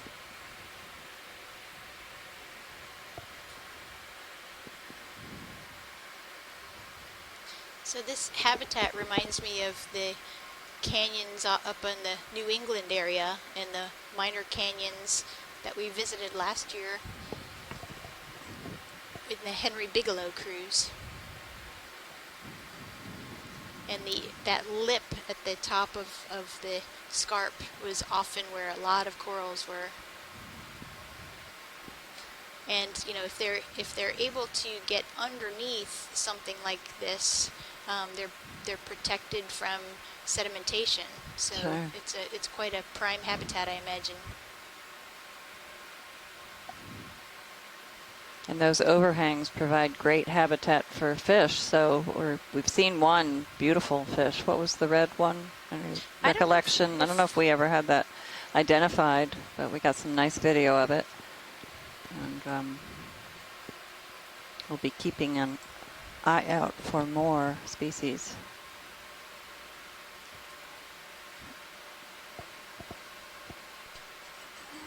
You still like that bearing, Fernando, or do you want more north next time? I feel it's fine. Okay. Yeah. Oh yeah, now I can kind of see. It's another black coral. Yeah, if we coming up start here on getting the right. too close to the ridge, I'll let you know and we'll. Okay. Yeah, it seems to be a pretty good situation. Sometimes I forget that like your heading isn't where we're moving, you know? Yep. It's a little, yeah. Yeah, this is Copilot and Navigation 2. Yep. No, Next 101, no, 201. Next level, yeah. Glad we were looking. Very nice. Wow. Nicely done, pilot. Don't want to bump that one. Looks like it's like ready to fall Another off. very large bamboo coral coming up here. And the crinoid to the left. That one must be, goodness, 3 feet tall at least, imagine. So that rock must not be that friable. There's no way something of that size in a current Right. could hold on to a rock that was going to break away. Let me know when you want me to turn off lasers. Copy that. You want to try the still cam on this one? Don't have to, obviously, but... It didn't look good on the other one. I think like colors and I don't know. I think the other colors look, the green The ones awesome look majesty better. of We the can try bamboo it if you coral. want. No, That's for sure. Quoting Scott France, and we totally agree. What do you say, Sean? You have to... Especially when you think Whatever how you guys it want, took to yeah. get to this Just point. flying along. got it That's there. Might as well use beautiful. it, right? Yeah, huh? Might as well try. All right. Yeah, pilot, I think if we fly along very close to the top and, you know, zoom out, zoom in. Are you we'll okay get if a I sense turn on the of fog lights video? Finding new Sounds new good. varieties and abundances. Sounds good, Watchley. All right, so the still cam's on. Levi, let Sean know We where's the have, best picture. More Selenus milia, stony coral, just to the right of this large I bamboo. think we gotta pull the camera out and change like the ISO or something. I don't see any bottom lights associates, at least large associates on that. Yeah, go for zoom. Oh, there might be maybe brittle up on star. the, yeah, brittle star and the upper stalks toward the back. Stars.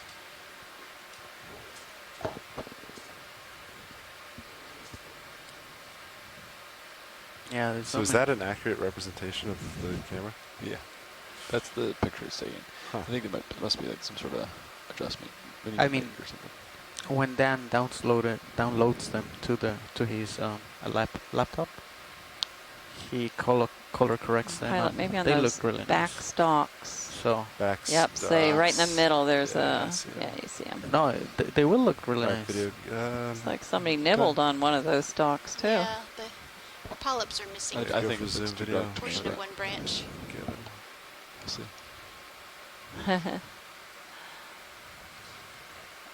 Yeah, that could be the culprit there. He might be Look at munching that, on he those. is definitely, Just munching on well, it. not definitely munching, but he's definitely on a dead portion.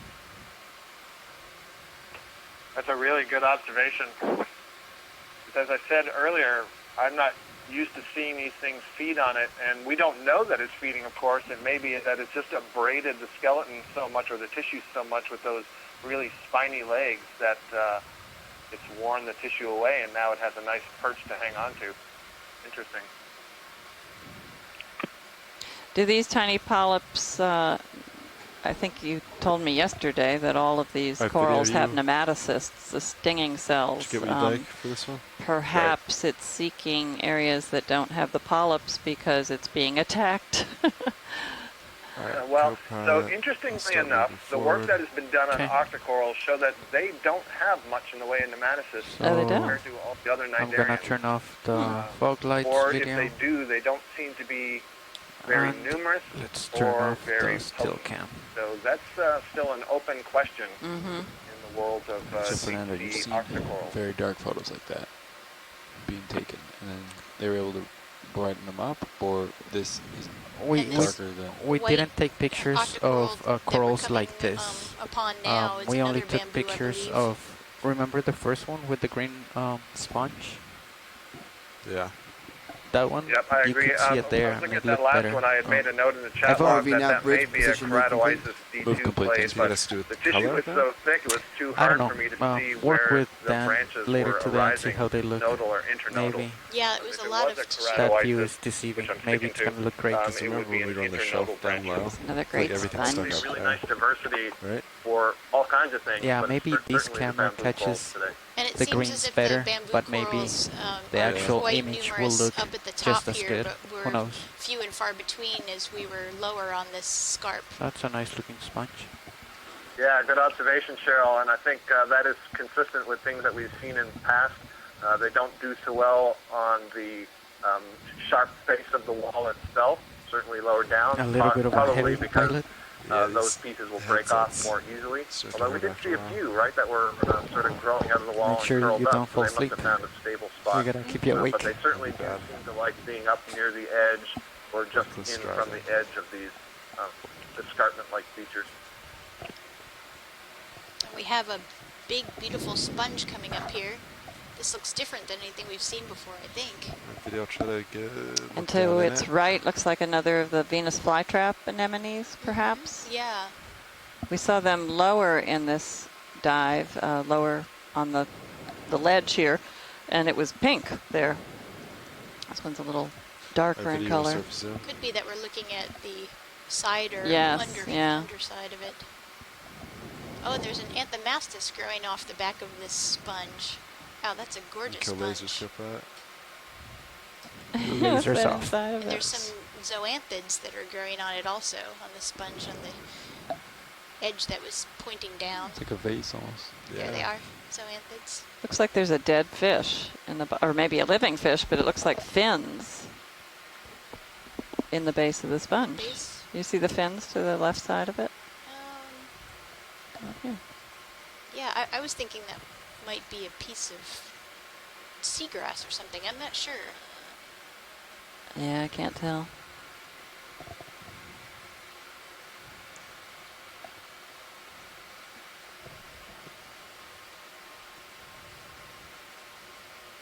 Or maybe it's something living under it. It's hard to tell.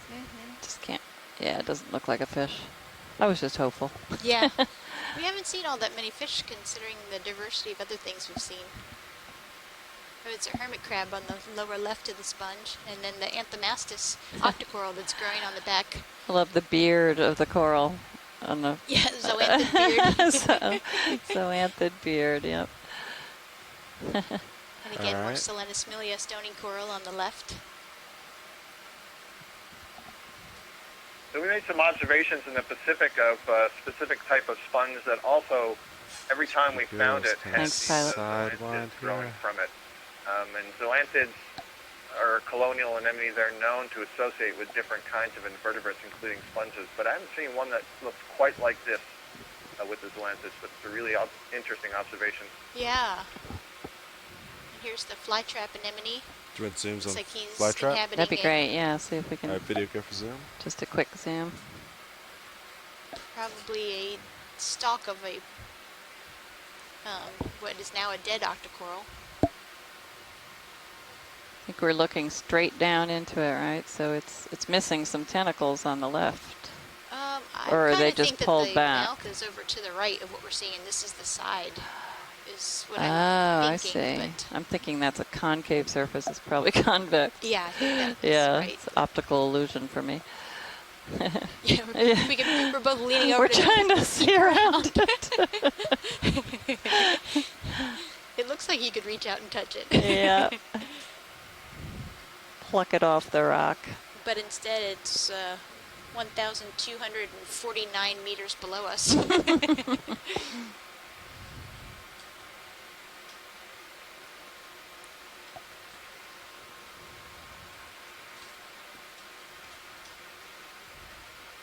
I see. So there's the mouth.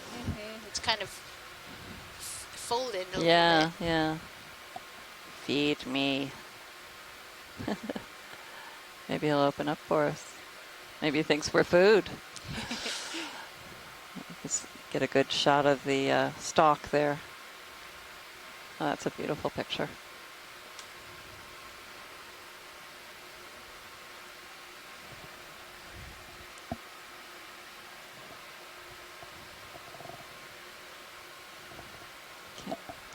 All right, videos come wide.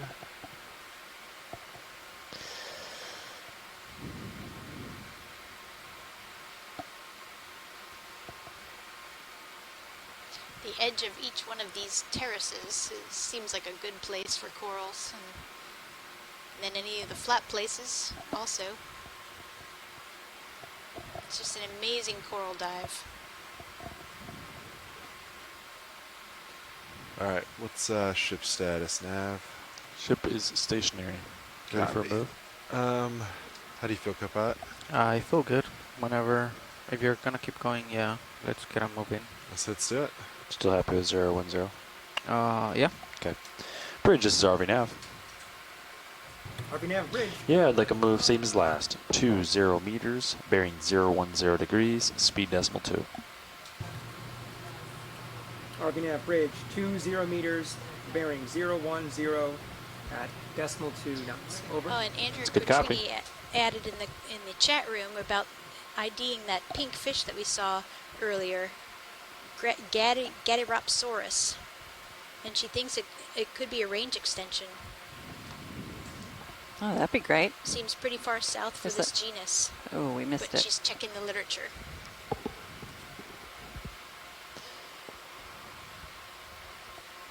Can you grab lasers real quick? Nice.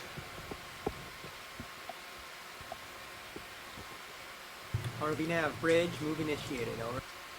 Move initiated. Thanks, Bridge.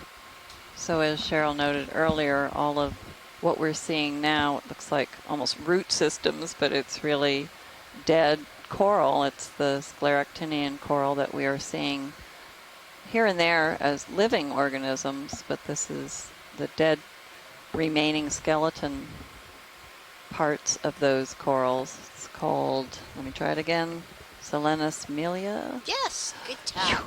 Okay. Wow, there's a lot of it here. Yeah, and the reason it's very dark is because of being encrusted by the oxides in the seawater precipitating out of solution onto them and giving them a coat. And those are manganese and iron oxides in this area, very common.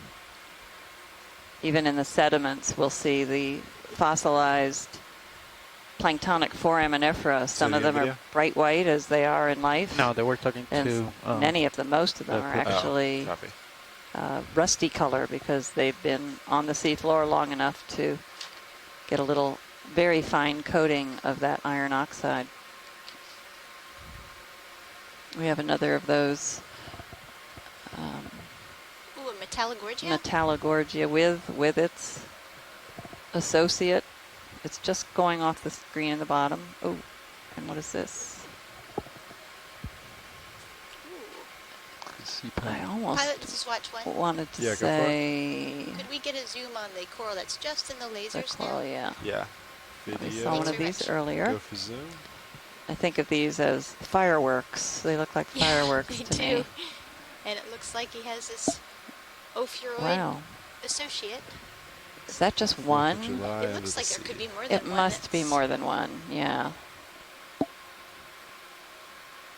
They're a different color, too, than the other ones were more red. Escarpment. Are you referring to this Metallogorgia? No, the color of the brittle stars. They're more pink than the previous ones we saw. Pink and brown.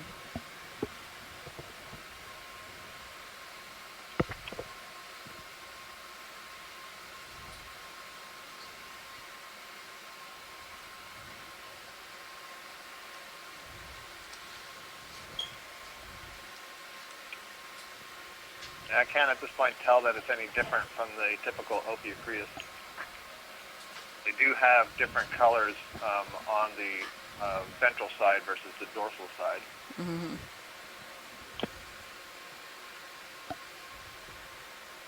One thing you see here, they nicely wind and wrap their arms around branches, but they can extend, and the assumption is that they can reach to all parts of that upper part of where all the branches are, presumably picking things off that settle on the coast. Thanks.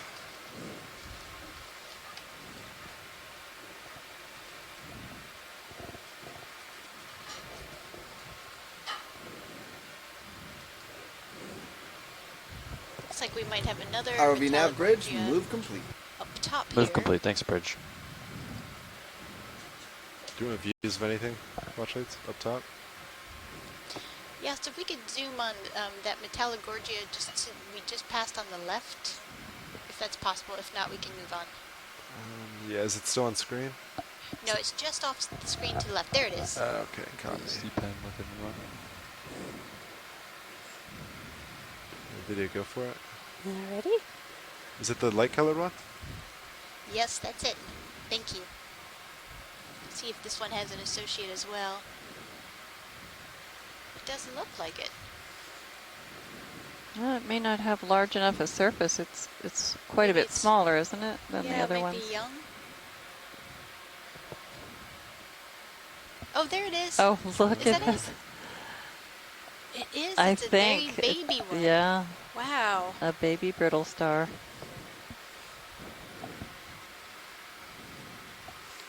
And that one is of the same color as the ones we just saw. Pilots, this is watch one. Yeah, go ahead, watch one. There's another black coral that's just down to the left of this on the rock. Could we get one quick look at that as well? Yeah, video, good, come on. Yep. Perhaps the brittle star grows up with the coral. Yeah. Yeah, the kind of reddish one right there. Grab lasers real quick. The measurement. Oops. There we go. We gotta do something about this button. Yeah. All right, video, come on in. All right. Okay. Yeah, you can kill him. Thank you. No, is that The a laser C button? pen instead? It works. You just gotta hold it. Is there a way to make it more instantaneous? Yeah. Yeah. That Or delay, is that on purpose? it's on purpose. The delay was added because the top middle button, which switches boxes, D2 and Sirius, there's a bug where like if you touched it too quickly, it would like freak out. Yeah, and like no one had control of D2 or something. So then to mitigate that, they added the make sure you hold it down for a while. Okay. To So all is that buttons. the base that's... Okay. Looks like it. Huh.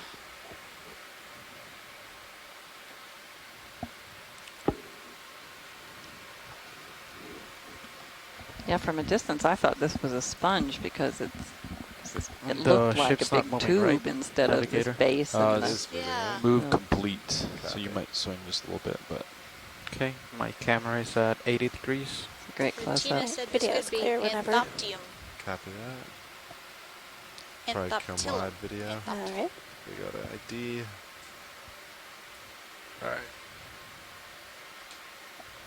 There's a squat lobster again on the lower left. let's try that.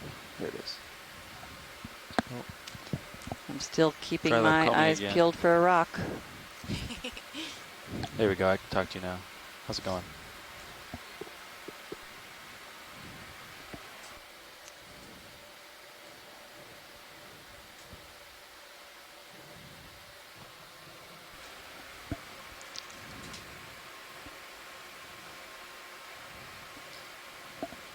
So it sounds like we have a consensus Oh, there's a from nice our, sea star from our fish taxonomist right in the center. If we could do a quick zoom. What were the other ones? that Gadropsaurus, Oh, yeah, I see it. probably Yeah, Gadropsaurus that's it. ensis, was the pinkish fish that we saw 45 minutes ago or so. 7, 5, 3. Okay. Thank you. We haven't seen this guy today, at least. Yeah.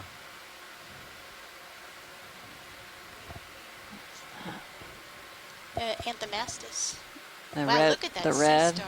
Yeah, look at this guy. Understood. It's so big. 50. Thank you. Looks like he's about to leap. Puffy. Parachute. Are we at lasers on? Wow, look at that scene. All the is diversity, gorgeous. and even in the Hey, distance, navigator. you can see All right, but you Yeah, can go the ahead. growth on the. All right. Look at that. What was that? Wow. It's Can you 2 ask feet if there's extended. somebody in dry lab that can sit here for a minute? I do not have dry lab on here. Hanging Oh, on to okay. a dead Silenus do. milia. Hmm. Do you have dry lab? No. Actually, I think you can. That's fine. Don't worry. Dry lab. This is RV now. It doesn't look like there's any Spiral on the ROV rock. people Is in We get there. a circular bio break worm. for co-pilot. Tube, does you think, down there on the spiral in the lower? Thank you. I didn't quite see. Okay, but sorry. wow. Beautiful. That's looking good.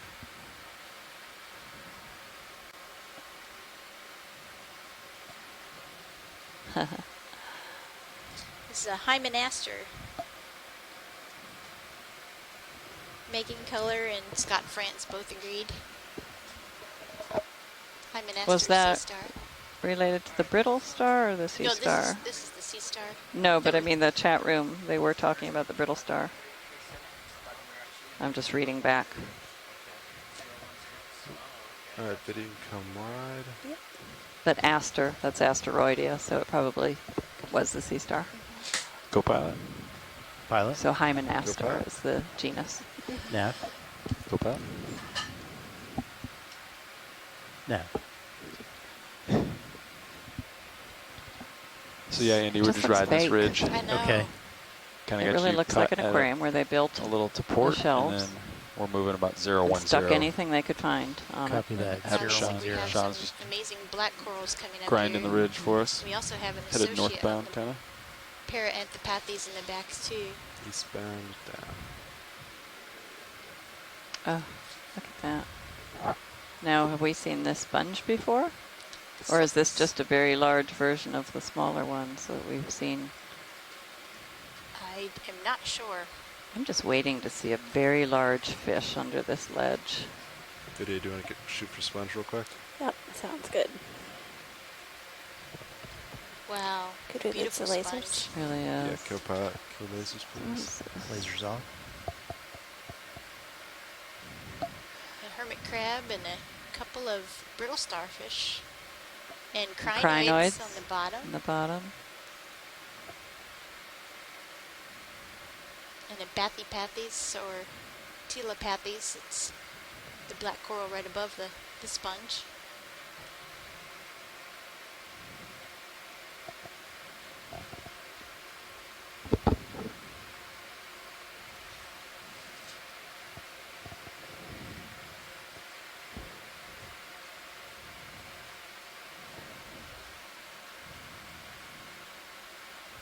Looks like we have, oh, that's a different octocoral tucked in there in the back, isn't it? The yellowish. On the left? Yeah. In the back?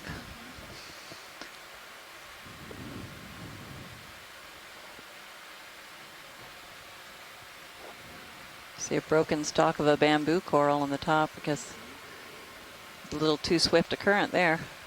We've got a live cup coral in the lower left. I was wondering what that was. All right, watch leads. Do you want zooms on anything specific on screen, or should I move on? I think we could probably zoom back out so we could get a better view of the total scene here. Copy that. Video, please come wide. That's full wide. That's quite a ledge. Look at that on the right.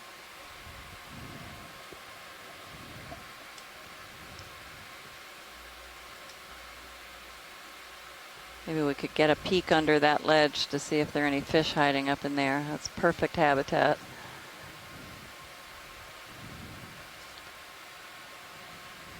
West of here, underneath the Gulf Stream, where we see ledges like this, we find them actually associated with a feature called the Charleston Bump. And we did submersible dives in the early 2000s as part of the early years of ocean exploration with NOAA.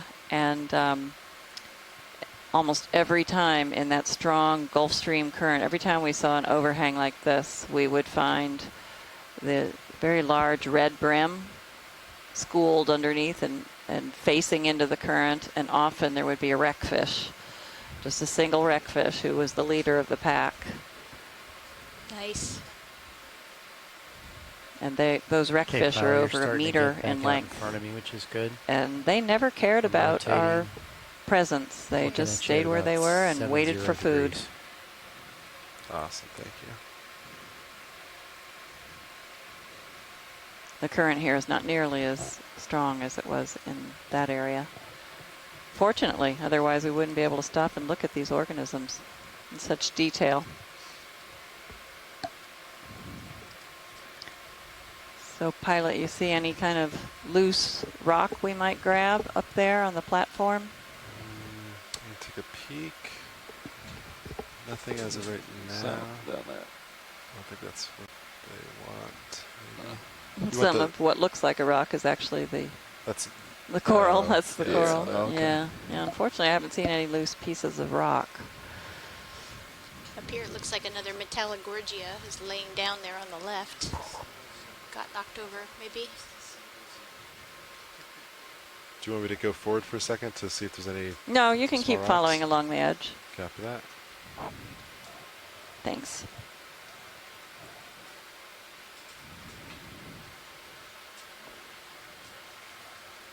Ken Sulak just said that in consulting the fish base, which is the database for observations of fish and particularly their locations so we can understand their extent, gives Hatteras, Cape Hatteras is the southern limit of the fish that we saw earlier. And can you remind me what the name of that fish is? Gadropsaurus. Okay, thank you. It was the red fish that we saw a couple hours ago, probably. And also 2,000 meters is the depth limit. Well, we're above the depth limit, but we are certainly south of Hatteras, so At least we still have that's air great. conditioning. We've extended the range of a species from this one dive, at least one. That's a beautiful Liopathes there. The big bushy black coral that you're seeing. All right, so navigator, did we make a move or? No, no And moves then yet. you can see You ready for one? several different species of corals Looks that like are it. just underneath this overhang. Sure. Yeah, let's go If for you it. want, you can change it a little bit, maybe. Definitely 020. includes the stony Copy. coral Selenosmilia again, which is the bottom left. Bridge, And this is then a RV couple nav. octocorals. This is Bridge, over. Yeah, I'd like to move 20 meters, bearing 020 degrees, speed decimal Seastar. 2. Roger, understand 20 meters, bearing 020, speed decimal 2. Correct. Thank you.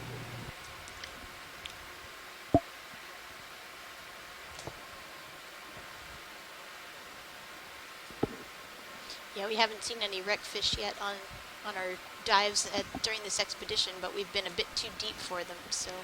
Yeah, they're very much concentrated to the Gulf Stream as far as the fishermen tell us. They actually migrate around the entire North Atlantic beneath the gyre that the Gulf Stream RV is nav, part of bridge, it. move It's the initiated. northward Move flowing initiated. gyre and the western boundary of the North Atlantic. And they have also been fished in off of Portugal.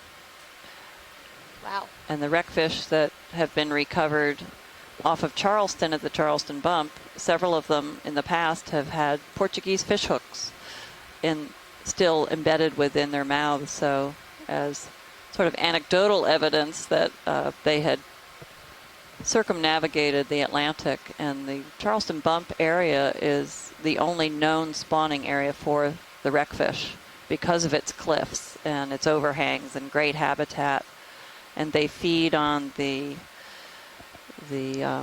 squid that live in the surface waters and during the daytime drop down to the depths and to the wreckfish that are living in the caves of the topography there of the cliffs. And the poor unsuspecting squid are easily plucked off by the wreckfish. So our dives were to study the Charleston Bump area and to characterize it and really to see what the habitat looked like for these wreckfish. And it's been proposed as a marine protected area. If we wipe out their spawning habitat, then we might wipe out the entire North Atlantic population. There's a fish underneath the So after crinoid. spawning, they hop into the current maybe a shrimp. and The live their snappet, life I think we saw that one before. circling around the Yeah. Atlantic. Same one. Oh, beautiful color. That's that same shrimp that we saw before. Yeah, you can come on video. Thanks. So seeing a wreckfish here would be amazing and great information. Wow, look at all those corals underneath that lip. That shrimp might have been Plesiopenaeus. Or, Pilot, can we get a quick zoom on the Seastar? Yeah. or Sorry, Sharon. possibly Oristiopenaeus is another possibility. That's, I think, at least the third one we've seen. We got lasers. Kill him. Video, come on in. Alright.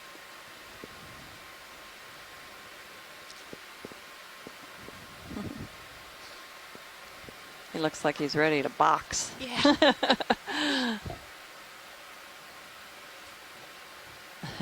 Saying, come at me. Looks like he lost the end of one of his arms there.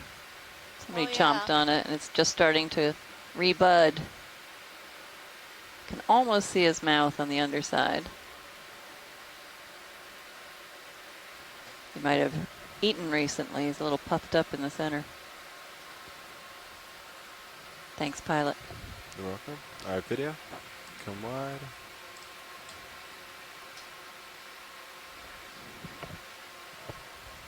So, Wow, it's so steep. Oh, there is a fish down in the There's bottom. something big in the upper right. There was a small one. Up on. Yeah. Oh, that's. Let's go for a fish real quick. No, never mind. All right, video, go for fish. Oh. I think that's what we saw up on the platform earlier. We didn't get a chance to look at it up close. That's a Pershal. I remember that tail being, the caudal fin being so different. And the orientation, I think he was swimming that way as well. All right, video, you can take more. I'll try to keep it centered.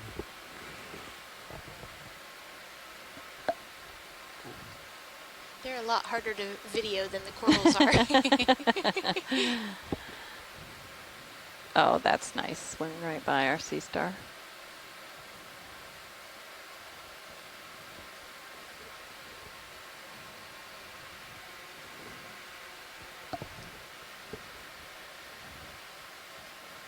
Oh, and there's another fish behind him. A bonus we'll fish. let that one float out. Yep. Yeah, if we could zoom on that fish, that'd be great. Copy that.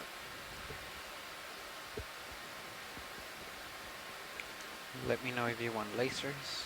Copy. I think we're too far in zoom for him, but we can grab him on the way out. Copy. We're definitely a ways away from him. Yeah, I'll come back in. And Andrew Keep it on my Cuccioni said swing this arms. is within the family Is it Moridae. too close? Copy. Andrea, is that the small fish or this one we're looking at now? I don't know what your delay is on your video. And there's a bunch of desmophyllum cup corals hanging That's down. great. Chandeliers. Chandeliers. Okay, I'm at 82. He's got a lovely home. It certainly does. 82, copy that. Nice soft sediment bed. And Right, Peter, if Andrew you wanna said come that out might a be little a bit, let's get laminema, lasers. but it's a little bit different than what she's seen. So, Lasers are, there we wow, what a scene that is. That's absolutely go. Nice. gorgeous. You can kill lasers. Wow. All right. Keep moving. Catch up with Sirius.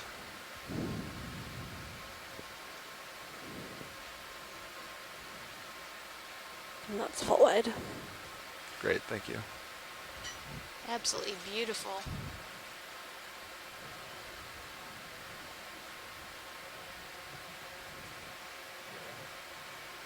Pilot, can we move up onto the flat surface a little bit? Since we have Yeah. lost our major ledge, we can maybe look for other organisms in a rock, and there's another ledge to the left, another stair step.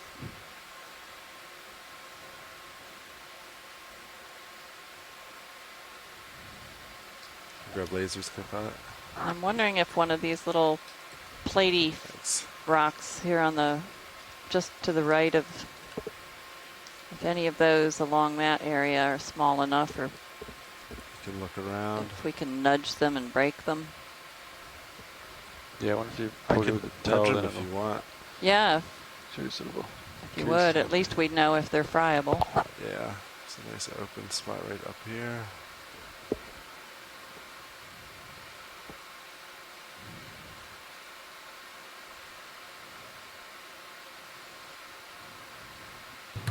RV-nav bridge move complete.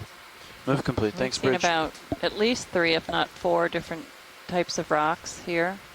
Some are encrusted with the dark iron manganese precipitate.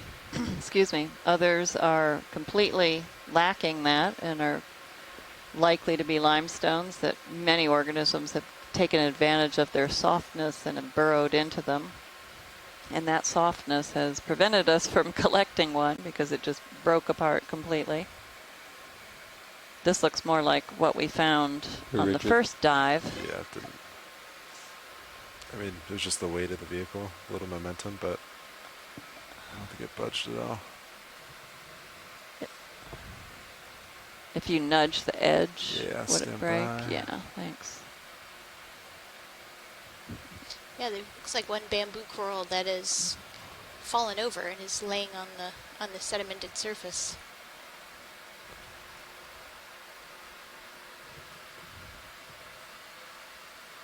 Ooh. This looks promising. It's almost surely going to break, so maybe we'll get a piece of it somehow. Do you want me to try to go for it? I would like to. Everyone okay with that? Yeah, I'd like to do a geology collection. Thanks. Alright. What's ship status?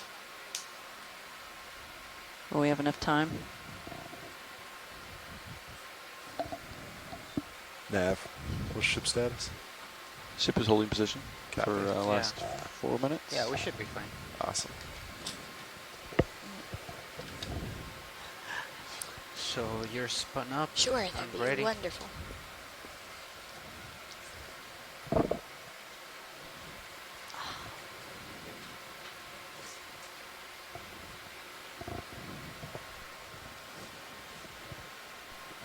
Might even get some bonus organisms. Certainly will. I doubt that shrimp will stay there, but that would be fun if it did. Yeah, I didn't mean him.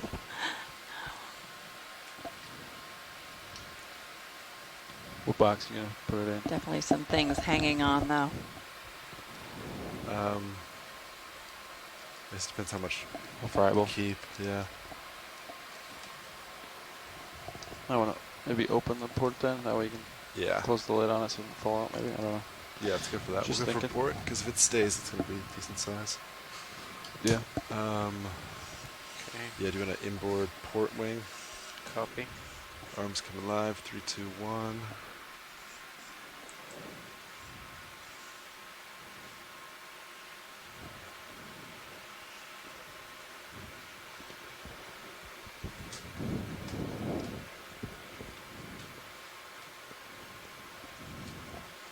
Okay, that's all the way.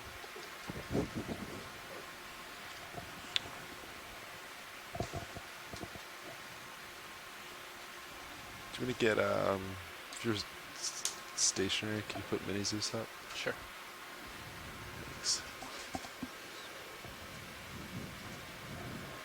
There we go. We collected a rock earlier, and it was extremely solid and very black and almost shiny, so that will be a nice contrast. It's in that same box, but I don't think you can see it. It's quite a small chunk. It's closer to our view.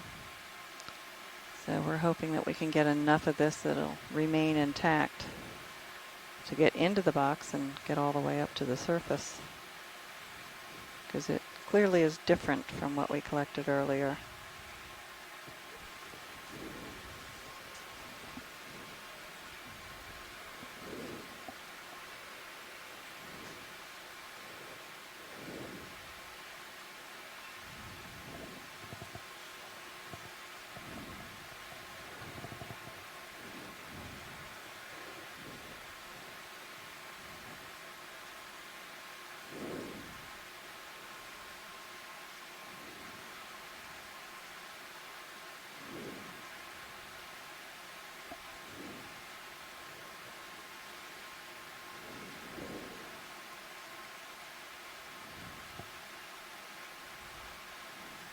Very nice. Do you want any zooms on it before? Yeah, stand by 1. Do you want me to take your camera or? Okay. Got it. Alright, video, so quick zoom.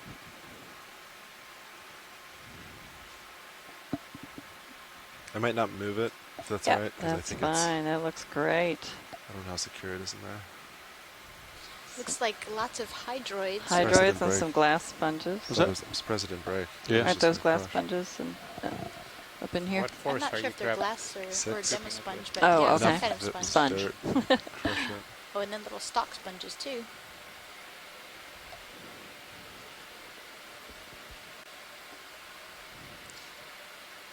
So we were looking at I think video's clear. agglutinated Great, thanks, video. forams. Agglutinated. Agglutinated. Mm-hmm. Could Alright, any of tilt- those tilt, be that kind of? Mini Zeus down a tad. Instead of a hydroid, the ones that are a That's little awesome.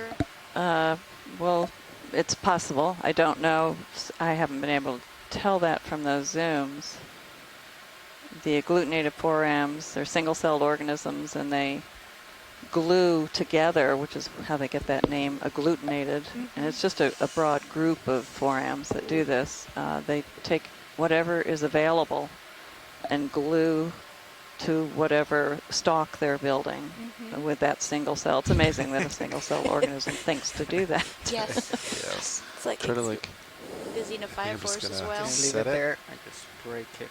Yeah, right just down the drop it and then just close the jaws and then just shove it in. Yeah. Perfect. Let's stop it. Wiggle it in there. And just knock it in. No, that's not gonna go in. Oh, yeah. Nice. Oh, yeah, That's perfect. Very nice.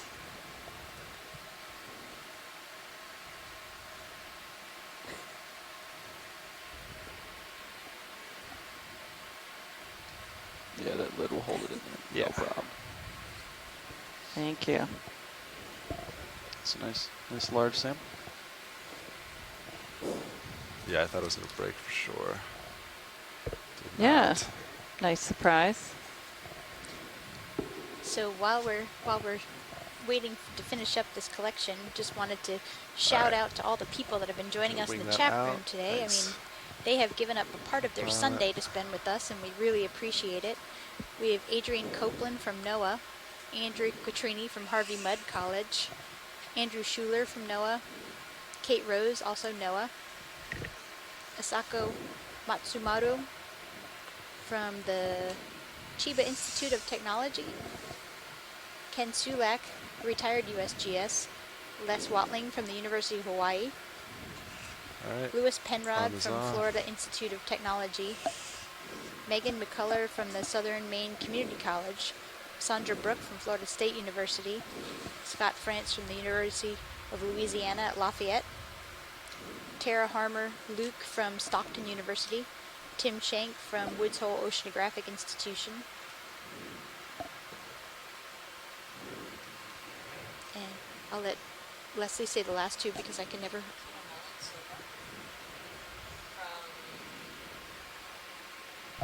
Oh, sorry. Tina Molotova from Shirshov Institute of Oceanology. Tina, you'll have to tell us where that is located also.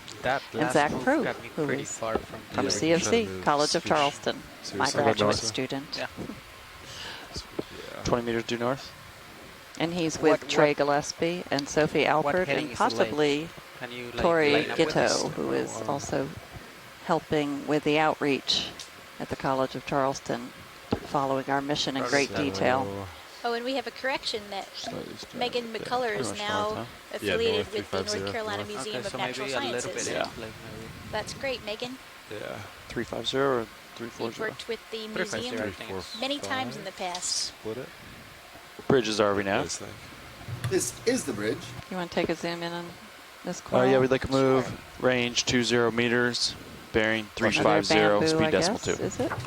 Okay, I understand. 20 meters bearing 350, speed decimal 2. Good copy. Thank you. Did you want to zoom, Washleads? Just a quick one, Yeah. please. Yeah, thanks. All right, video, go for zoom. Kill lasers again for bot. Yep, looks like another bamboo.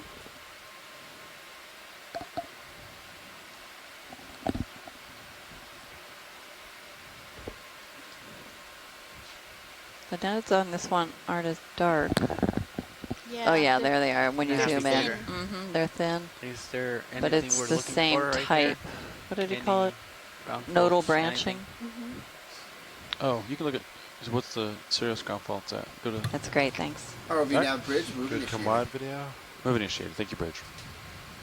Then we'll watch that as we come to the Something surface. on the Yeah, horizon DC that bus. might be of interest, and another fish there. Looks like the same one before. It says 500K. 500K on That's zoom. fine. That's great. We'll watch it on the surface. I know we had a ground fault yesterday, but I don't know if we had one today on the surface. But Did we do anything with the DO sensor? no, they yesterday had the ground fault, turned the CTD off completely. Yes. And it did I not was there. change the status. So So the CPU was not the ground faulting issue.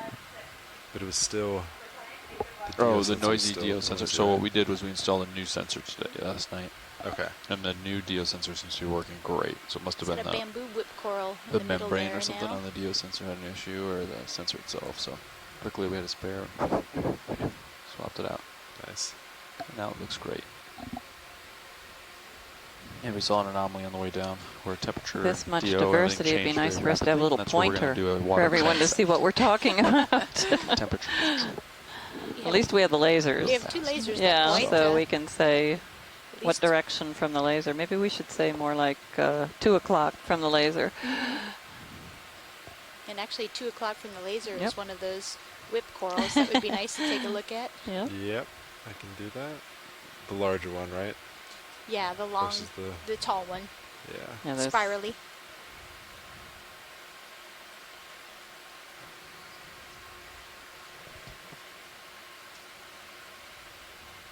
Get lasers on the base. Alright. Kill lasers, kill pilot. Video, you can go for zoom.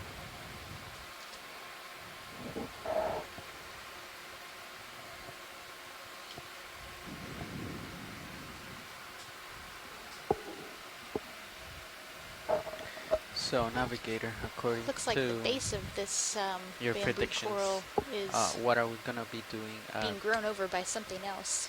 17:30? When we're done? No, 17:30. I come back and see You the can see navigator. the I just wanted to proteinaceous know. bands of darker brown material there. Pertinacious? Proteinaceous. Oh, I thought you said pertinacious. We'll be on the way up. Never heard that Yeah, term. we'll be Now I know why. Local 17. You'll So be protein are the bands and calcium carbonate, or the rest of the rising stalks? The white parts. The towards skeletons. the 300-meter transect. Okay.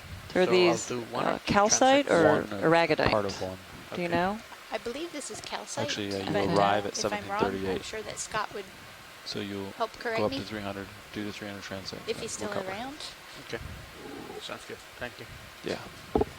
And for those of you listening, calcite and aragonite are both forms of the same chemical composition of calcium carbonate, CaCO3, but they're very important in ocean waters in terms of their chemistry, that is. and that RV aragonite nav, dissolves bridge, move complete.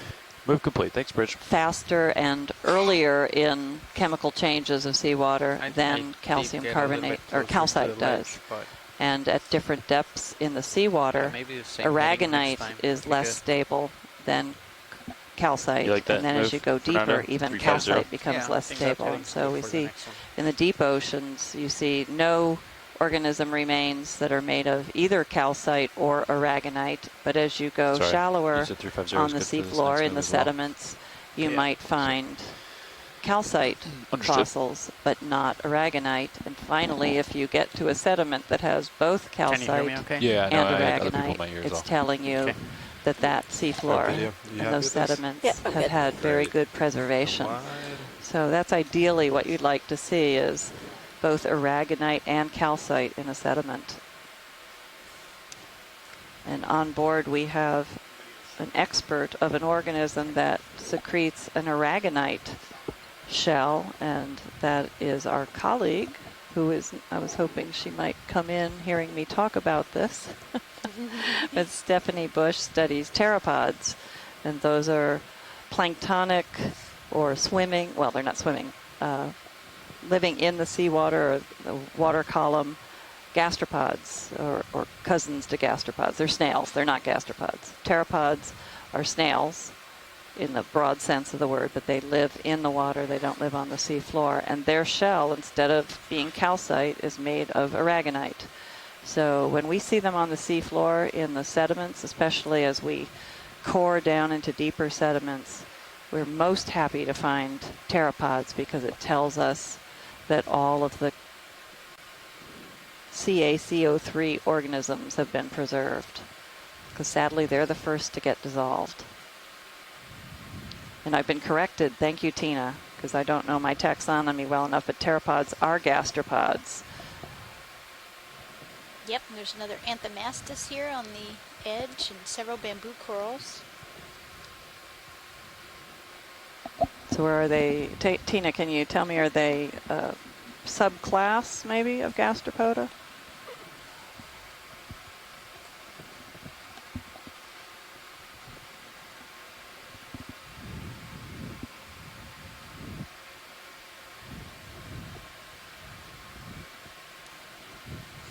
While we're waiting to hear from Tina, we can just be in awe of this lovely landscape. Looks like there's a sea star on the black coral. Yeah, copy.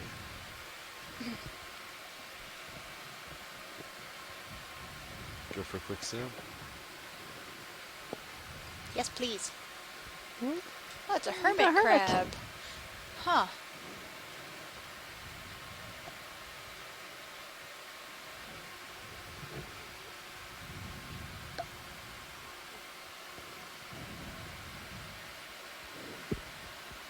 It's an order, so pteropods are an order of subclass Heterobranchia. And here comes the person who I need. She heard me talking about pteropods, so, but we don't have one to show you, so maybe we should wait till we see one. Maybe we'll see one in the midwater portion of this dive. At the end, when we lift off the seafloor, we will do several transects through different depths of the water to view who's living at what depths, and they are incredible portions of the dive. Highly recommend that you stick with us. Stephanie is a wonderful narrator. She has all sorts of stories to tell while she's identifying the different organisms that we see pass in front of our lens. Maybe we'll see a pteropod. But we'll get her to talk about her pteropods as well. Kind of like a dome there. Yeah. Of rock.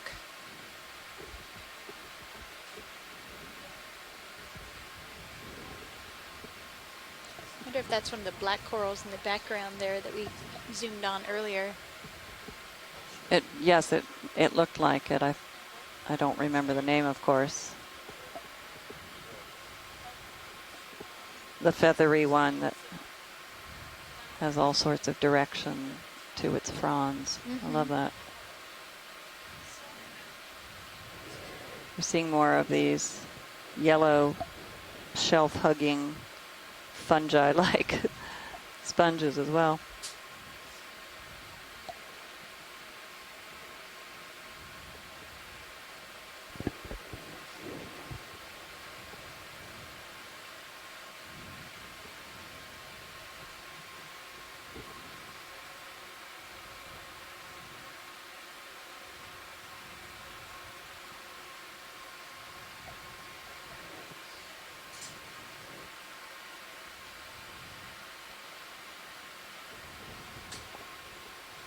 Yeah, that black coral that we were just mentioning is Alternopathes.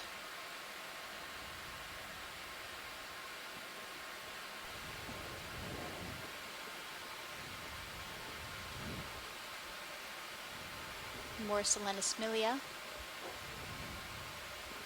that looks like an octocoral next to the Selenosmilia there, maybe. And a big octocoral a bit lower. Yeah. If I could only get a sample of that. But this is the rock that we tried to grab earlier, and it just disintegrated in the claws of the manipulator arm.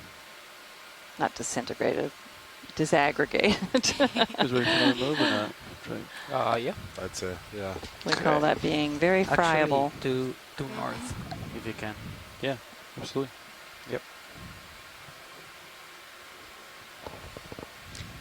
Some more very large Bathypathes. Bridge, this is RBNF. Bridge here. Yeah, we'd like to move range 20 meters, bearing due north, 000, speed decimal 2.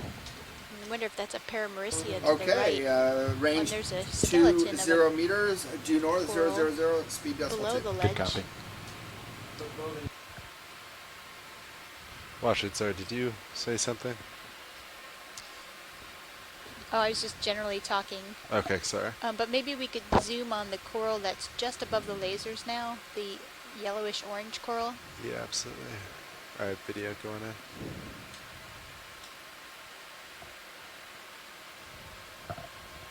I imagine that's a Paramaricia. ROV nav bridge move initiated.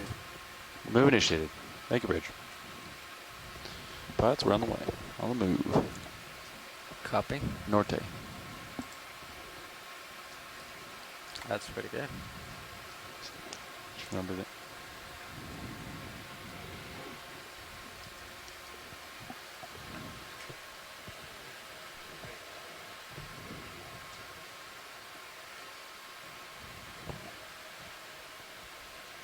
As you can see the hold fast where it's hanging on to the rock at the base there.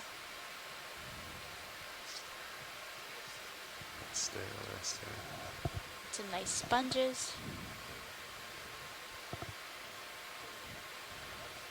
A little bit of Selenosmilia on the lower right. Alright, video's clear. Copy that.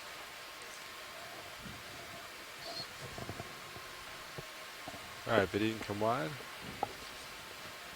So.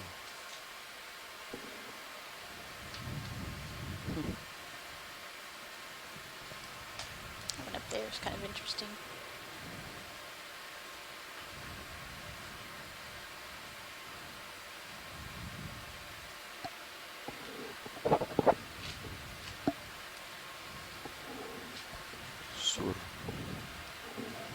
There you go.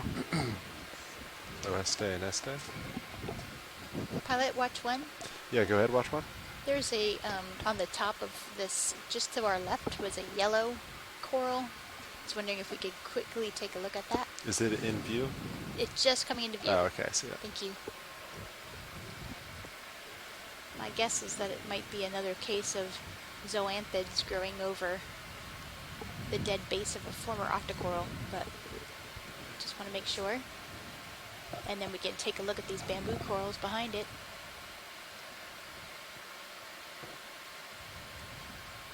We got lasers, you can go ahead and kill them.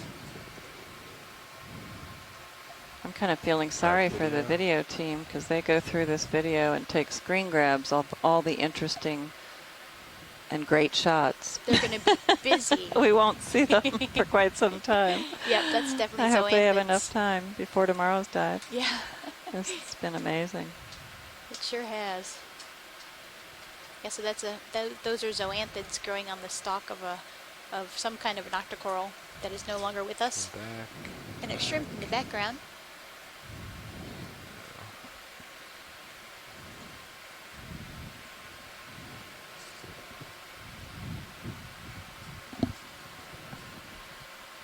So the stalk is not this organism. Right.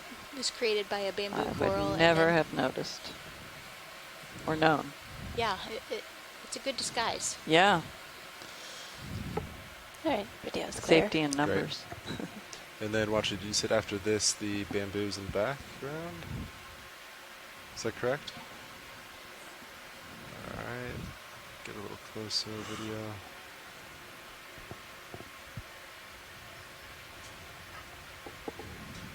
We grab lasers real quick. Go pilot.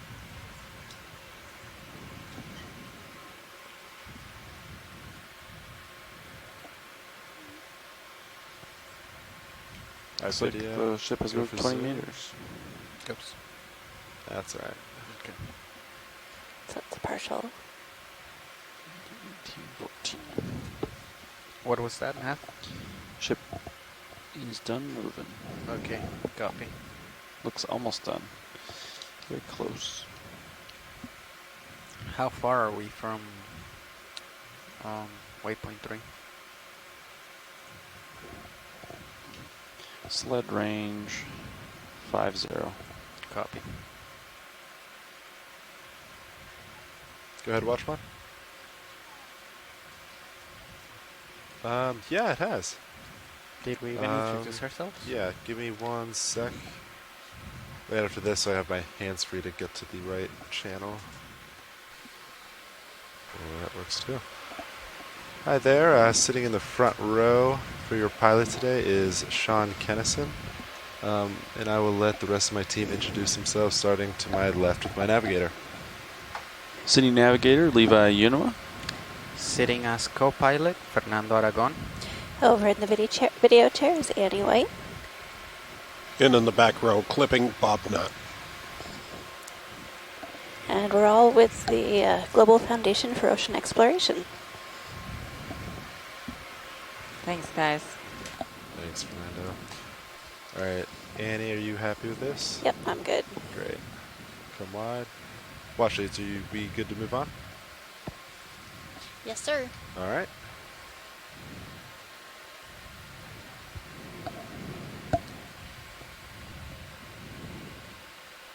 Yeah, so right now I'm perpendicular to the There's another bridge. sea star. If you wanna make yourself Go ahead, right in Watcher. front of me.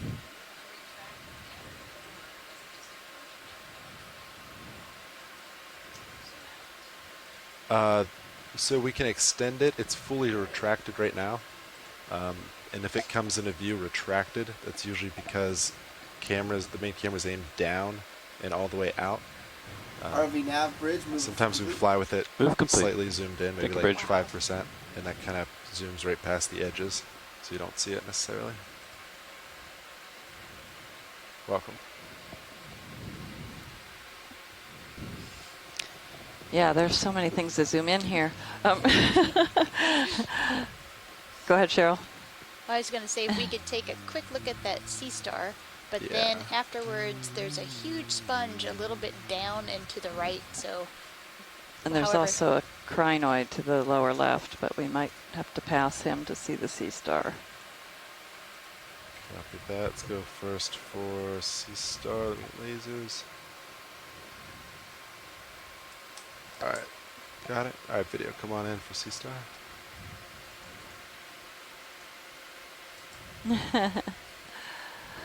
Yeah, I've seen him before. I have seen him before too. I have. It's been a while, but. Is that one of those cookie? Cookie cutter, Yeah. But I think I've seen him on the Charleston bump somewhere. I'm just going to look it up. Can we just call him a bat star? Sure. Absolutely, bat star.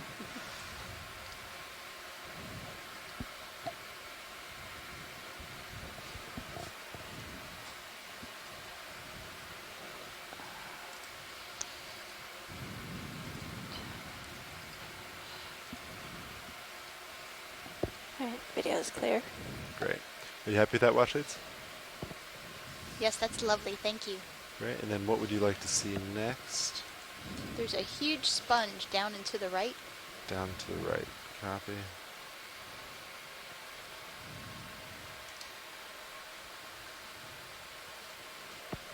Looks like a boot.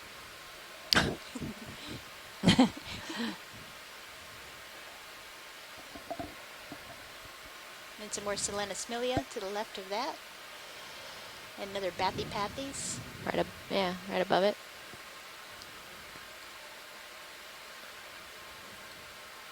Alright, we got lasers, you can kill funny, lasers. it's so bumpy. I wonder if That that's looks different zoanthids.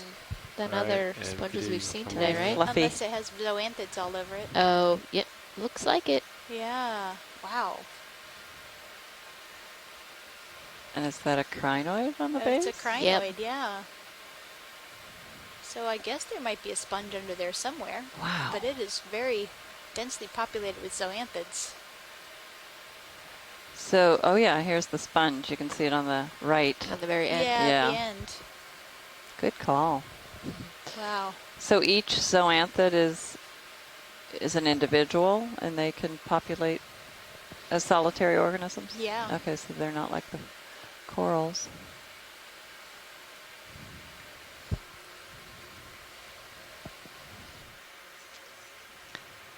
The crinoid that is hanging on the edge of that on the base is one of the echinoderms also, and geologists like to see them and their habitats. The stalked crinoids often leave their stalk segments leave them behind in the something that just geologic records. ran out of one of Most of, as you can polyps. imagine, these tentacles and the arms don't get very well preserved. They're too fragile, but the stalks, this one is not a stalked crinoid, but we've seen several along the way. Leslie, if I understood your comment there a little bit earlier, zoanthids are connected to one another. They are something on the wall colloidal. behind it, Okay. too. As zoanthids, pretty typically they would be, connected Yeah, I see it. as opposed to anemones. They wouldn't be solitary polyps. All right. Now, I'm looking at an image from the Pacific of this glass sponge. All right, wash leads, are you happy with this? They thought maybe Can we do a quick zoom of the anemone straight in the center? Yeah, is that all the zoom in for you? I can't go in more. I don't know. We're sort of losing light. Yeah, I'll try to get back to you on that. kind of far away. And they're up from that? I Okay, can thanks, turn on Scott. the other Yeah, lights. that one. At any point, the fog lights. Is that what that is? You can try it. Anemone? Try fog lights real I quick. think that looks more like a Cereanthid Is that tube okay, anemone. video? Tube Yeah, anemone? give it a shot. All right. That's fine. I was curious. Thanks. Oh, yep, you're right. It's a tube. It just disappeared within it. Right on cue. Video's good. Good job. Come on. Turning off fog lights. Yeah, and Les Watling said that he's never seen a sponge overgrown with quite this many zoanthids. Yeah. Poodle. Yeah, it looks like a poodle. Poodle-like. Right out of the salon. And the sponge might be Video's Faria, gonna but switch it's out. hard to After determine that, that next with video. all of the zoanthids growing on it. Ooh, that's pretty.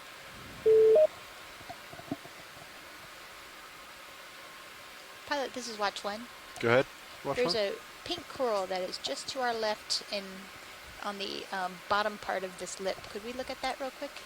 Pink bottom. Is it on screen? Yes, it's Yes, just to the just left to the corner. left.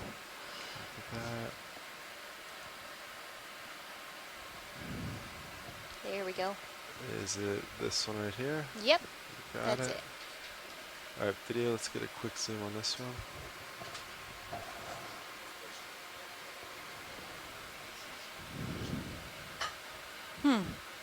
I wonder if that's a Clavularia stoloniferous coral. It's magenta. It's a beautiful color. It is beautiful. Or it could be an Anthomastus type. It doesn't have that base like the Anthomastus. Well, maybe it does. It does. The top one kind of does. does. Yeah. Yeah. But it's a totally different color than what I Yeah. usually see for Anthomastus. Yeah. Yeah, this is probably the family Clavulariidae, the genus they're pretty. Clavularia. Very Good job, characteristic purple color, but I'm not 100% certain. But it typically grows kind of like the stoloniferous ones in mats or in ribbons or in these small clusters, if that's what it is. Great, thanks, Scott. It's beautiful. It really is.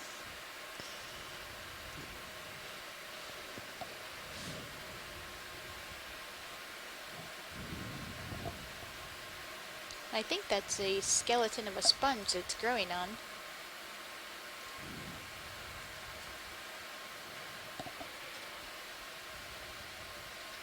Every bit of space gets Every colonized. bit of it. It's incredible. A crinoid in the background on the left. Right off the, right at the edge yeah, of the let me screen. Get it back to center. So I'm kind of bobbing pretty good. But yeah, you can go for zoom. Wow.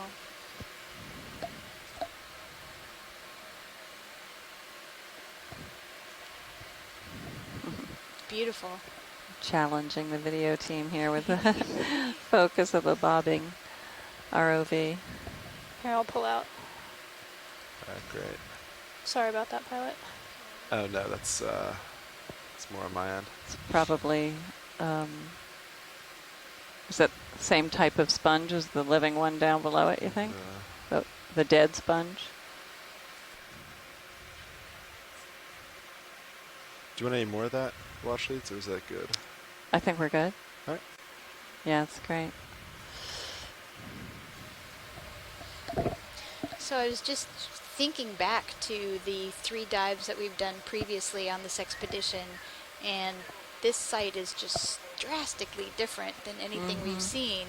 And a lot of that seems to be because of the geology, because of the So I nice think that terracing glare we has see to be here from and the harder rocks craft. that are I can see right in the nip. It looks like there's a allowing nice. these all sorts of different Yeah, I'm trying to types move of the lower corals to swing arms attach up and and down, live. but I nothing's guess that doing there it. also must be a really nice current that comes through here on a regular graph is basis Sonia to board supply just food. ever so slightly more than normal, maybe. It has, this environment has the 3 requirements. It has a hard substrate on which to attach it.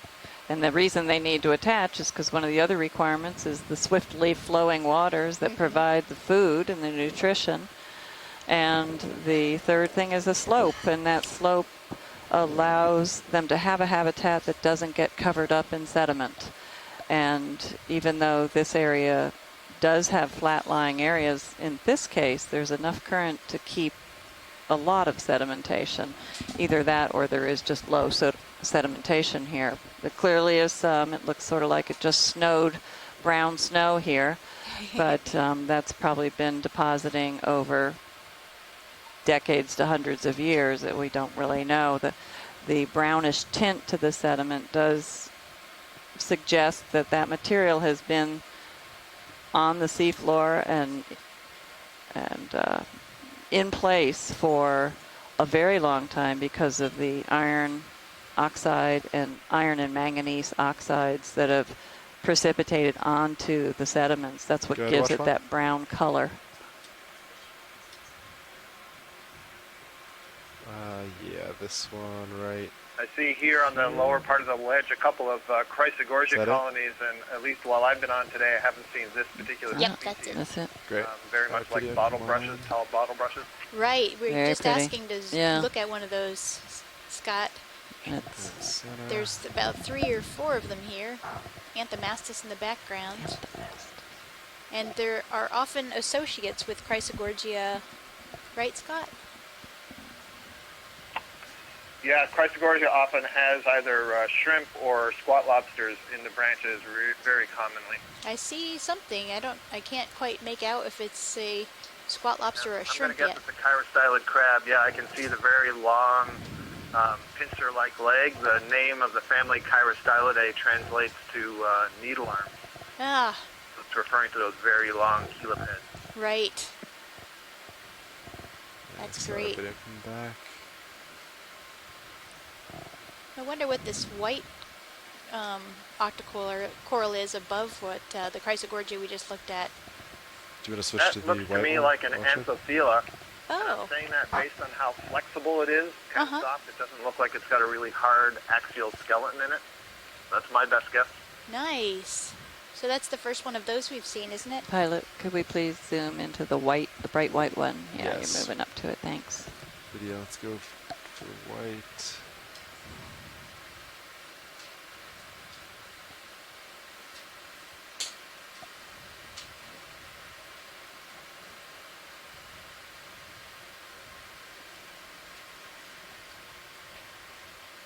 So we found this species, or this genus anyway, in the mid-Atlantic canyons, right, Scott?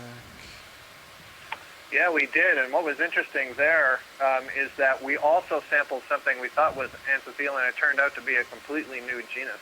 Wow. That was described by Shirley Moore in Australia, who had found it also in some other places, so that was kind of exciting. Wow, that's great. It was really hard to tell them apart in situ. One of the difficulties with trying to, assess some of the diversity in the imagery and in the videos. But as you know, Cheryl, that project, we were really interested in looking, comparing 2 canyons in some detail, so it gave us the opportunity to make lots of collections, and that really allowed us to drive down, drill down, and learn something about exactly what these were.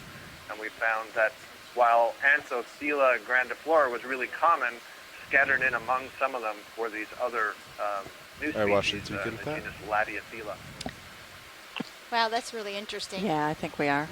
All right, video. Yeah, it's amazing when you get the Come opportunity wide. to do more sampling and you realize that things that look like they are the same might not really be the same. Another reason that collections the value of these Okeanos Explorer dives is, especially when we're coming to new places that have never been explored before, is it gives us this first picture And, you know, we're able to say, based on our past experience, make some pretty good guesses as to the families and the genera and at least what species they're similar to or could be. And this sets us up for coming back in the future if it's a really interesting place and we want to learn more specifically about the diversity. Then we could follow on studies such as the one we're just describing from those canyons, Norfolk Canyon and Baltimore Canyon. And we do much more intensive sampling and get a much better picture of the diversity, maybe learn something about how the populations that are living here are connected to populations in other areas. And I can't help but remark again, you know, what a fantastic place this is that we are diving on today. Changing my heading to get it's really nice diagonal because we again didn't to have the, any to the information ridge. from this part of the coast. Sounds good. And now for the deep sea coral database So and before sponge I think I database was and heading the about fish database, one, we've learned I a mean, lot about 330, what are the potential so for species that grow out here. And I've said a few times, and it's been raised in the chat room, that it's remarkable how similar the communities about that heading right there, I'm diagonal, so if you get in the middle of the screen, we can start moving along. Although we're going to have to jump several hundred pretty miles soon. to the north, and it suggests that there's this broader connection among them, that the currents are such that there may be dispersal of larvae back and forth, at least in the long term, not necessarily the same generation, but over hundreds of years, there is this sort of widespread dispersal and colonization. So really beautiful, great diversity, and pretty good abundance. And as you guys nicely summed up a short time ago, when you get all the factors cooperating, the geology, the amount of food, the currents, and then the right depth zone so that we have the right temperature and other conditions for the particular species that evolved here to survive, then you get these beautiful gardens. Yeah, it's just amazing. And it also looks similar to those northeast area canyons that have this scarp kind of feature with the ledges and all of the corals that take advantage of the layers and the ledges and living underneath the ledges or straight out like this bamboo coral here. Lots of different microhabitats to find your favorite if you're a coral larvae. Some of you who are listening along and who aren't party to the many dive planning calls that we have, one of the things that we're often doing is we're looking at the bathymetric maps that the Okeanos Explorer mapping team has made, and we're trying to identify these areas where we might see just this kind of geomorphology where there's a steep slope, maybe a wall and a ledge, because we know that that kind of underwater feature can accelerate currents moving across it, and this is exactly the sort of thing we want to see. I'm not sure if we looked before. There's some really spindly-looking branch things hanging upside down. They're white. Yeah, we're seeing some right now. Do you want us to take a look?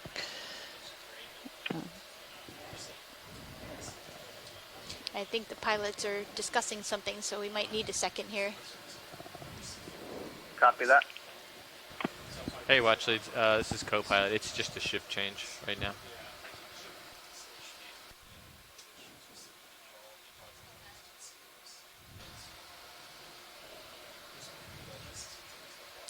Yeah, we're having a shift change of the pilots, so we're just going to hang out and admire this beautiful scene for a minute or two. Yeah, what we're seeing actually is the transition from one rock type to another, and you can see how different it makes these overhanging ledges. The overlying rock is a little more massive than those very thin slabs that are breaking off, and even they look like they're tilted down, but that's because they've broken off the flat-lying layer that goes back into the landscape well under these other rocks.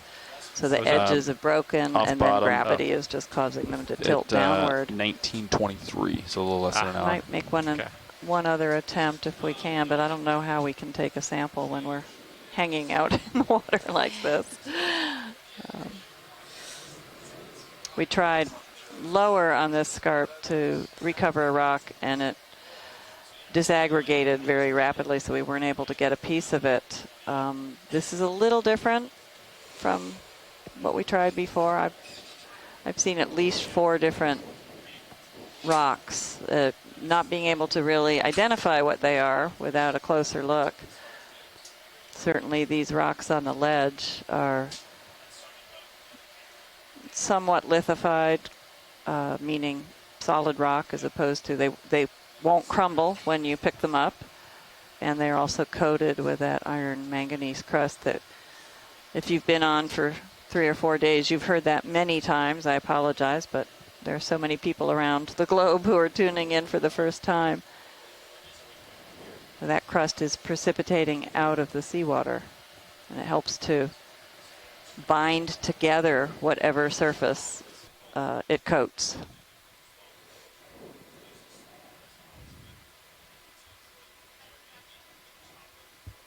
We just saw a planktonic organism stream by in the flow.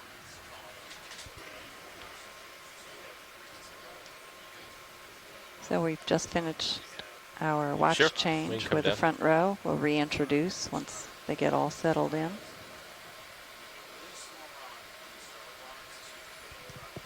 In the meantime, we'll introduce the back row because we have Stephanie here. Stephanie, you want to say hello? All right, come on in, video. Hello, this is Stephanie Bush. I work at the Smithsonian Institution National Museum of Natural History, and my background is in water column stuff, which is why I'm not tuning in quite as much on this benthic stuff. But every once in a while I try and guess at a coral. And Stephanie will be the lead voice you hear on the upcoming midwater transects, which begin as soon as we leave the seafloor on this very dive. So stay tuned and see some graceful and beautiful and very unusual organisms that live in the water column. And Scott, would this be a very young bamboo coral, or is this a different type of coral? This is a bamboo coral. It's not young. It's a different species that grows with a very small, thin skeleton.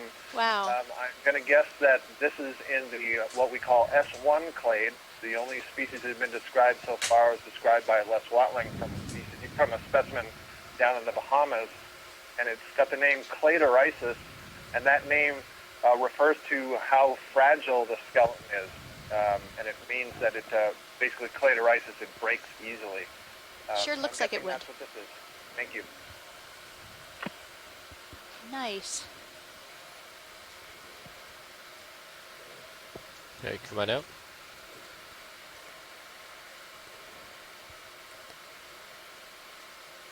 That's full wide. Very nice. Yeah, let's get the lithologic change. Get the other one. Come on in. Yep.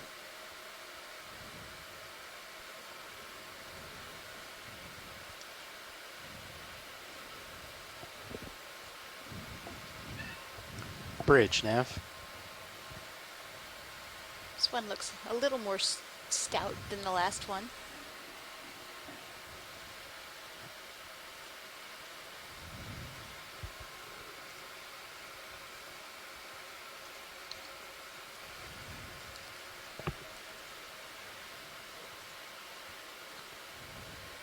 Bridge, Nav.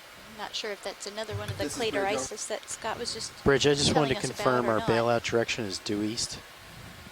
Definitely. Yes, we still have the bailout So set many at things to do. due I'm trying to make the observation. Copy and that, see Bridge. if And we're holding I know. position right now, This has correct? been a hectic We dive. are but holding those are the position. best ones. Conditions are much the same as they have been. It's pretty light. We have the wind and the current Great, both thank on you, the starboard pilots. bow. The forces Yes, are if about you could equal. indulge me and just so if we zoom did need in to bail on out, I that would intermediate drive straight layer ahead that to the east, over. is Copy that, Bridge. Thank you very underneath. much. If you could zoom in just so that it's in the field of view. All right, come on in, video. And focus on that. I'm just Sorry, was it the rock? maybe or a the little, yeah. little Okay. farther. Yeah. Oh, we have a glass sponge there. All right, come in tight. That's great. No, that's fine. I was looking for evidence of flow, which would be indicated by cross-bedding. I don't see any, so there's no point in talking about it, but there's some other organisms that we don't give a lot of attention to because they're small. That looks like I'm not sure if that's Is that a polychaete? The tube looks Pilots, so much more Nav. Go ahead. clear than So we're duster stationary right type. now. Are we gonna? Sabella We want to put polychaete. another ship move? Yeah, we can get another move in. Put Sirius Got a over few where I am. sponges. What have I we think been a little bit moving above there was a So we Pharea have been sponge. moving. The last move was Thanks, due pilot. north. That's fine. 0.2 Coming knots up. The one at before 20 that. meters. The one before that, We've been moving along 350. The one before that was 020. So this is right on the cliff, so I would say 355, 350 would be good. Copy that. That'll move me right over the cliff, though, right? Are we not So going along it anymore? We're going along it. polychaetes, I'm looking I right agree. at it. So to my starboard is like north. Gotcha. So I'm turned around. okay. So 350. Yeah, that works.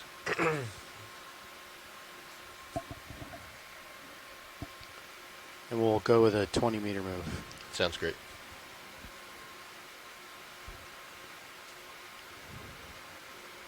Those worm tubes that we Bridge, just Nav. saw on the rock. Oh my gosh. This is the bridge over. Never mind. Victor I'm not requests going a to talk ship about move. worms right now. It's a 20 meters. This is great. Bearing 350. Chasyon is one of Speed the decimal 2 knots. fisheries species. Okay, understand. around this 20 area, meters, although I bearing don't think anybody 350, fishes speed this far decimal off 2. Good the copy, coast. bridge. Let's get mine in That's video. the big Let's get the Would crab. not be orange very crab there. economical to come all the way out here to get a crab. Sold that. This is the golden crab, This is the correct? golden Yes. crab, yep. Mhm. Chasyon is the genus. And these are quite large. They're probably at least a foot if you put them down on a... Mm-hmm. Yeah, we collected, we chased one with the submersible in the Charleston bump and could not catch up to it. ROV And then the nav, next time we bridge, saw move, one, initiate it. it was mating bridge. with its mate, and that was the only reason we were able to collect them. They were very distracted, and we got both of them, and I was shocked when they came up to the surface how large they were. The main carapace Can I zoom in was further? about go a ahead. foot in length. This one's a little smaller.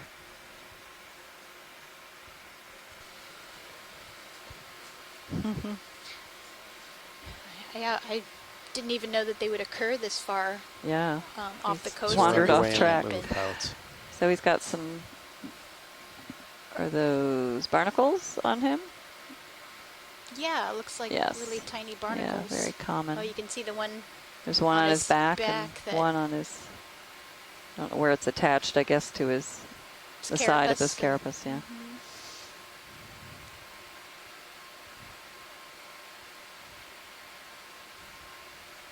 Great view of the eye stalks.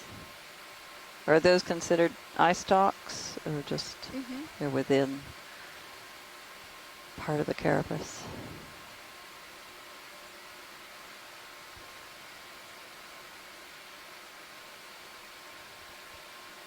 Wow, beautiful video.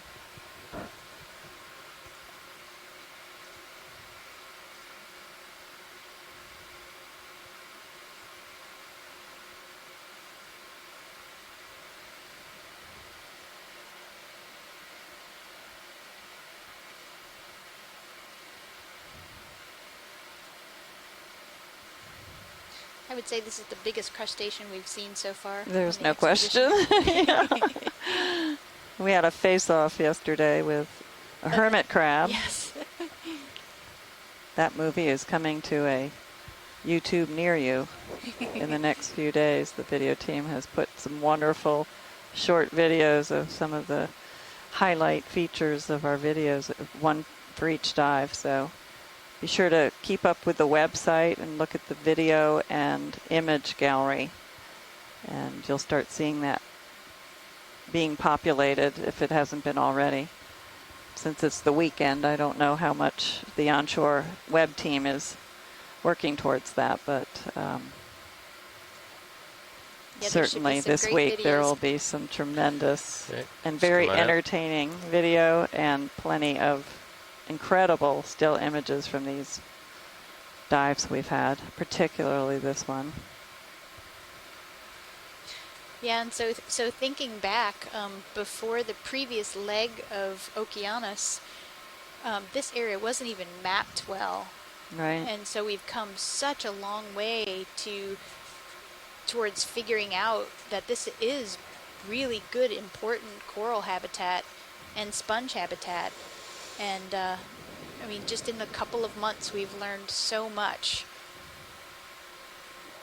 And I guess it's now a lot less of a mystery. I mean, when we were planning these dives a few months ago, you know, it was all wide open. We didn't even know where there might be really good habitat. Thank you, Bridge. Whether it was quite as suitable as it obviously is. So it is absolutely amazing to see how much we can learn with just I feel like I am definitely couple on the of move, by the way. passes with the multi-beam sonar mapping, and We're then not that eyes deep. on the habitat.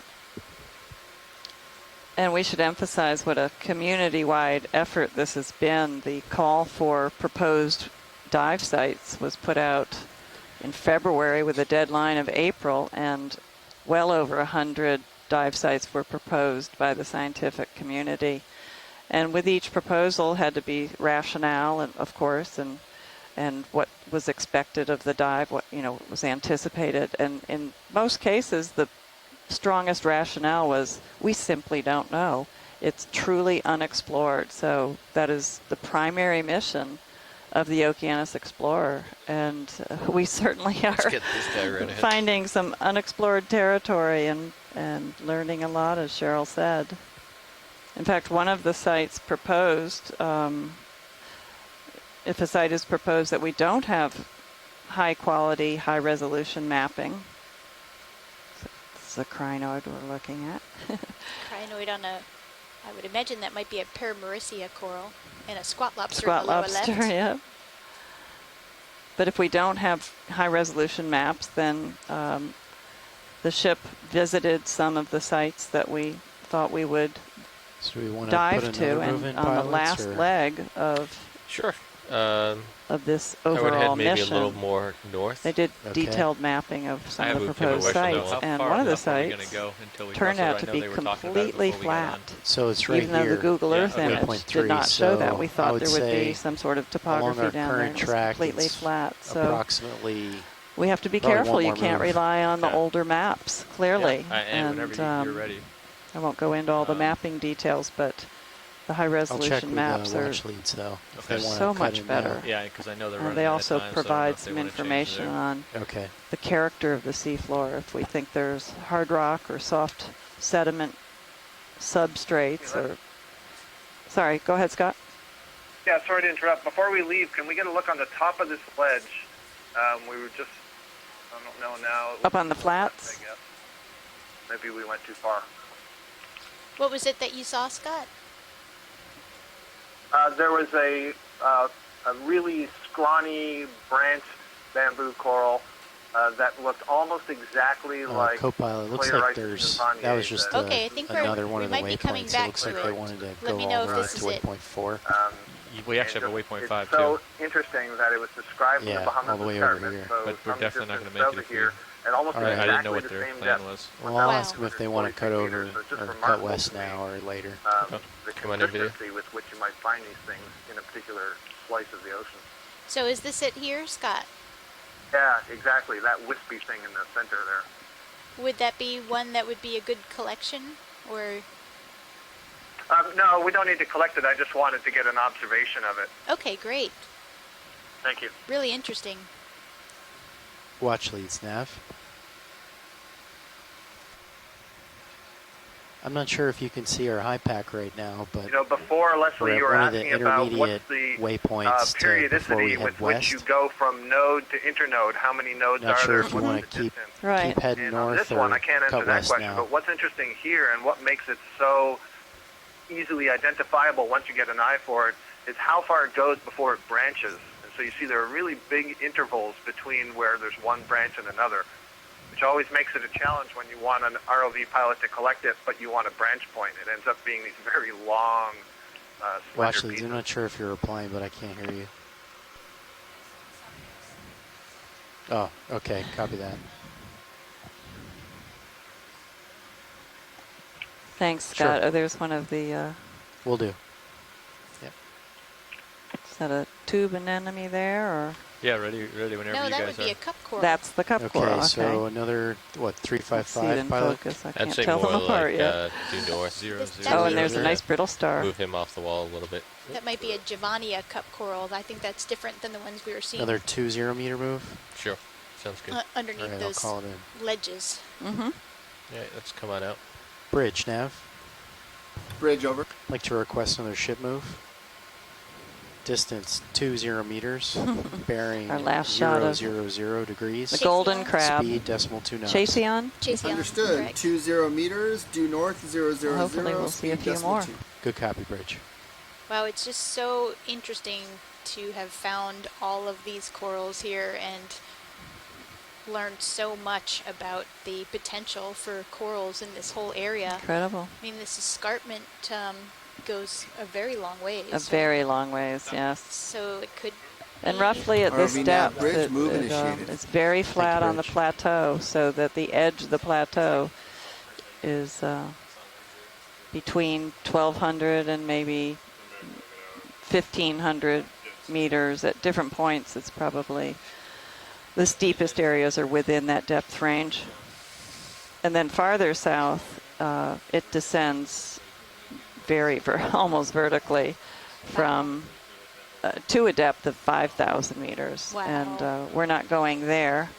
Of course, I'd love to. But Pilot, can we kill lasers? I know that others have been there. I think there were some alvin dives Thank you. down in that area. So I'm not trying to make a shameless plug, but I'm going to tell you that the observations that we've made in this dive today have me really excited to see what we're going to see in the canyons in the next week and a half as we go further north, because I've made these observations a couple of times that there's a lot of similarities to what we see here with the offshore northern seamounts, but not necessarily with all the canyons we see. So it'll be really interesting to see as we transition north, do we start to see a change in the species, the diversity, or are we going to get to see some of these things again? So very exciting. so true, Scott. I suggest everyone tune in and find out with us. Yep, everybody, come on back. Hey, there's a wire coral that just went off the lower part of the screen. If we could have a look at that. I don't think it's a bamboo coral. Excuse me, I don't think it's a black coral. So I'm wondering if it might be a primnoid whip. And which type was it? It's an unbranched kind of a Yeah, I think we found it. coral. It's white, just coming into view now, Yes. just below the Lophelia or Solenismilia. Solenismilia, yeah. Yeah, that thing. I'm not sure if that's a bamboo coral or a primnoid coral. Oh. Come on in, Or video. maybe it's a black coral. I didn't even know Gotta get a closer there look. was a primnoid that had a pattern like this. Definitely not the yellow or the orange black coral we've been seeing today. Right. Doesn't look like a black coral. Bamboo. Yeah, Oh, definitely bamboo, a yeah. So they're gonna You can see the bamboo, yeah. coral? Yeah, it's a Yep. bamboo coral. Great, so another different one. This one is an unbranched one. Great diversity today. Yeah, that's great. We'll have to sum up the numbers of species for each of these groups, just so I'm sure, of course, the biologists will be I doing see that. This one has some eggs at the base of the polyp. Every once in a while you see a polyp and it's got some bright white right at the base against the skeleton. Those were probably gonadal material. Wow, and that's so unusual to be able to catch that. We know so little about when deep sea corals Pilot, reproduce. can we pan so- to the right, please, to the base of this coral? Absolutely. Thanks. Yeah, I can see some there. ROV nav bridge move complete. Thank you, Bridge.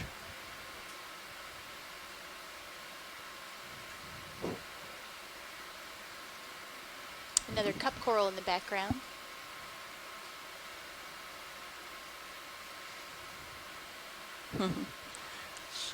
Yeah.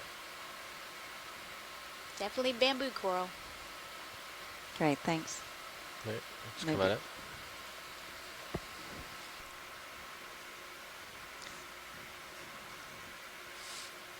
And the pink corals that you're seeing hanging out, those are the stony corals, the scleractinians that we're seeing throughout this area.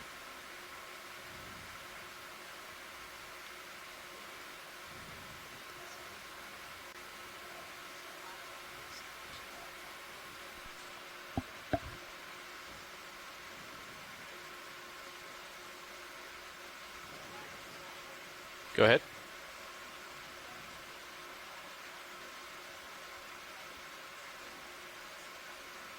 Yes.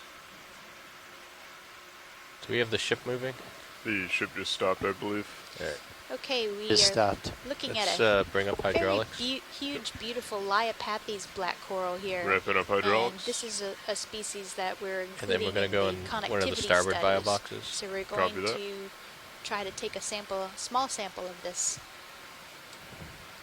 And Liopathes is quite common in the Gulf of Mexico at certain depths. I don't know, I've seen it at shallower depths than this, but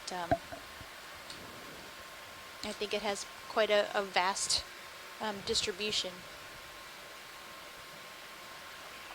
Yeah, it's interesting. I think my student, at the time, my student Mercer Brugler did an analysis of the video we took for the New England Seamounts, and my recollection was, oh wait, it was 1500. I was going to say Leopathes was always shallower than 500 meters, but no, it was always shallower than 1500 meters. All right, you're here at 90. We should have plenty of time, though, if Okay. the ship stopped. All right, excellent. Hydraulics are ramped up, and we're ready for the door whenever you are. Let's do some zooms here. Get some shots while we have this set up. Beautiful. So we're at a depth of 1248 meters right now. We're on the edge of the Blake Plateau, so that's pretty much its average depth at the edge. And we are at its edge called the Blake Escarpment. And if you tuned in on our first dive, which was now 3 days ago, we were north of here, considerably north of here, at a little greater depth, So just 1750 meters. Copy that. And saw very different topography, much lower slope with only a few outcropping rocks. But as expected, wherever we find rocks, we find diverse and rather abundant biota. Nothing at all in comparison to what we've seen today, though. The diversity is incredible. That's full wide. So that's full wide. I can back up if you want if you want to see it top to bottom. I'm a little close to it right now. I think that's okay. We can definitely get a sense of the scale of this. Do some pans. Brittle star over on the left. I just want to let you know, if we are going to try to collect this, it really needs to be cut and not try to be pulled or bent. It's got a very tough skeleton. And I'll make the note the comments are coming up in the chat room about the age of Liopathes. And so there's been a variety of groups who are interested in aging deep sea corals for different reasons. And so far, the oldest known coral was a Leopathes black coral that was sampled in Hawaii. And I don't have the paper right in front of me, but I recall that the age was something like 4,200 years old. Yep, that's what I remember too, Scott. And still living. Yep. The good thing is that they're asexual, so they can continue to grow after. It's incredible. So can we bring up Mini Zeus on your screen? Do you want me to take control? No, bring it up on your screen. Yeah. Yes. Yeah.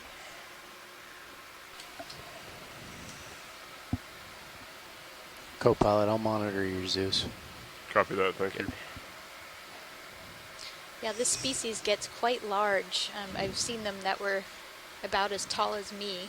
So I'm just going to take the top of this, if that's okay with you, Science. And Les Watling has Yeah, that's okay. We mentioned don't need that much. Leopathes off Hawaii aged at 4,900 years, and probably most of them are in the 2,000 year category.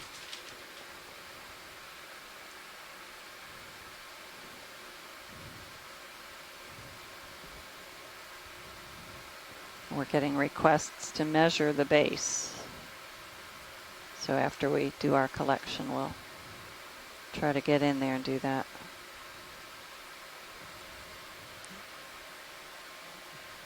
Co-pilot, the starboard bio boxers are the only ones free. Copy that. So you'll want to extend the pin. Already done. Ready to extend the door? Yep, we're clear. Coming out. Just make sure we don't hit the coral here. Copy that.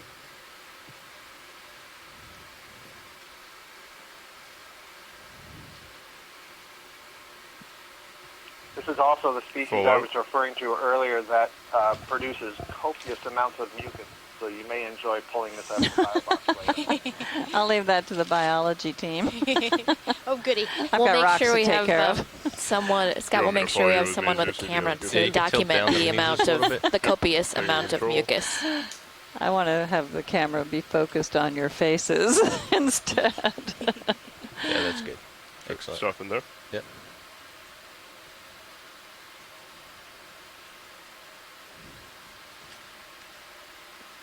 Okay. Closing the drawer? Yep. Right, that went in starboard outer. Great, thank you. That was a beautiful collection. Drawer is closed. Returning Menzies to the middle. All right, I'm going to get a shot of the base now. Great, that would be wonderful. Okay. Would you mind if I change the view back to go ahead. Sirius? Switching back to Sirius.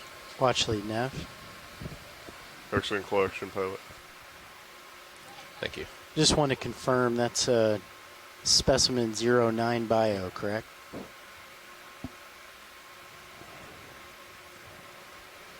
All right, let's come in. Thank you.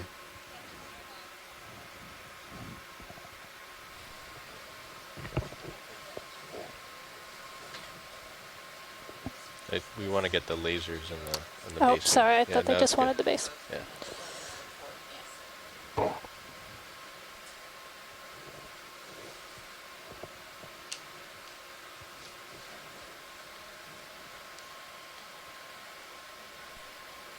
Some gastropod shells, Right, just come in on a out. little pit behind. Let's get a specimen shot here. Would you like lasers off? No, you can leave them on.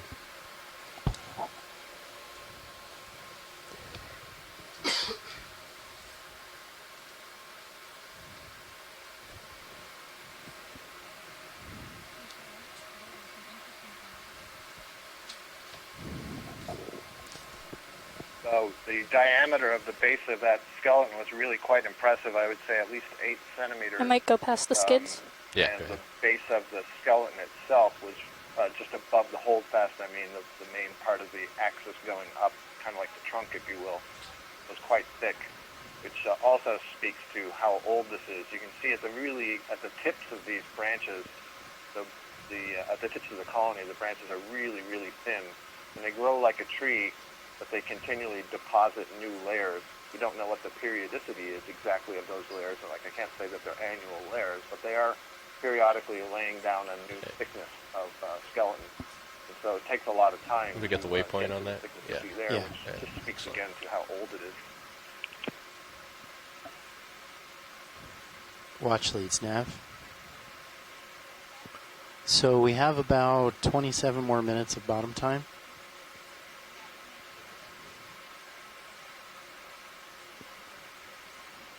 Copy that. So start heading to waypoint 5. Copy that. We'll do that.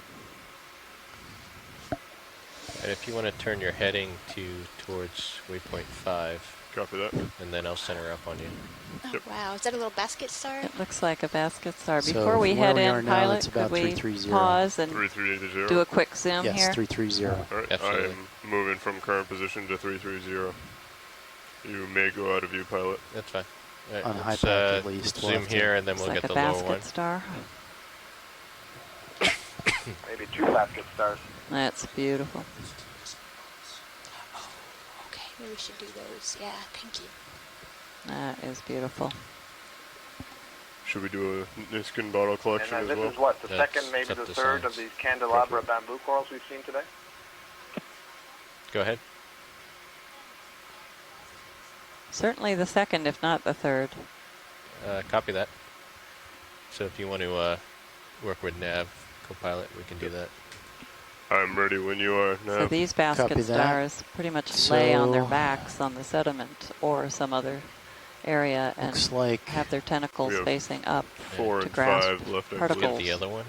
Just come out just a little moving bit. by. So I don't see This any one's local high. behaving a little on differently D2. from what I've seen it D2 is at do in the 266.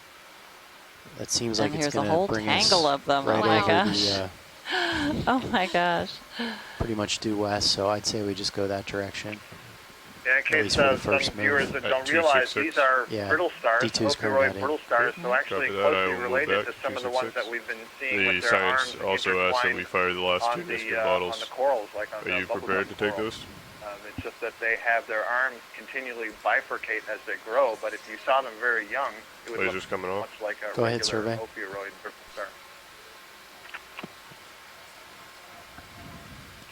We have It's not also worth yet. noting We'll let that you they know. are suspension feeders, so they will unfurl the arms as you see Okay, here. co-pilot, and I'd say extend let's them go into the ahead water and do column one. presumably are grabbing their Resetting the prey from Niskin water bottle column. number 4. And firing Niskin bottle 4 now. Do you have hydraulics Survey. on? We just Niskin fired bottle Niskin 4. bottle 4. Okay, good. Would we like a 5th or save it? Stand by, co-pilot. I'm going to record that sample. Standing by.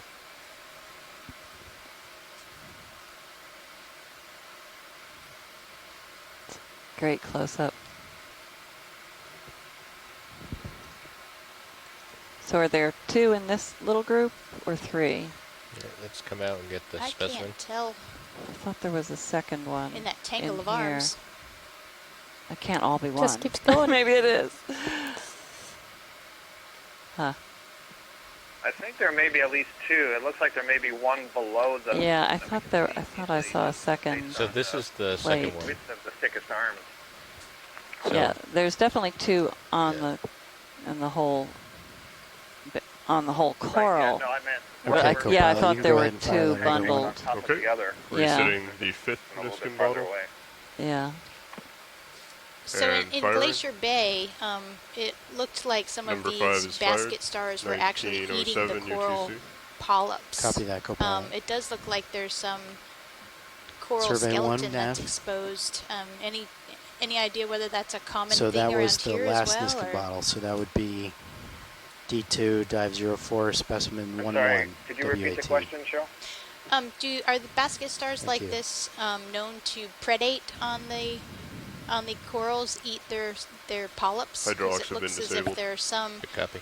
exposed skeleton above, and we were kind of thinking that was what was happening in Glacier Bay. I see. As far as I know, all of the shallower water basket stars are suspension feeders. They're feeding out of the water column. That one that we see on the upper side of the screen is a good example. Extends the arms out and fishes from the water column. So I would think that the damage that we're seeing to the colony is simply abrasion because the basket star is sort of moving back and forth against the polyps and so sort of scraping them off. But as far as I know, there's no evidence that they actually feed on what they're sitting on. Okay, and it could be a different species. Okay, pilot, there so as I'm going well. to put in a move. What do you say we start with a 30-meter move Okay, should we move on, you think? at Yes, due sure. Okay. west? Pilot, thank you. Sounds good. I'd be comfortable with that. Come wide. And we can lose the skids.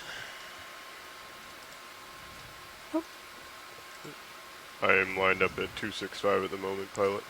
Copy. Bridge, nav. This is the bridge, over. Like to request a ship move. Distance 30 meters. Bearing 270 degrees. Speed .2 knots. Okay, As we are will nearing move the end of our dive, 30 we're going meters at to a bearing of traverse the 270 flat degrees, speed top .2. of this Good copy, scarp Bridge. feature that we've been very slowly and carefully ascending for the past many hours. We're still seeing plenty of diversity. So it's certainly still good habitat, some prime habitat. There's another of the and candelabra. Candelabra. It looks like a Bamboo Liopathes coral. to the ROV left. nav, bridge, move initiated. So this is still very good habitat. Thank you, Bridge. The rock is very different here, at least its character. It's very rugged and almost swirling areas, as though currents had somehow, I don't know, eroded pits within the surfaces.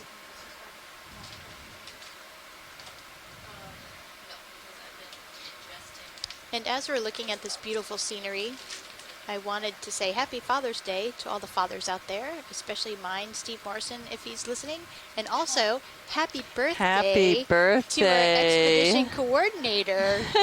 It is her birthday today, so everybody give her a shout out. And she is wearing quite a hat. It's a birthday cake hat that is on board the vessel for the lucky few who have their birthdays while we're out at sea. And hopefully her birthday present of this beautiful coral area that was a mystery to us just a little while ago will be just what she wanted. That's right.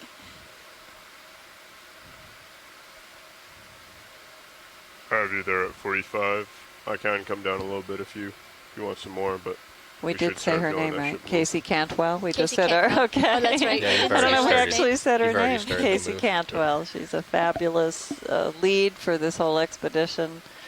Been incredible assistance to the three of us, to Cheryl and Stephanie and me, because we have had such incredibly steep learning curves to get ready for all these dives and to get used to all the controls and the technology. But incredible support team everywhere around us. The ROV team is exceptionally nice to work with and helpful, and the videography team is, as you will see in the upcoming videos, they are something special.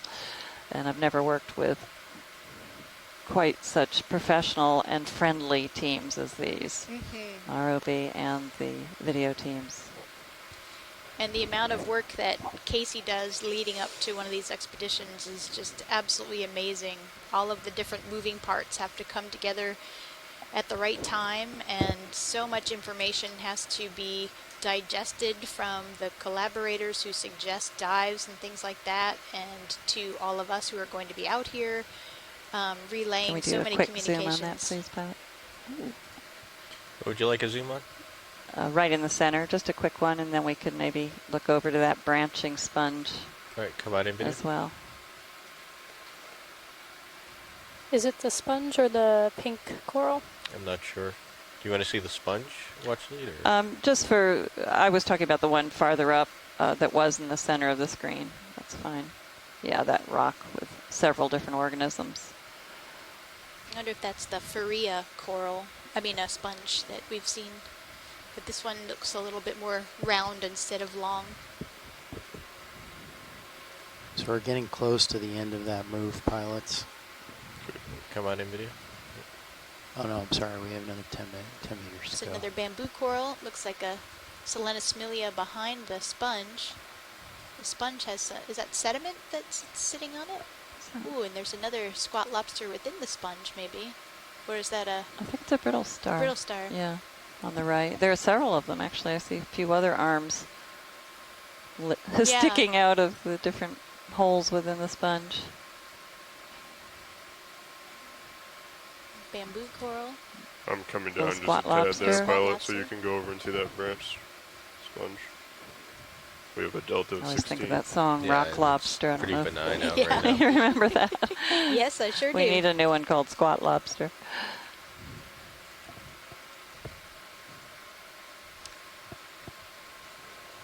So, Tino is asking about a dark red coral to the left. I'm not sure if that's in this view or... It's So come maybe out partial. Yeah. We might have passed it, but...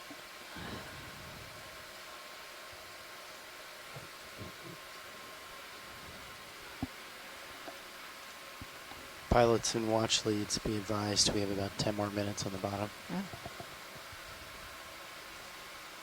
Roger that. We only have about 10 more minutes on the bottom, so we will take quick do a glance snap as here. far as we ROV nav can bridge move complete. across this flat Thank you, plateau Bridge. at the top of the escarpment here.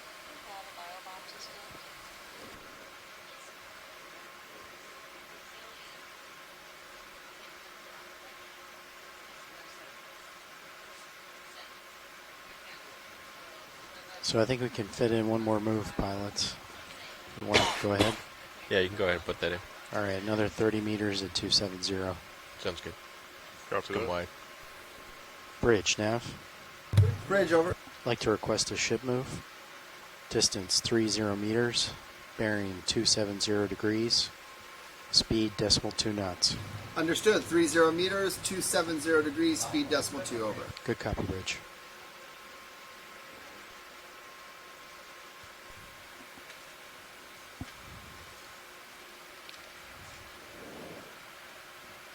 Wow, that's an interesting sponge.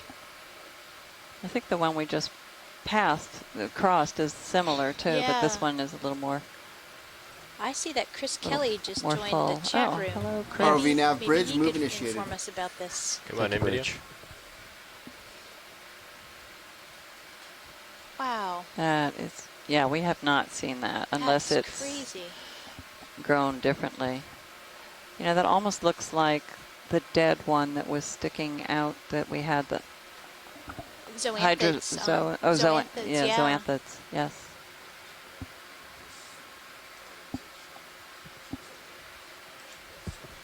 Oh, and look, it has zoanthids on it.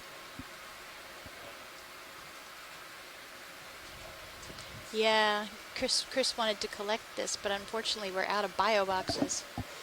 Did we fill all the bio boxes? I believe we have a starboard inner. Starboard inner open? Yes, it is. Yeah, we have one bio box, Watchley. Oh, there is one bio box. Would there be time to... Yes. Okay, well, yeah, Chris... how much time do we have?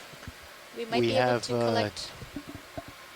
8 minutes. Oh, it's plenty of time. All Counting setup, so yeah, a come little on tight. out. Let's get lasers on.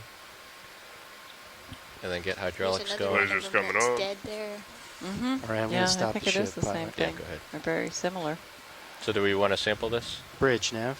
Yes. Okay. Bridge over. Would you come to an You easy noted the stop, live please? one also had the Yes. zoanthids or anemones or whatever they are on them, so that would be a valuable collection. Right. All right, come back in on Zoom. So they want something with the zoanthids.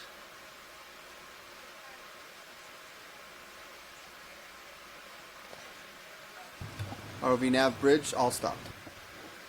Thank you, Bridge. Yeah, I don't see a way. Yeah. All right, let's come out. Hydraulics are ramped up. Yeah, Yours good copy. ready to extend. We're going to starboard inner. Good copy. Hi guys, this is Chris. Hi, Chris. How are you? I'm doing good. I'm sorry I'm late. Oh, it's okay. Bringing up Mini Zeus on my screen. Came in at a good time, at least. Yeah, this sponge, so Nolan And taking is control of on, Mini Zeus. I guess, previous cruise. He's been sending me pictures of some of these Atlantic sponges, or the ones that were in the Gulf. And he sent me a picture of this thing, and I really have absolutely no idea what it is. I can't even go to family. Scott suggested Korea, and that is a possibility. But it could also be a couple other things. Right, drawers I've clear. never seen Doors anything extending? like this before, and I was just astonished when you just came up on it. Oh no. Wow, that's awesome. I hadn't seen anything like it either, but I don't have your experience, so. Ooh. Yeah, this is at least unusual to me. I've never Doors seen fully anything extended? like this in the Pacific, and I haven't seen anything like this Following in my Mini reference Zeus. material. It's very delicate. So this Yeah, could tilt be down, something tilt brand down. new for all I know. Wow, that's great. Yeah, thanks so much for the last minute request here. I'm certainly going to try to participate at least an hour or two early in the morning before work from now on, because it's beautiful.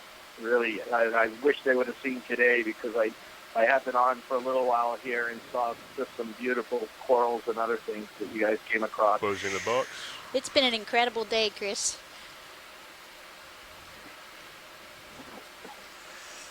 And we look forward to you joining us whenever you can. All right, that's in the box. Yeah, I'll definitely try. So thanks again, guys. I really That was a Sure.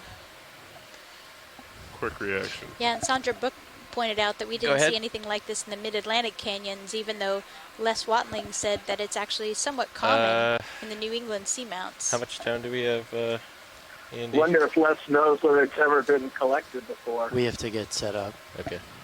Fortunately, we're out of time, Watchley.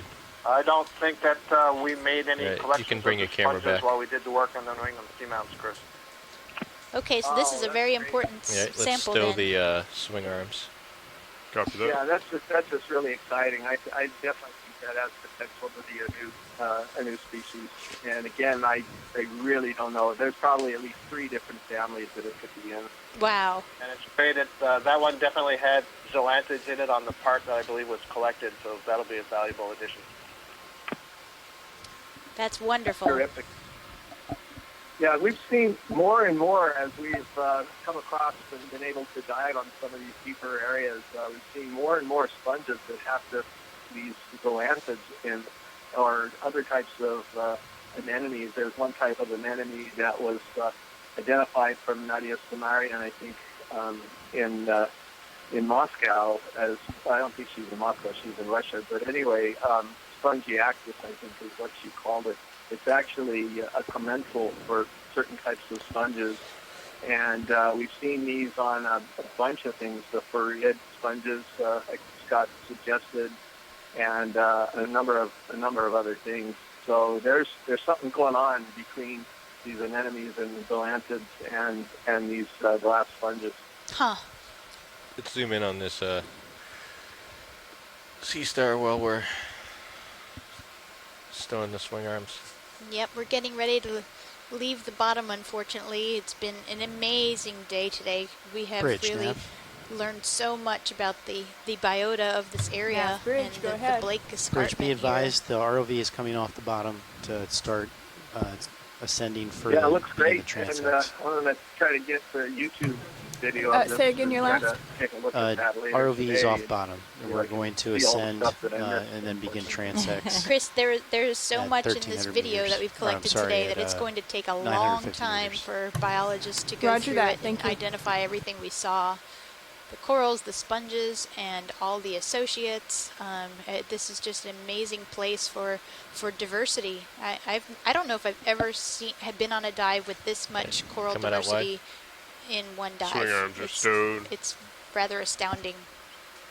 Yeah, and I think you're going to need to Wow, turn very cool. to your... Okay, well, I get up really early in the port, morning. I'm usually up around 4:30, so is going to get turned on every morning here. Okay, great. We'll look forward to it, Chris. I can turn to port. Guys. Thanks for tuning in, Chris. Spin into port.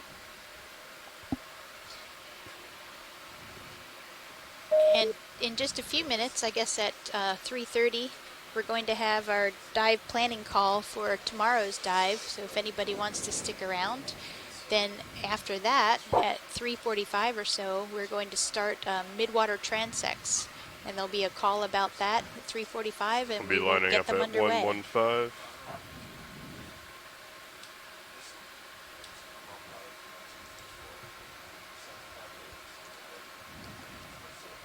And thanks for listening and watching. And we hope you will keep joining us every day for the next 15 days? I'm going to come up Is it 15 now? to your depth. Looking down Every at day will 90, be completely coming down different. now. Certainly the next several dives will be vastly different from what we've seen. We're moving into shallower territory. Tomorrow's dive will be at about 800 meters water depth. Today's was 1,300 meters. And we'll be in the central portion of the Blake Plateau. Camera's looking down very at different 90. from here. And the day after that will be under the Gulf Stream. Yeah, So we're going to get blown we to expect to see port. very different conditions and I'm gonna biota, push out here. rocks, everything. And then you can disable auto heading. It'll be great. Disabled so now? You'll explore with us. Disabling auto heading. Auto Right. heading is disabled. But stay tuned Just gonna for push out a the little midwater bit. transects. Copy that. They'll begin, in maybe half an hour? I think the call is in about 20 minutes. They called to discuss the midwater transects. Okay. And I then have they'll you in my tail cam. happen pretty quickly after that, I believe. Okay. So actually for the dive planning call for our upcoming dive and Ready to start heading for up? the midwater Ready when you are. transects pre-dive,